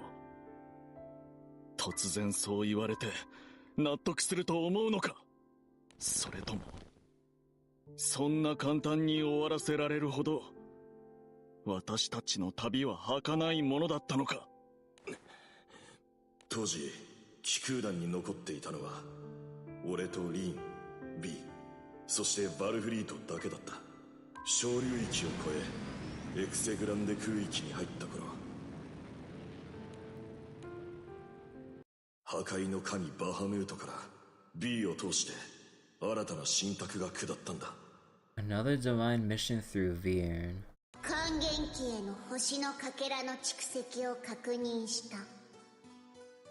集めた力の提出を求める。ま、そのためにエクセグランデまで来たわけだからな。ようやくたね。ザンクティンゼルを出てここまで長かったな。だが新王とはまだ決着がついてね。リンの妹のためにも早くイスタバイオンに。還元期 B は力の提出とともに我が身に帰る。以後は新たな還元期を使わせる。 We'll prepare another one? 我が身に帰る。役目を終えた還元期は破棄となる。新たな還元期をもって引き続き星のかけらの回収に努めよ。 Continue retrieving fragments with a new Veer? 待てよ。星の力を渡したらそれで終わりじゃないのか。還元期 B は破棄する。集めた星のかけらとともに我が身に昇華される。そんな、それが B ちゃんの旅の終わりなの？ Shocked Enman face. Veern 2.0. If Veern's so good, where's Veern 2? 以後の神託の遂行は新たな還元期をもってせよ。 You'll run more divine errands for me. 神託なんてどうでもいい。 B はお前に食われるために旅をしてたってことなのか。 Why doesn't Bahamut simply eat the energy? 還元期はそのように作られている。 Separately. これは摂理であり決定事項である。 Oh, you can see the red eyes. Restoration vessels made for nature's law, Sangre decided. Bring God's milk from God's mart. 真意に背くことは認めない。つつがなく神託の遂行に努めよ。あれ、オイラどうしたんだリーン。今にも泣きそうな顔して。ピーちゃん。たくまたガラントが変なこと言って泣かしたのか。違うの B ちゃん。いい、言うなリン。でもよくわかんねえけど。 Seeing the two's grave expressions, Veern gives them a bright and reassuring smile. できることがあるなら力になるぜ。なんたって二人はオイラの家族なんだからな。 Family? Family? B には何も言えなかった。分かっていたからだ。神託を知れば B が何を選ぶのか。そのすぐ後だ。 B はほとんどの時間意識を失って眠りにつくようになった。 B が関係しているのか。最近伏せっていることが多いようだが。そうだ、これは家族の問題なんだ。だからお前を巻き込めねえ。本当にすまない。分かってくれバルフリート。家族の問題。 Galant lowers his head in apology, concealing his expression. Walfried heaves a sigh. お前にとって家族とはリーンと B だけなんだな。分かった。そこまで言うのなら私も私の家族の元へ帰るとしよう。ただし一つだけ条件がある。この気空艇グランスルースは私がもらい受ける。ここから先は気空団ではなくお前たち家族の戦いなんだろ。ああ、俺とリンが神に抗うことになろうとも B を諦めるつもりはなかった。つまりここから先はバハムートとの破壊の神との戦いになる。バルフリートにも帰りを待つ家族がいる。勝ち目の薄い戦いには巻き込めない。リン、リーの様子は？ガランと、ずっと眠ったまま。やっぱりお役目の終わりが近づいてる影響なのかな。どうだろうな。それならなおのことこのままにはしておけない。バルフリートはやっぱり私も一緒に説得した方が。いや、あいつは分かってくれたよ。それにグランスルースも引き取ってくれるそうだ。俺たちだけじゃこの船はちょっと広すぎるからな。そっか、もう私たちだけなんだね。 B を諦めない。仲間も危険にはさらせない。それが俺とリーンの決断だった。心細くないと言えば嘘だった。それでも仲間は頼れない。仲間のことも守ると決めていたからな。バルフリートと別れ、船を乗り換えバハムートの待つ島を目指す。そんな折だった。お前がリーンのお腹に宿ったのは。放っておけばバハムートがいつ強攻策に出るかわからない。俺は一人でもバハムートと戦うことを決め、リーンの出産を見届けた後、最後の戦いに臨んだんだ。 God damn.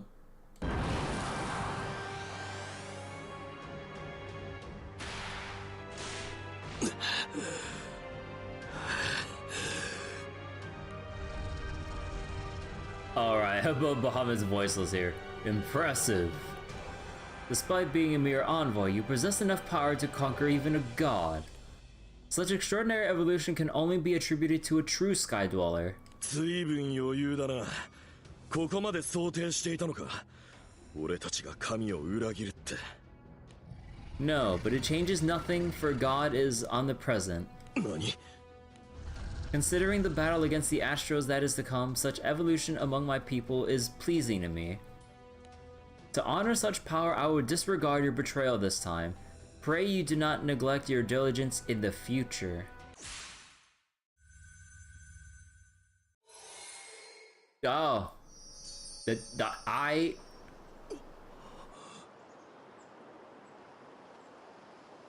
Clearly, oh wait. Remember what happened when the other War Dragon spoke? Clue can't handle the voice of God. Oh yeah, my ears like were fucking ringing. Just kill God. No big deal.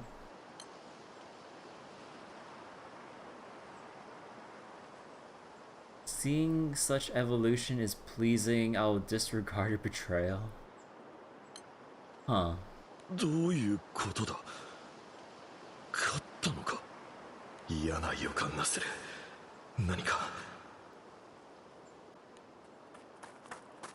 ガラント。リン、起きてて大丈夫なのか。Granddad, JRPG protagonist at all? もうだいぶ調子もいいし、それに、ほら。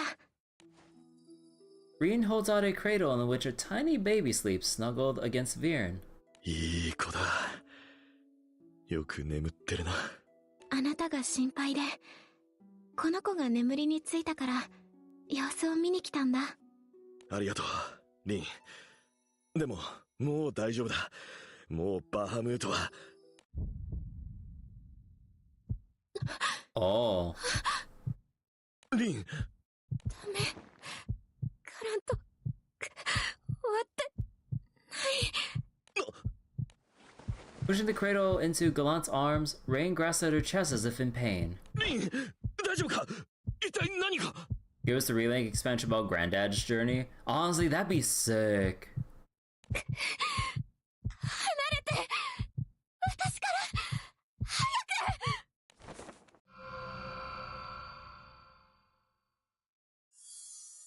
く。In that moment, a blinding pillar of light swallows up Reen and robs Gallant of his vision. The light gradually subsides and Gallant regains his vision. Estalucia. リン。いいな。この身は今この時より破壊の神のよりしろと相なった。ざっと。総体を破壊された我が身を世界に留め置くには、よりしろが必要となる。還元期をかけての戦いだった以上、そのちぎりを翻すことはない。Snarby, a man punching everything to death. But, huh. Bow which fate of one vessel. なれば還元期を除き、この地で最も色濃く我が因子を持つのは、巫女に他ならない。Same factors. 待て！じゃあリンは破壊の神の新たな器となり、空を滑る神の総体として運用される。来たる決戦に備えよ。神をもほふりし、我が使徒よ。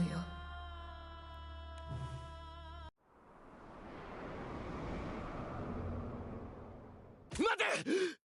ふざけんな！ふざけんなよ！ Galant's empty cry echoes across the desolate island. The soft sound of breathing from Kirby and Viren, still fast asleep, is the sole reminder that this nightmare is indeed reality.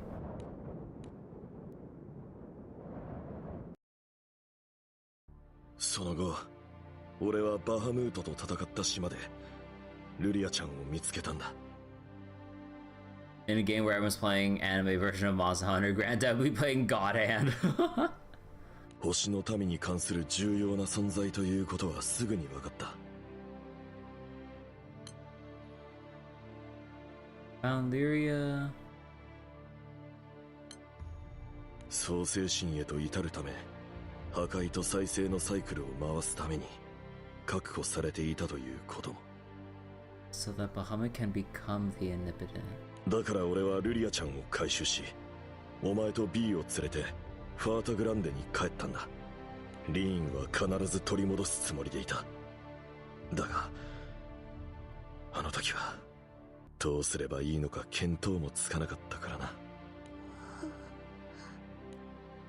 Things are gained, things are protected, and things are lost. Galant continues his story, reliving the bitter pain from the end of his first journey.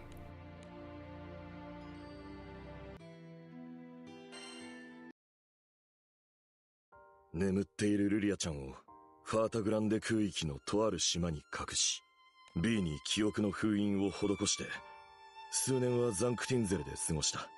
お前は小さかったからほとんど記憶にないと思うが、この間のことは B は覚えてるよな。覚えてるぜ。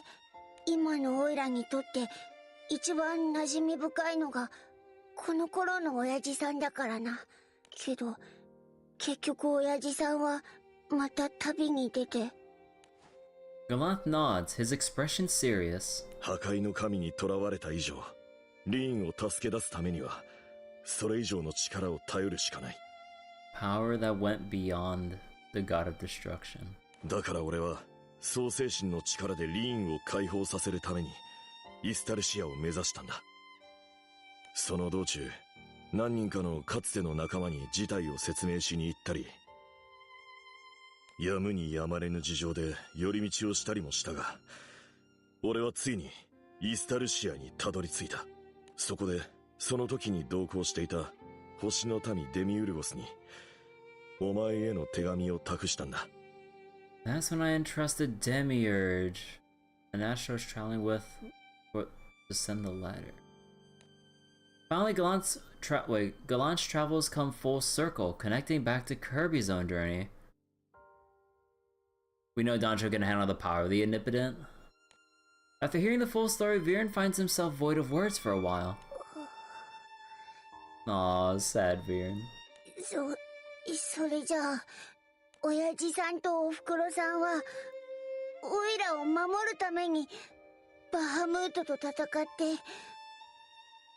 それでおふくろさんはバハムートに囚われて消えちまって、親父さんはまだちっちゃいこいつを残して旅に出ることになってなのにオイラは。 Memories of his time with a very young Kirby flash across his mind. オイラが原因なのに、オイラがこいつから両親を奪ったのに、親代わりだってこいつに接してたのか。両親がいない原因はオイラなのに。オイラは。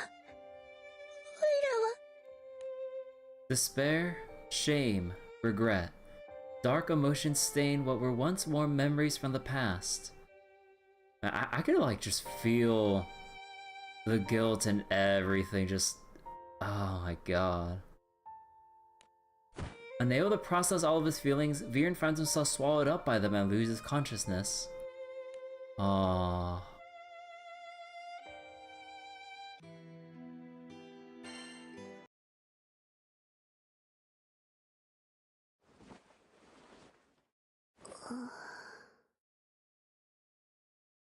Have you calmed down a bit? おう、大丈夫。もう大丈夫だ。なんていうか、ごめんな。おいら、知らなかったんだ。おいらが全部の原因だったって。Look, Viren, when in doubt, blame God. We gotta go punch Bahamut next. Unable to look Kirby in the eye, Viren stares down at the sheets on the bed as his words spill out little by little. おいらがいなきゃ、お前は最初から家族で暮らせてたんだよな。親父さんとおふくろさんと一緒に。二人ともすげえもんな。きっと自慢の両親になってたと思うぜ。お前さ、ザンクティンゼルにいた時、たまに寂しそうな顔することあったろ。近所の子がさ、両親が迎えに来てくれるの見て。あごめんな。おいらが家族を奪ってなきゃ、そんな思いをすることもなくって。Viren tilts his head back and looks up. His movements slow like a broken wind-up toy. He gives a feeble smile. 親父さんも言い濁すわけだいぜ。そりゃ、親父さんの口からは言いにくいよな。このお人よしにも程があるってのな。そういうところはほんと、お前と親子っていうか、そうやっていろんな人から似た者親子だって言われて、家族3人で過ごす未来もあって。でも、おいらのせいで亡くなっちまった。家族の時間を奪っちまった。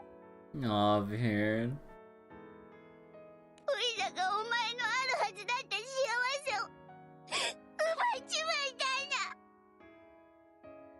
だ。 That's not true. 全部おいらのせいじゃねえか。親代わり、相棒、おいらにそんな資格なかったんだ。とんだ恥知らずだぜ。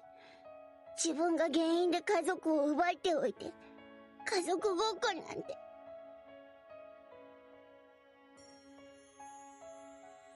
It wasn't pretending. おいらだって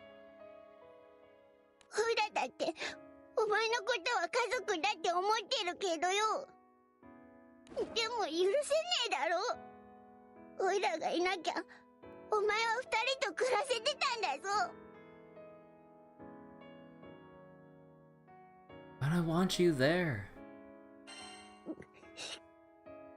おいらも一緒にいていいのか。お前の気持ちは嬉しいけどよ、おいらが原因なのは事実なんだぜ。おいらを守るために戦ったりなんてしなきゃ。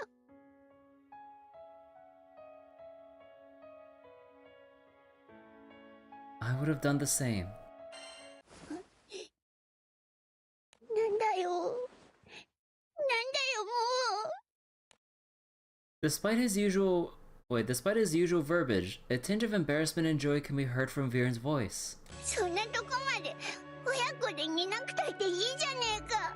優しすぎるぜ、まったく。そんなこと言われたら、おいらだっていつまでもうじうじしてるわけにはいかねえよな。 A fire returns to Viren's eyes as he looks straight at Kirby. ダメだよな、弱気になってちゃ。仲間も家族も取り戻すんだもんな。おいらやっぱりまだちょっと自分を完全に許すことはできねえけど、でもおいらもお前と家族でいて、お前の気持ちに応えてんだ。 Kirby and Viren grasp each other's hands as if to prove that their thoughts are one. もう迷わねえ。お前の隣がおいらの居場所で、おいらだって親父さんやおふくろさん、お前のためならどんな相手とも戦ってやる。だからこれからもよろしく頼むぜ、相棒。 Their determination is renewed as passion and power course through their connected hands. A fond memory surfaces in Viren's mind of the two of them holding hands as they returned home together under the quiet evening skies of Zinkenstill.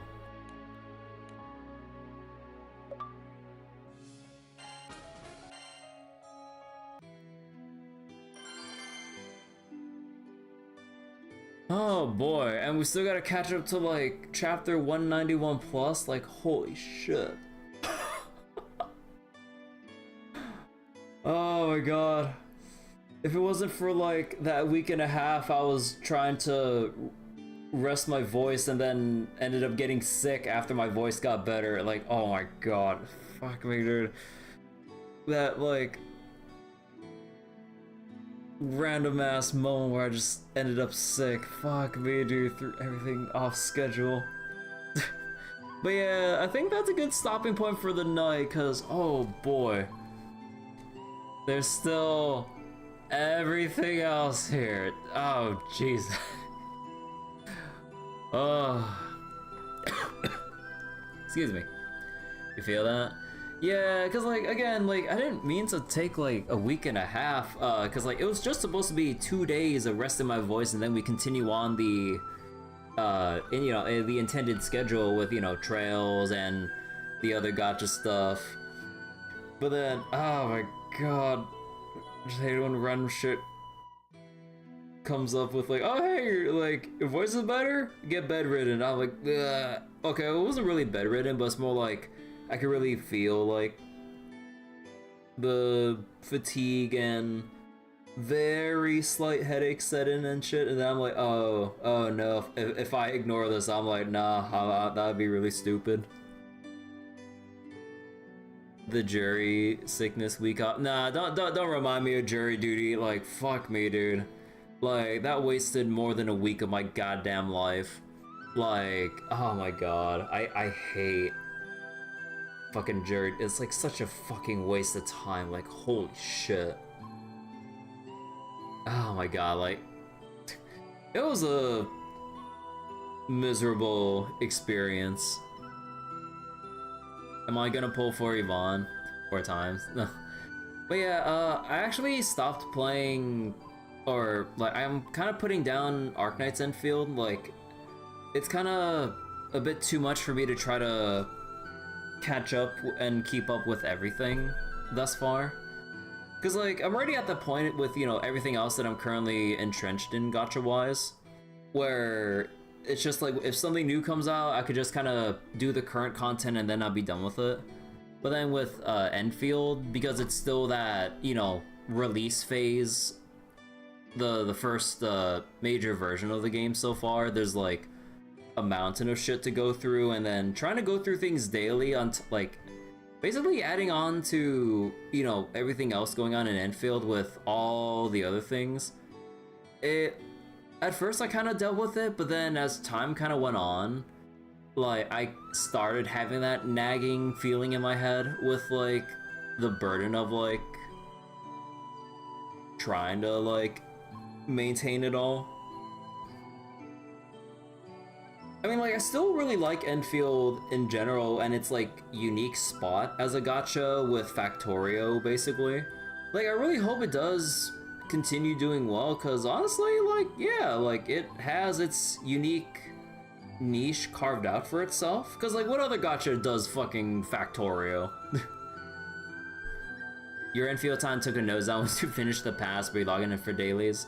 Yeah, I mean, like, I still had the events to do, like, with, I believe Yvonne, Gilberta, and I forgot who else, and there's also the challenge event where it's basically just trying to push people to do the endgame content. But yeah, as I was, like, basically, like, my main thing leading up to it was like, okay, like, I want to catch up with the story, you know, to the point where, you know, it'll to be continued at some later point.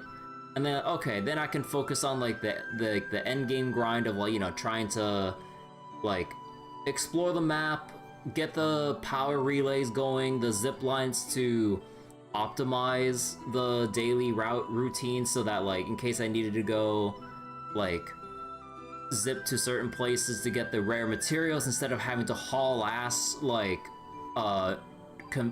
normally. And I was like, okay, once I get all that set up, then the dailies would be a breeze.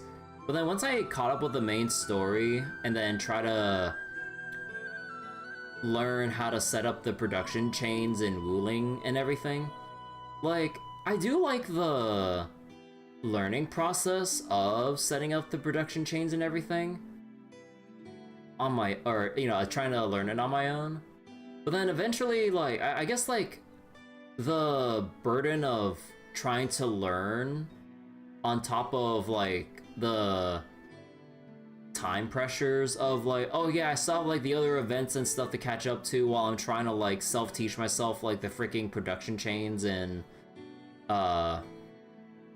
you know, of trying to set up the Wuling batteries and all that other stuff. And I was trying to get started with making the gold gears for myself for, you know, like, getting everyone equipped with, like, better equipment, or, like, the end game equipment. Then eventually, yeah, like, in the middle of, like, trying to establish all that, I'm like, no, I'm getting too tired. Like, I'm actually exhausting myself trying to, like, it wasn't like I was trying to push myself that hard, because I've been, like, you know, taking my sweet-ass time catching up with main story and everything. But even with taking my sweet time, and then, like, when I had that chunk of free time to catch up with main story, then it's kind of like, yeah, no, like, it's, like, I could really feel, like, on top of, you know, doing the quick round of dailies with, you know, the Hoyo games I play, and honestly, there's not really much to do with, like, FGO and Granblue, so I just kind of ignore those for the most part. Then adding on the layer of Enfield content, then it's kind of like, yeah, no, it's kind of reached that critical mass yet again. Because, yeah, like, I mean, it's happened, you know, it's a tale as old as time at this point for me. But, yeah, with all the stuff that I'm currently entrenched in, basically, everything I'm currently playing is, like, my upper limit. Trying to add Enfield and having the wishful thinking of, like, oh yeah, like, once I get through the initial hurdle of going through the launch content, then it'll be cruise mode from there on out, or at least, you know, for the time being. And then, you know, I can just kind of keep going along with it with everything else and my ongoing playthroughs on stream with, like, you know, trails and whatever new game catches my interest.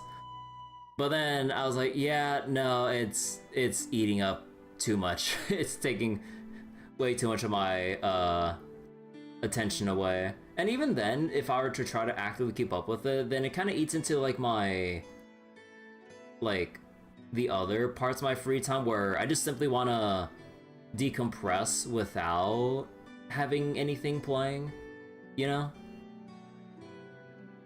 But yeah, I mean, like, it's one of those things where it's like, if you don't have any other gacha you play, or maybe it's like your second game, like, you can kind of just, like, keep up and, or keep with it, for sure. Because again, like, I actually, like, despite my complaints about the daily burden and, you know, how much it eats into, like, the, you know, the usual daily schedule of whatever it is I might be doing throughout the day and all that, on top of all the other gacha shit. Like, still a great game. It's just not a side game, is definitely, like, the common, opinion with Enfield. Because, like, you know, compared to other games where dailies are literally, like, can be literally 30 seconds or maybe, like, 2 minutes, depending. And trying to do, like, Enfield stuff at the moment, I mean, if you technically think about it, if you already have all of your region stuff set up, you know, with your materials in the factories and your zip lines already set up, then technically the daily upkeep isn't actually that much. But it's more like getting to that point as a fresh new gacha, like, I'm like, nah, I don't think I can make it to the finish line where the pace would then slow down to a comfortable level. Because, like, again, yeah, like, it's always like that new gacha progression mountain. And then once you reach the plateau, then you can kind of just, like, let your hair down and then just kind of, like, walk along. And I'm like, nah, I can't. Is it like one of those games that's like, can be eventual side game? Wait. Eventually be a side game if you get deep enough to the end game? Yeah, at least from what Enfield looked like to me. Like, cause like, the main burden was just getting through the launch content, basically. Like, in terms of getting to that state of, you know, like the state in most gachas where you get through enough to a certain point, checkpoint, if you will, where it then becomes like cruise mode. Cause like, yeah, like when you kind of think about it with Enfield, the biggest things that take up your time initially is exploring a new region, checking out the new story, whatever it may be, and then learning how to set up your factories and production chains, or, you know, if you want to save time afterwards, basically just look up the shared blueprints and copy and paste people's codes to then automatically place the optimized buildings and production chains for you. Cause yeah, that's kind of the intention, like, you know, like either, you know, do some like scuffed homebrew stuff, but then if you either don't care or you just kind of want to move along with the progression, then you can just copy people's like codes first, like, oh, here's my optimized setup. I was like, oh, thanks, buddy. And then, you know, you just take, because like there's like online sites, or you could just check on Reddit, the Discord, or like whatever other fan sites there are to share codes. And then you can just basically just use what people have done on their own and then just kind of move on. So it's only going to be long and heavy to relearn redo if you drop the game and come back. Yeah. But yeah, like for the most part, like if you kind of put aside the initial learning curve, yeah, like it does feel like it would just be that side game. Because like for the most part, if you put aside the initial learning curve and the initial like or like the one-time content, if you will, then you can basically boil it down to, what was it? You can basically boil it down to like doing the dailies to get your currency, checking back on Dijon, your spaceship, for your regular mats, the credit store to get some extra materials or currencies like real quick, and I mean, okay, and then there's like the other parts of the dailies which are a little bit more of a pain in the ass, is visiting your friendships. Your friends' ships, if let me just word that, enunciate that better. Because, like, you can visit your friends' ships so that you can, like, boost their production and get extra credits to go with the credit store. If you really want to squeeze out extra currencies or materials. Although, technically, you don't have to do that. But it's kind of like one of those things where it's like, well, it's like, every little bit helps, and you just kind of, like... the main thing is that you have to load in individually into every one of your friends' ships. That's the main annoyance I have with that. Like, I kind of wish, like, you can just bring up a sub-menu of what your friends' ships' productions look like. So then you see, like, you know, you have the mood operators maintaining good mood. You have the club exchange, or the clue exchange, and then the XP production zones and the operator ascension or enhancement chamber or whatever. So then I really wish you could just bring up a pop-up menu and then just click to send shit to people instead of having to physically load into every single person's ship to then provide a production assist. I think that's like the main thing. Oh yeah, I mean technically if you want to like look at all the daily shit, there's also the deliveries, but technically you can kind of just I mean honestly, anything pertaining to the credit store in terms of dailies, as nice as it would be to optimize or to, you know, min-max it by just clearing all that out every single day, you don't really have to do it technically, because like technically the amount of stuff you get is rather minuscule in the long run. But I kind of wish like that little part of the dailies would be more seamless or less tedious. But yeah, I mean, okay, technically you can kind of ignore that then. So ignore the credit, the job deliveries, ignore the stock or the material stock market thing, ignore assisting your friends' ship's production chambers. So then you basically just, so then your dailies at that point would just be like log in, fill out your, you know, your daily missions meter or whatever, and then collect your materials on your ship. That's it. So technically there's only like 2 sets of things to do. Everything else is a lot of extra work. So yeah, like Enfield could really be a side game once you get over the big initial hurdle of having to set everything up in the first place.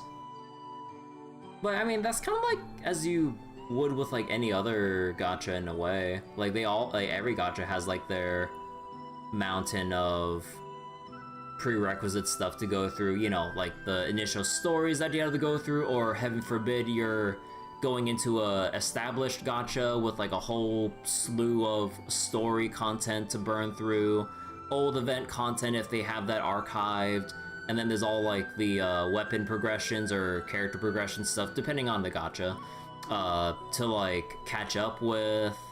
But then once you get to that level, but then it's always the issue of how long will it take to get to that level where you plateau in terms of like the progression speed where you can just comfortably coast along. So wait, the feeling of people who join Granblue via Steam will feel? Yeah, that kind of makes me wonder how, like, cause I forget the Steam version of Granblue isn't out yet, right? But yeah, it kind of sucks that you can't really link the accounts, but if you kind of like, you know, look at why, because we can probably safely assume it's because of the whole thing with Mobage, DMM, and whatever other service holds the Granblue accounts. Well, is more like exaggerated wording, but holds our accounts hostage. Yeah, I can understand seeing why they don't, either they can't or don't want to have Steam account linking.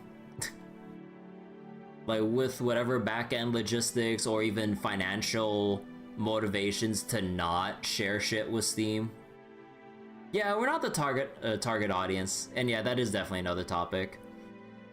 Because yeah, it's more for exposure to a whole bunch of other people who wouldn't have known about Granblue otherwise. Because for me, for me myself, I've only heard about Granblue like through another streamer's chat, and then they basically told me like, oh yeah, it's a browser game. Here's the link. Like, I would not have known about Granblue otherwise, and the fact that you have to play through Google Chrome specifically.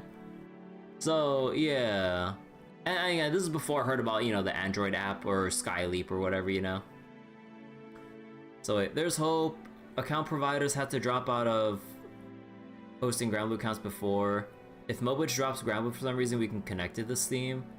I would certainly hope so, like, if for some reason Granblue gets dropped. But then again, like, I mean, unless something crazy happens, I don't think they would, because, you know, like, when you pay for shit, like, you have to pay through with, like, MOBA coins and shit. So, like, I'm assuming, you know, depending on how this works, they get the cut out of what people whale for in Granblue. So, they have every reason financially to not basically link up with Steam, or basically hand it over, essentially. Dina's not letting go of Mobitch, it's real estate for them.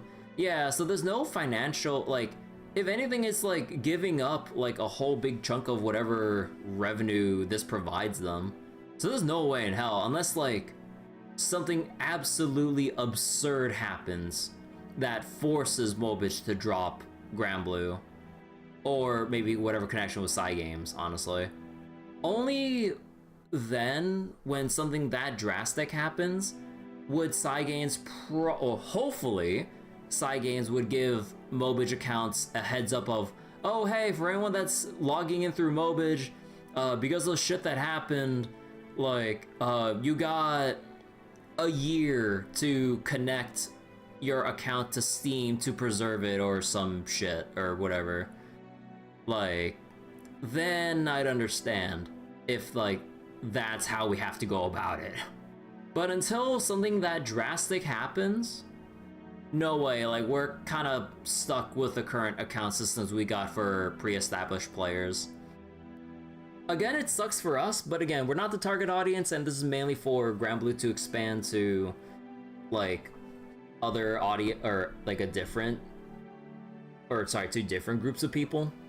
Because yeah, like, it is relatively niche outside of Japan in the gacha space, because like, for the most part, it's not something that you can easily or intuitively just look up. Like, you can't really just look up like Granblue on like the Play Store or some shit. It's a browser game technically, or no, not technically, it just is.